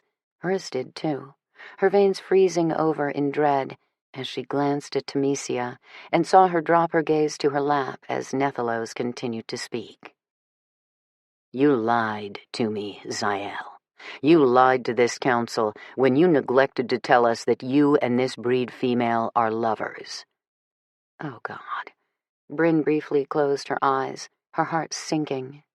"We have a witness who reported seeing you together at the cottage," Nephilos went on. "This witness saw her drinking your blood, Zael." Bryn felt sick. Guilt and alarm flooded her, along with Zael's sharp stab of shock. She felt the clawing sharpness of his dread and the bite of his rising fury. "Was it you, Sia?" His demand rumbled with outrage. "Damn it! Did you do this?" She glanced up now, her beautiful face stark as she shook her head. "No, I swear it." Nephilos rose from his seat. "There will be no alliance. There cannot be, not under the terms you've proposed, Zael. Not while your loyalty appears to be swayed toward the breed and the order. What are you saying? Another of the elders, Paranormal, the male with bicolored eyes, fixed a disapproving look on Zael. The colony needs assurance that you will act on our behalf, in our best interests, should the order one day come to us for help in standing against Selene.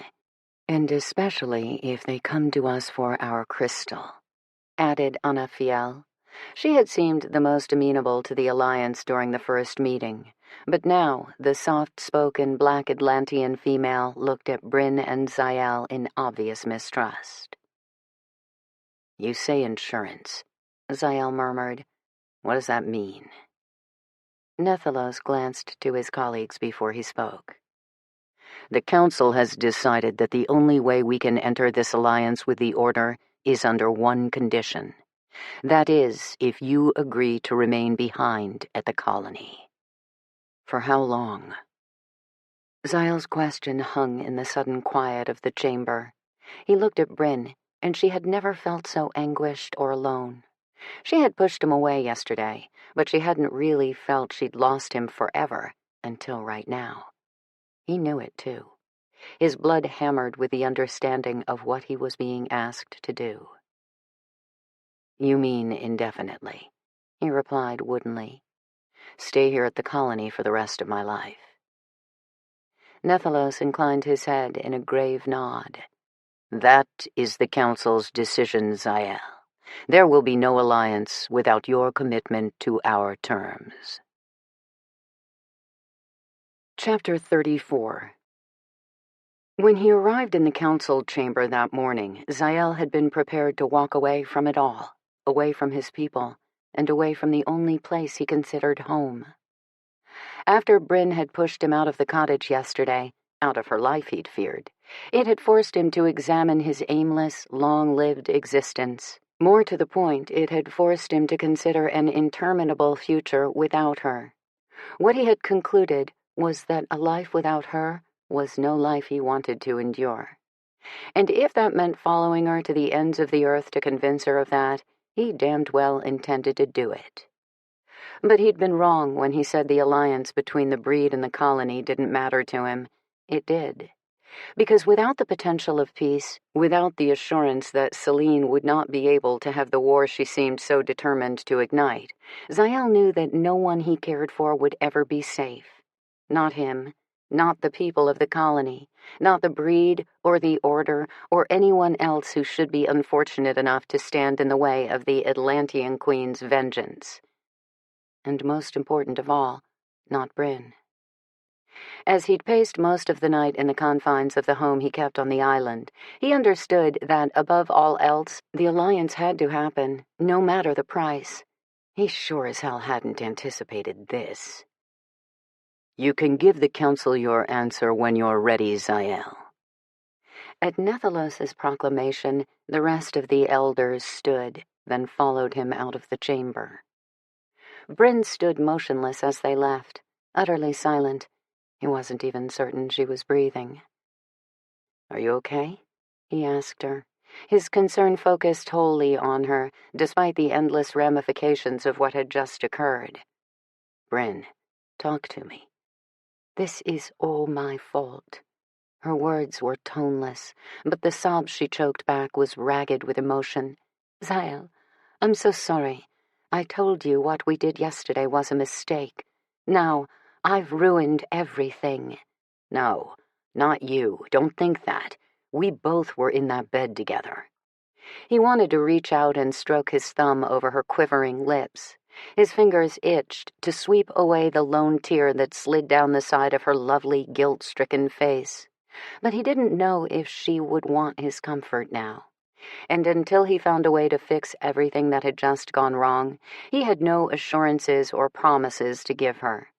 As for the Council, he didn't need to delay another moment. He had his answer for them. He only had to convince them to accept it. Stay here, he told Bryn. I need to find Nethalos and talk to him privately. At her nod, Zael dashed out of the chamber. He ran to his friend's personal office in the council building, but the elder was nowhere to be seen. As Zael stepped out, Temesia nearly crashed into him in the passageway. "Zael, I'm sorry." Her face collapsed in what appeared to be a damned good imitation of remorse. "I didn't know." He halted, too suspicious to ignore her, no matter how viciously he vibrated with the need to explode, to rage, to punish. But he couldn't blame anyone for how he felt about Bryn. He couldn't condemn the council for their decision to disapprove of what he felt for her, even if that decision held the power to destroy his life. "What didn't you know, Sia?" She shook her head, misery in her eyes. "Elian. He came to me last night, outraged after spying on you and Bryn down at the cottage." Anger boiled through Zael. "He was there? That son of a bitch was there on that beach?" A curse erupted off his tongue. "You're telling me that Elian was skulking around, peering in windows while Bryn and I made love?" And while she drank from him. The most intimate moments they had ever shared together, and Elian had invaded their sanctity like a goddamned thief. He'd cheapened a private, sacred experience and wielded it as a weapon. "He's crazy, Zael," Temesia shivered as she said it. "He's been talking about the two of us returning to the realm together, but I never wanted that. He wouldn't let it go. That's why I asked you to help me leave." Zael cursed. "You should have told me why, Sia. You should have told someone, damn it." "I know." Her regret was obvious, as was her fear. "He was furious to see you arrive here with talk of an alliance with the Order. I think he'll do anything to prevent that from happening." Zael's mind was churning. He reflected back on the sentry who had once been among Celine's most loyal soldiers. Elian had been an Atlantean patriot before the fall of the realm. Had his loyalty remained secretly intact all this time? Worse, could that loyalty now turn him against the colony as a whole? From what Temesia was saying, the answer seemed obvious. A cold foreboding settled on Zael as he considered Elian's betrayal of him.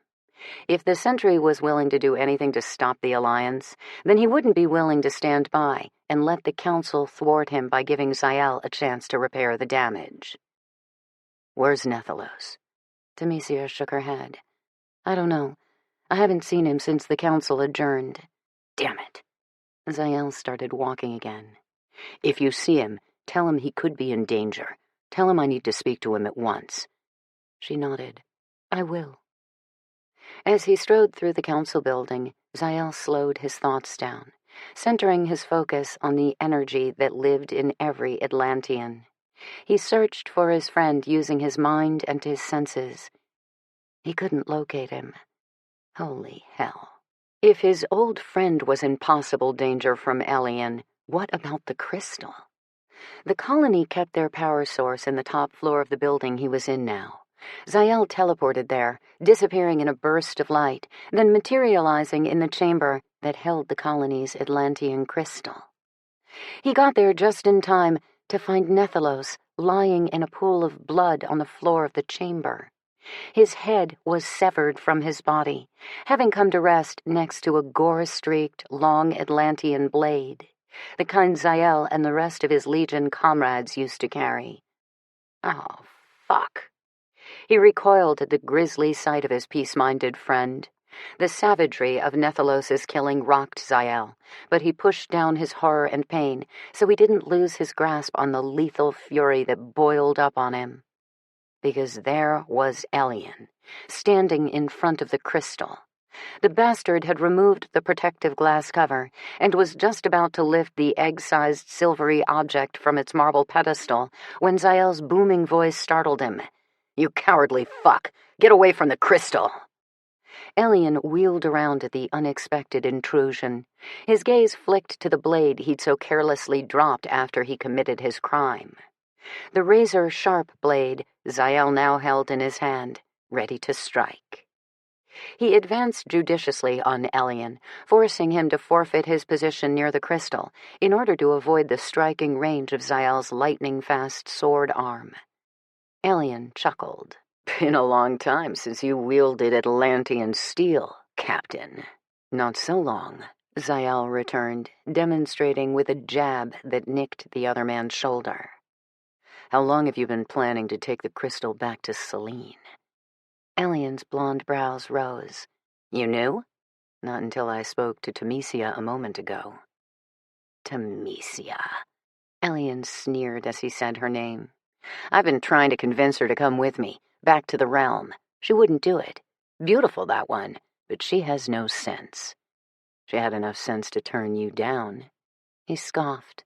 I would have made her come around. I could have persuaded her. But then here you come, back to the island after years away, talking about defying Selene, talking about allying with the Order for fuck's sake. I can't let that happen, Zael. It's happening, Zael assured him. I won't rest until it does. Elian shook his head. We never should have defected from the realm, living in hiding on this rock, all of us isolated from the rest of the world and forbidden to come or go. He chuckled brittly. Well, all of us except for you, Zael. And now here you are, asking us to put our fate in breed hands? Never. We should go back to Selene before we trust any of the breed. We're better off with the devil we know.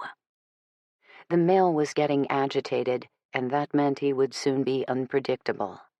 Zael edged him farther away from the pedestal that held the crystal, keeping him distracted with short bites of the blade. Finally, he had Elian pushed toward the center of the chamber, Zael standing between his opponent and the crystal. But Elian wasn't finished berating him. He glanced briefly down at Nethalos. I tried to convince him, but he refused to listen. Why would he? I'm a lowly soldier, only fit for guarding the gates, not breathing the rarefied air of the council chamber. Again, unlike you. Now he grinned, his gaze too avid to be fully sane. What makes you so damned special? Nothing. Temesia was no better than Nethalos. With her, I was good enough to fuck, but not good enough to be heard. Not good enough to obey. Well, no more. Light exploded from Elian's hands. Even though Zael braced for the impact, the sudden blast of power crashed into him like a freight train. The other warrior had always been strong, but this immense force was something different. Bloody hell. The crystal, Zael realized. Elian hadn't had the chance to remove it before Zael interrupted him, but he had been close enough to touch it. And the power he'd siphoned off that brief contact now gave him the strength of 10 Atlantean warriors. The force of Elian's light blew Zael off his feet, sent him hurtling across the chamber. He lost his grasp on the blade as he slammed into the stone wall of the chamber, bones shattering on impact. White-hot pain exploded all through him. Elian's laughter was madness as he raised his hands in front of him and prepared to unleash another punishing blast on Zael. Chapter 35. He was in agony. Bryn felt Zael's sudden, unbearable burst of pain echo through her blood, as if it were her own bones breaking, her own skull ringing from a sudden, savage assault. Oh no.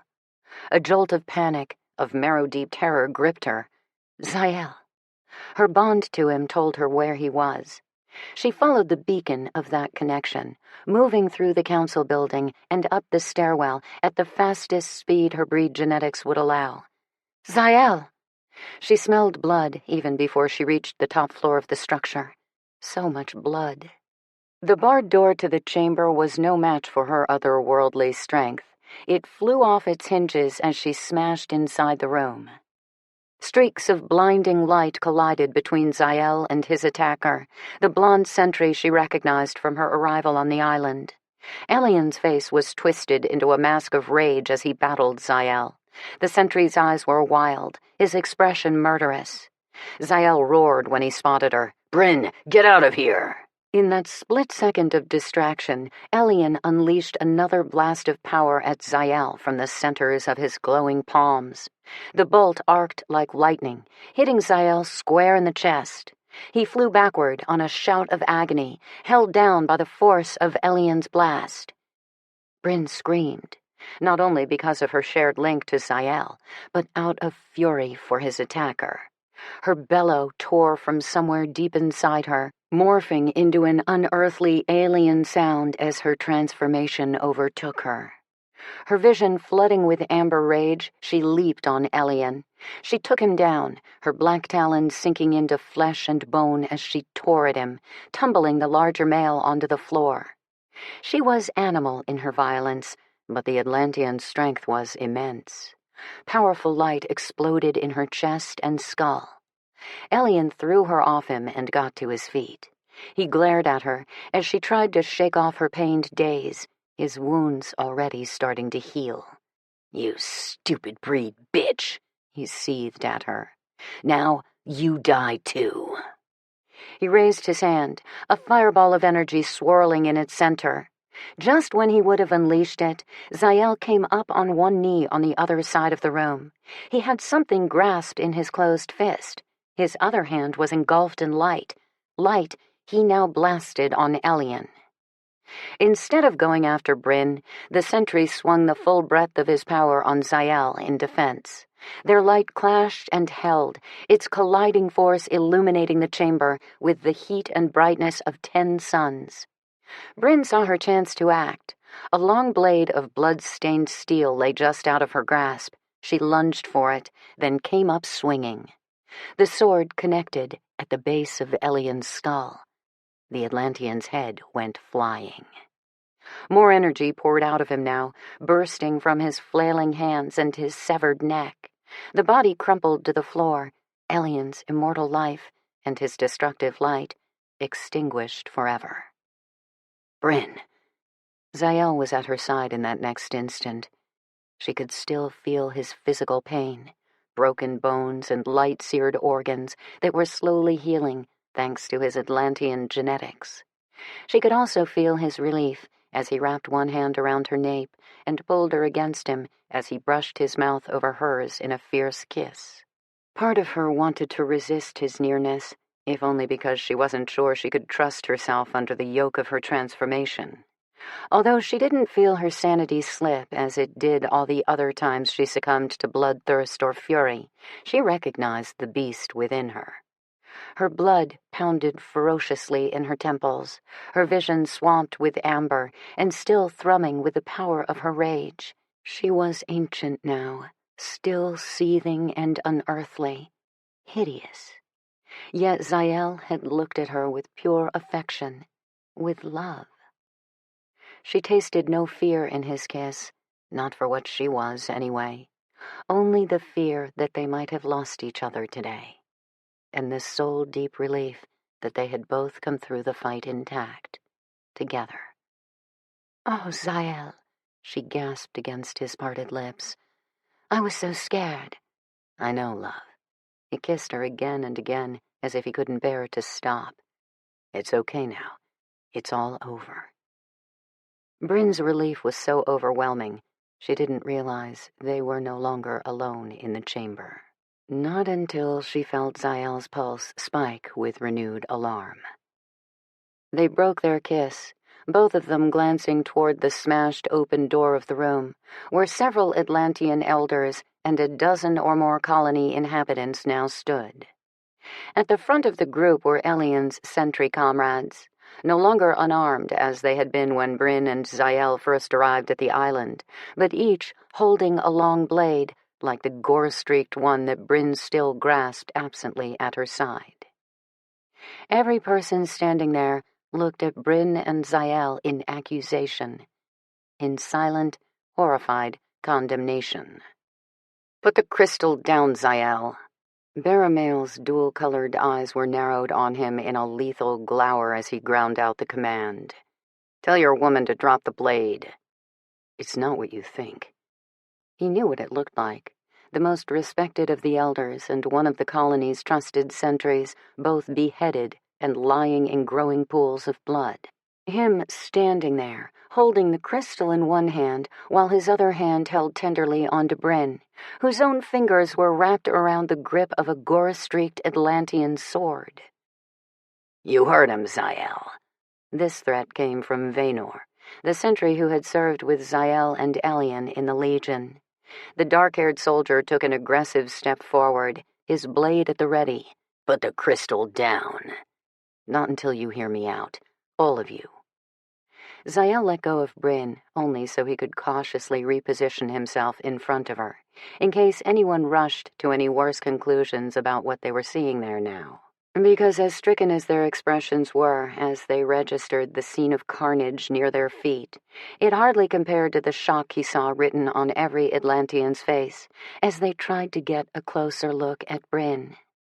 She was fully transformed, as she had been the night he'd found her in that Georgetown alley. Her fangs were enormous, her eyes heated orbs of molten amber. Every inch of her pale skin was now covered in a tangle of dermaglyphs. Even her face bore the ancient skin markings, all of them seething with dark colors. Zael didn't need to glance at her hand, where it curved loosely around the grip of the Atlantean blade, to know that the tips of her fingers were crowned in sharp black talons. She was uniquely Bryn, formidable, glorious. He had never felt so proud to be standing with her, nor more in love. "Holy shit," someone whispered from within the stunned crowd. "She's something more than breed," another voice muttered. "Just look at her." "Yes," Zael said. "Look at her. Thank her, because Bryn just helped save this colony today. If not for her, Elian would already be standing in front of Selene handing over this crystal."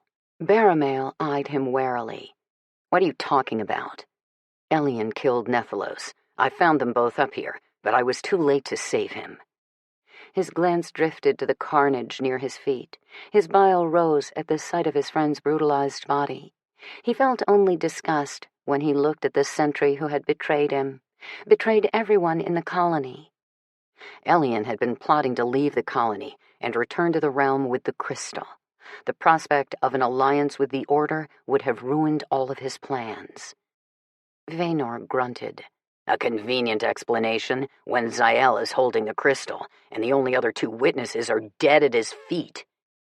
Rumblings of agreement, of suspicion and doubt for both Zael and Bryn, traveled the crowd. "It's all true." Temesia stepped through the gathered throng. "Everything Zael just said is the truth." The other elders who stood at the front gaped at her in disbelief.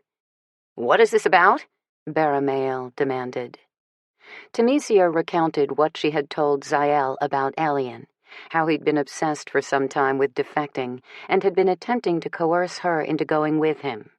She explained how she had grown wary of him, and that she hadn't realized he would be willing to kill, nor had she ever dreamed he might attempt to steal the colony's crystal for his own gain. The other elders and the rest of the assembled crowd gaped at her. Soon, the animosity and mistrust that had been focused on Zael and Bryn began to shift to Temesia. Baramail's bicolored eyes flared with disapproval. "You've known of Elian's disloyalty to the colony, yet never told anyone?" "I was afraid of him," she murmured quietly. "Your fear cost Nethalos his life," Heroth, the other male elder, sharply reminded her. The black Atlantean raked a big hand over his short mohawk. "This cannot stand, Temesia." "I know," she nodded, tears sliding down her cheeks. "I'm so sorry." Baramail nodded grimly to the sentries, and they slowly began to guide the spectators out of the chamber. When it was just the elders remaining, he stepped up to Temesia. "Your actions killed a good man, a friend to us all. That is a loss we can never repair. However, if not for Zael and Bryn stopping Elian, your silence could have jeopardized this entire colony one day. You leave us no choice but to banish you, Sia." A sob choked out of her. "Nethalos was my friend too. I don't expect any of you to ever forgive me. I know I will never forgive myself." "At least we still have the crystal," one of the female elders gently pointed out. "At least Elian was thwarted in his betrayal of us." Zael nodded, agreeing in sober contemplation. "And you still have the Alliance, if the colony wants it." From within Heroth's dark-skinned face, his pale green eyes flicked from Bryn to Zael. None of this changes the Council's condition on the alliance with the Order. What Bryn did here today is admirable. We are all in her debt, but that doesn't change the fact that she's breed. Baramael nodded. If anything, seeing the devotion you share for each other only fortifies the Council's concern that unless the colony has a permanent advocate in this alliance, the odds may always swing in favor of the Order. Zael inclined his head in understanding, even if it wasn't the answer he wanted to hear. He hadn't expected the Council to reverse their decision. Hell, if he were one of the elected elders responsible for the security and governing of the colony, he'd make the same demand. Come, Baramael said solemnly. We can talk more later. Right now, we need to see to our fallen friend, and this council needs to offer comfort to his widow and child. Chapter 36. They buried Nephilos at sundown on the island's highest hill. Bryn had stood beside Zael and offered her condolences to Deandra and Neriah, both of whom were despondent over the loss of the good and gentle man who'd been so beloved to all in the colony, but especially to his family. Bryn had felt Zael's grief too, but he had remained steady and stoic throughout the wrenching goodbyes and the final moments that his friend's remains were laid to rest in the sole grave ever to be dug on the Immortal's island haven.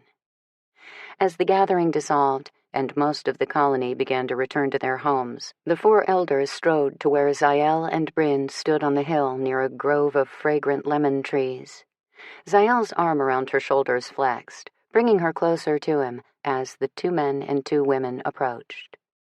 Baramael inclined his head in greeting. It was good of you to speak at the graveside, Zael.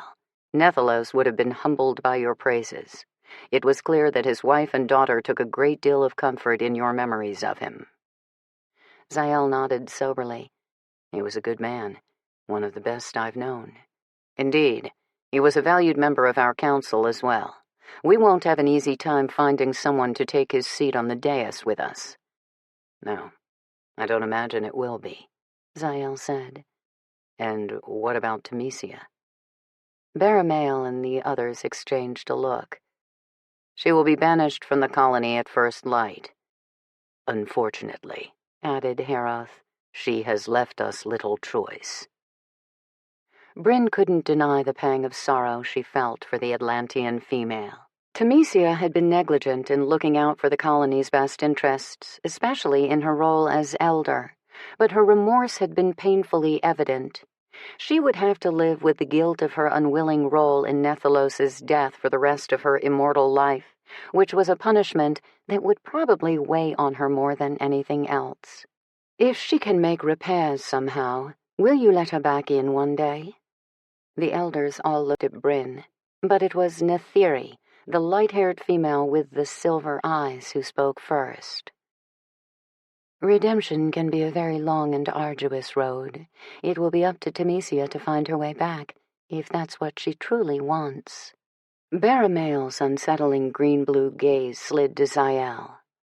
Have you thought any more about what you will do? I have, Zael answered, his tone serious. Bryn looked at him in question. They had only talked briefly about the condition the council had imposed on the alliance, neither one of them seeming ready to discuss the potential of a future spent apart when they had come so close to losing each other for good earlier today.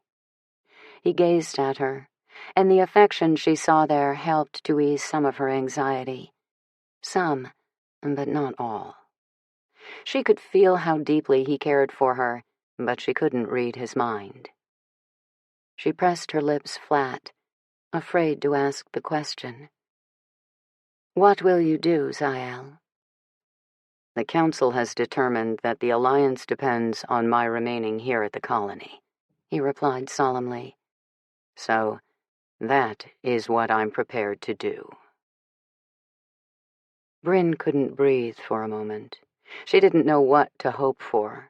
After all, the council had put him in an untenable position. But hearing that he would remain behind at the colony with his people opened up an empty spot in her breast that ached with the loss already. Zael glanced back to the elders. I'm not about to let the alliance fall apart now, not after my friend has lost his life because of it, and not after Elian's long-festering duplicity only drives home the fact that the colony must be vigilant, within and without the veil that shields us. He was right, and Bryn knew it. She could feel how committed he was to his people and their security, and to this magical place. Baramael's narrow stare studied him. So, you fully intend to accept our terms? Yes. I will make the colony my permanent home, just as you've insisted. But I have a condition of my own. As he spoke, his gaze caught hers again. She saw the tender look in those cerulean blue depths. She felt the expanding warmth of his affection, his love. Tell me, he asked the elders, although his eyes never left Bryn's. Has the colony ever denied sanctuary to a mated couple? For a long moment there was only silence, but then Baramael slowly shook his head. No, we have never. Zael's smile tugged at the corner of his shrewd and sensual mouth. Then can I expect that you won't start now? Happiness and hope climbed up the back of Bryn's throat as the four elders spoke quietly among themselves. But there was a trace of doubt, too. None of this changed the fact that she was an outsider in this place. More than an outsider, she was made from the worst enemy these people had ever known. And yet, Zael was suggesting he would take her as his mate. He was actually pressing these four elders to accept her as one of their own and allow Zael and her to live together here, at the colony. Zael, we can't. Do I really have to tell you all of the reasons why this is impossible? He silenced her with a kiss. Do you love me, Bryn? God, yes. More than anything. And I love you, he told her intently. I love all of you, Bryn, every last cell, and I'm not about to live a single day, on this island or anywhere else, if I can't do it with you at my side. His vow tore something loose in her chest. It was her heart, she realized. It sailed skyward as he drew her to him and kissed her deeply, without a care for the several pairs of Atlantean eyes that watched them. Finally, someone cleared their throat. He and Bryn turned to face the sober gazes of the elders. Baramael spoke for the group. This is a most unusual request, Zael. However, these are most unusual times. Over the male's one blue eye, his black brow arched. And you have fallen in love with a most unusual woman. Zael grinned, drawing her close. Yes, I have. A smile tugged at Baramael's mouth as well. We owe you a debt for what you did today, Bryn. Not only the four of us, but the entire colony. So, it's the agreement of this council that it would be our privilege to have you a part of this community. Thank you, she murmured, humbled by their acceptance. She'd never dreamed she would find that here.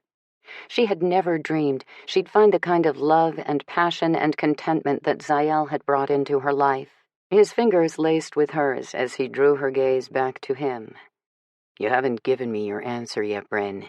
Can you love me enough to stay? His eyes searched hers, solemn, earnest. Can you love me enough to be my mate and spend your lifetime here at my side? Can I love you enough? Joy swamped her. All of the emotion she felt swelling inside her, both her own and Zael's, was too much for her to contain. It spilled over in the tears that streaked down her cheeks. Zael, I love you enough for 1,000 lifetimes. You are my home and my heart, my everything. Forever, he murmured, his deep voice rough with feeling too. As his mouth slanted sweetly over hers, she wrapped her arms around him and surrendered completely to the moment, to the man who was all she would ever need. All the uncertainty and fear that had lived in her for so long evaporated under the warmth and strength of Zael's kiss, of his love. In his arms, she had no doubts. She belonged to him, body, blood, heart, and soul, irreversibly, eternally. He broke their kiss on a sensual groan. Swiveling his head toward the elders as if an afterthought, he smirked. "If the council will excuse me, I'd like to take my beautiful mate home now." He barely gave them a chance to agree. Bryn laughed as he scooped her up into his arms. His lips brushed her ear as he lowered his voice to a whisper meant for her alone. "I want to show you my home, love. Our home. And our bed." Chapter 37. He had never brought a woman into his private home on the island. As he carried Bryn inside the white stucco cottage on the same high hill where Nephilos had been laid to rest, Zael had never felt a greater sense that he had, at last, arrived where he belonged. With Bryn as his mate, he would always be home. "It's beautiful," she said, as he brought her into the open-air residence with its wide garden terrace that overlooked endless turquoise waters. She sighed in unabashed awe, her dark green eyes lit with wonderment. "Aren't you going to give me the grand tour?" "Oh, yes," he said, his voice rough with desire. "We'll start the tour in the bedroom." "That would be my first choice, too." She smiled, licking her lips in a way that made his blood run hot and arrows straight to his cock. "Off to the bedroom, then where will you take me?" He smiled, thinking of all the erotic possibilities. "Everywhere and every way," he promised with a kiss, already hard and eager to have her beneath him. A soft evening breeze rolled off the waves below and sifted through the flowering bushes outside the bedroom's open wall of glass. The air was filled with the fragrance of salt and citrus and sweet sea roses, although it couldn't compare to the scent of Bryn's arousal as he laid her on the white cotton sheets of the bed and began to undress her. He explored her skin with his mouth and hands as he unwrapped her for his hungry eyes. He didn't think his desire could grow any more intense, but as he watched her transform beneath his fingers and tongue, he knew he would never see anything hotter than Bryn when she was fully breed. When she was writhing and moaning for him, her body surrendered to him completely, solely his. "You're mine now," he told her, stripping out of his clothing and then kissing his way back up her naked body. "Forever, Bryn." "Yes." Her gasp lengthened into a slow, pleasured sigh as he sank into her heat. "Oh God, Zael, I feel you in my blood. I feel your light in me, in my veins, everywhere. It's so powerful." Hearing that made him smile with pure male possessiveness. Knowing that a part of him lived inside her now only made his desire for her spike and deepen, along with his devotion. "I felt your blood and your light when I fought Elian, too." She reached up, cupping his face in tender hands. "It centered me, Zael. It kept me sane, even at my worst. I felt your blood and your light in me, and I wasn't afraid, not of anything, not even myself. You do that for me, Zael. You and your blood, and your love." The thought that he could bring her comfort or grounding humbled him, honored him more than his words could ever express to her.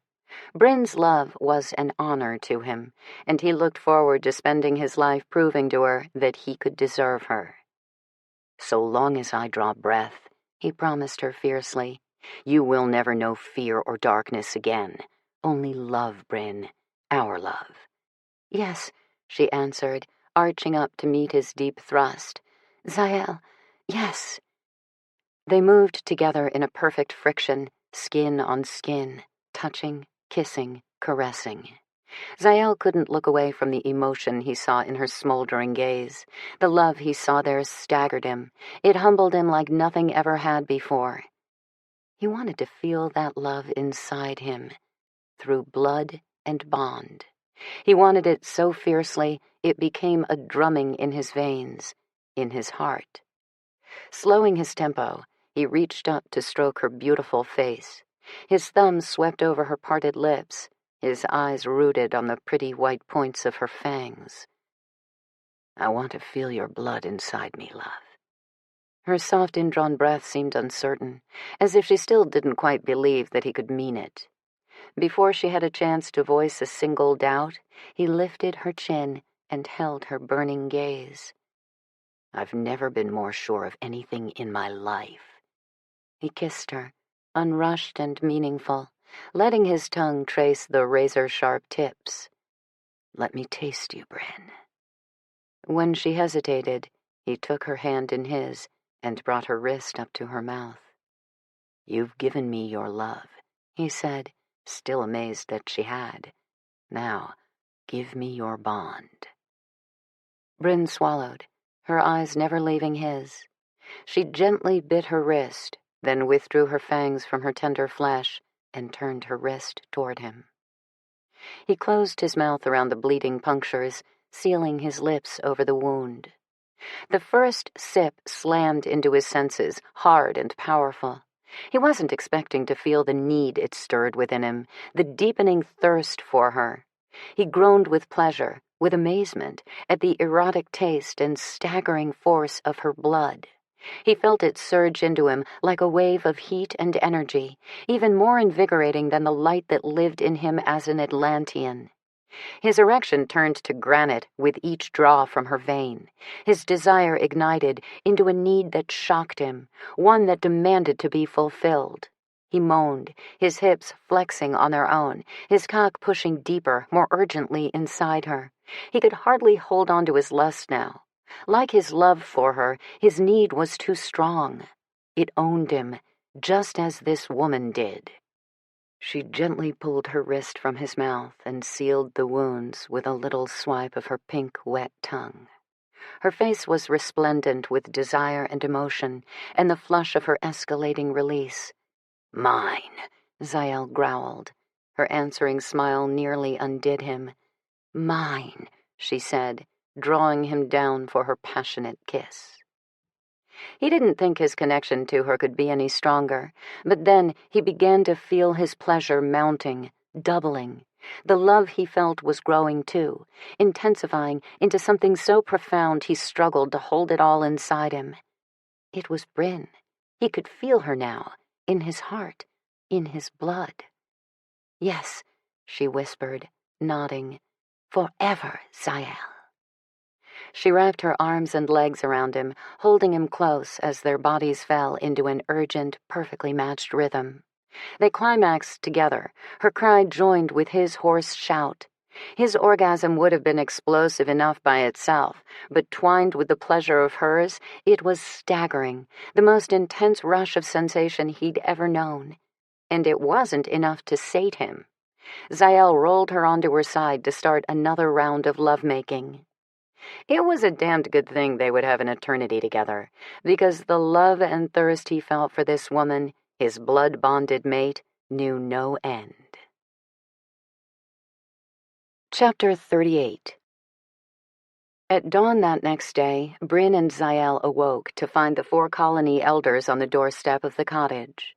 They had arrived with a special request, and a gift for the newly mated couple. They brought them down to the beach, to where the sailboat she and Zael had arrived on was moored and waiting at the end of the island's stone dock. "You agreed to live at the colony," Paranormal announced. "However, we have decided to amend the terms of our agreement." "What do you mean?" Zael asked, sounding as surprised as Bryn felt. "The 4 of us met again last night to discuss the proposed alliance with the Order. This morning, we met with the rest of the colony and explained everything that had happened these past couple of days, including the role you and Bryn played in protecting our crystal." Paranormal put his hand on Zael's shoulder. "The colony agrees unanimously that you and Bryn should have the freedom to stay here with us and to return to the outside as you choose." Bryn swallowed, looking to Zael in shock and confusion. She felt the same reaction in him through their bond. "Come and go as we choose?" Zael asked cautiously. This is most unexpected." "Consider it our gift to you," Anafiel said, smiling warmly at both of them. Haroth nodded. "With our trust. You've both earned it." "You have the trust of the whole colony," Nithiri added, the female elder's silver eyes shining with kindness. "The freedom doesn't come entirely without some responsibility," Baramael said, his bicolored gaze moving between Bryn and Zael.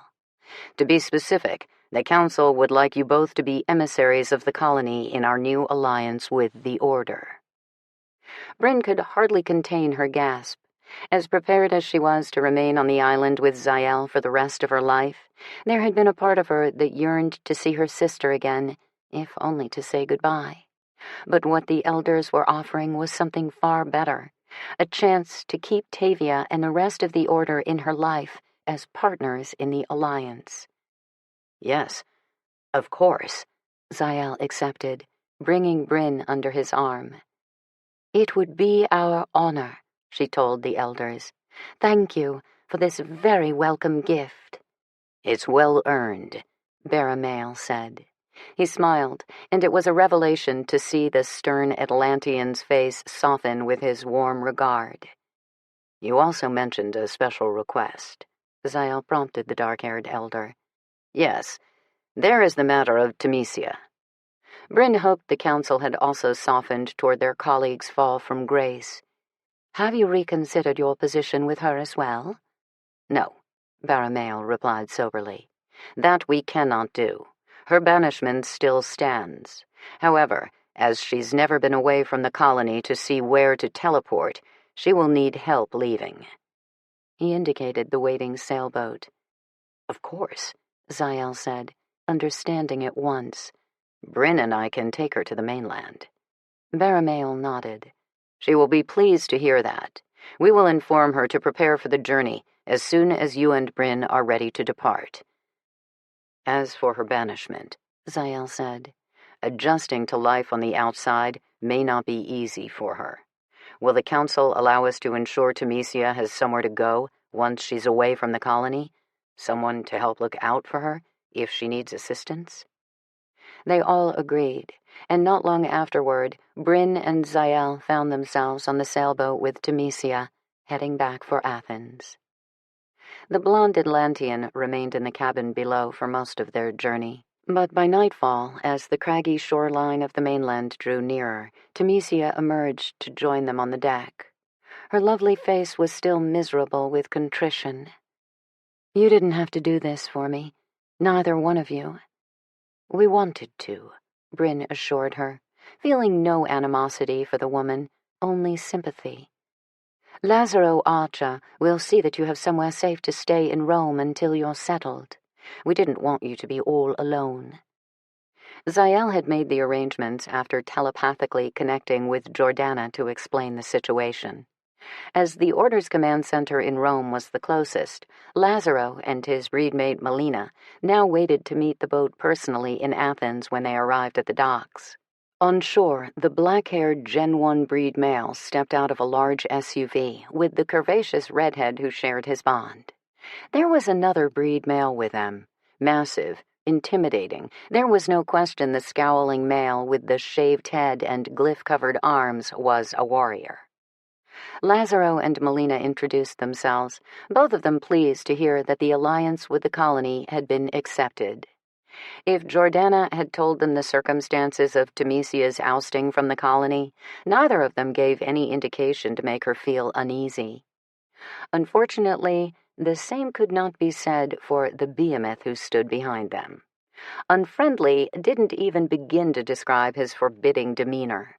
But Lazaro and his breedmate seemed to trust the male implicitly. "Trig will see you to the car, Temesia," Lazaro informed her. "Melina and I will be along momentarily." "Thank you," she said, then turned to Zael and Bryn, remorse glistening in her sky-blue eyes. "I don't know how to repay you." Zael touched her shoulder and gently shook his head. "There is no need. Take care of yourself, and maybe one day the three of us will meet again." I would like that very much. She smiled at Bryn. I wish you both every happiness. Bryn clutched her hand and gave it a tender squeeze. The same to you, Sia. She headed off, looking more than a little anxious as she followed the big warrior back to the waiting vehicle. Lazaro ran a hand through his ebony hair. I hope your friend doesn't scare easily. I would have brought one of my other men along, but I've lost one of my team to family obligations and a new breed mate, and another is gearing up for a covert mission. Trigg's not much of a people person.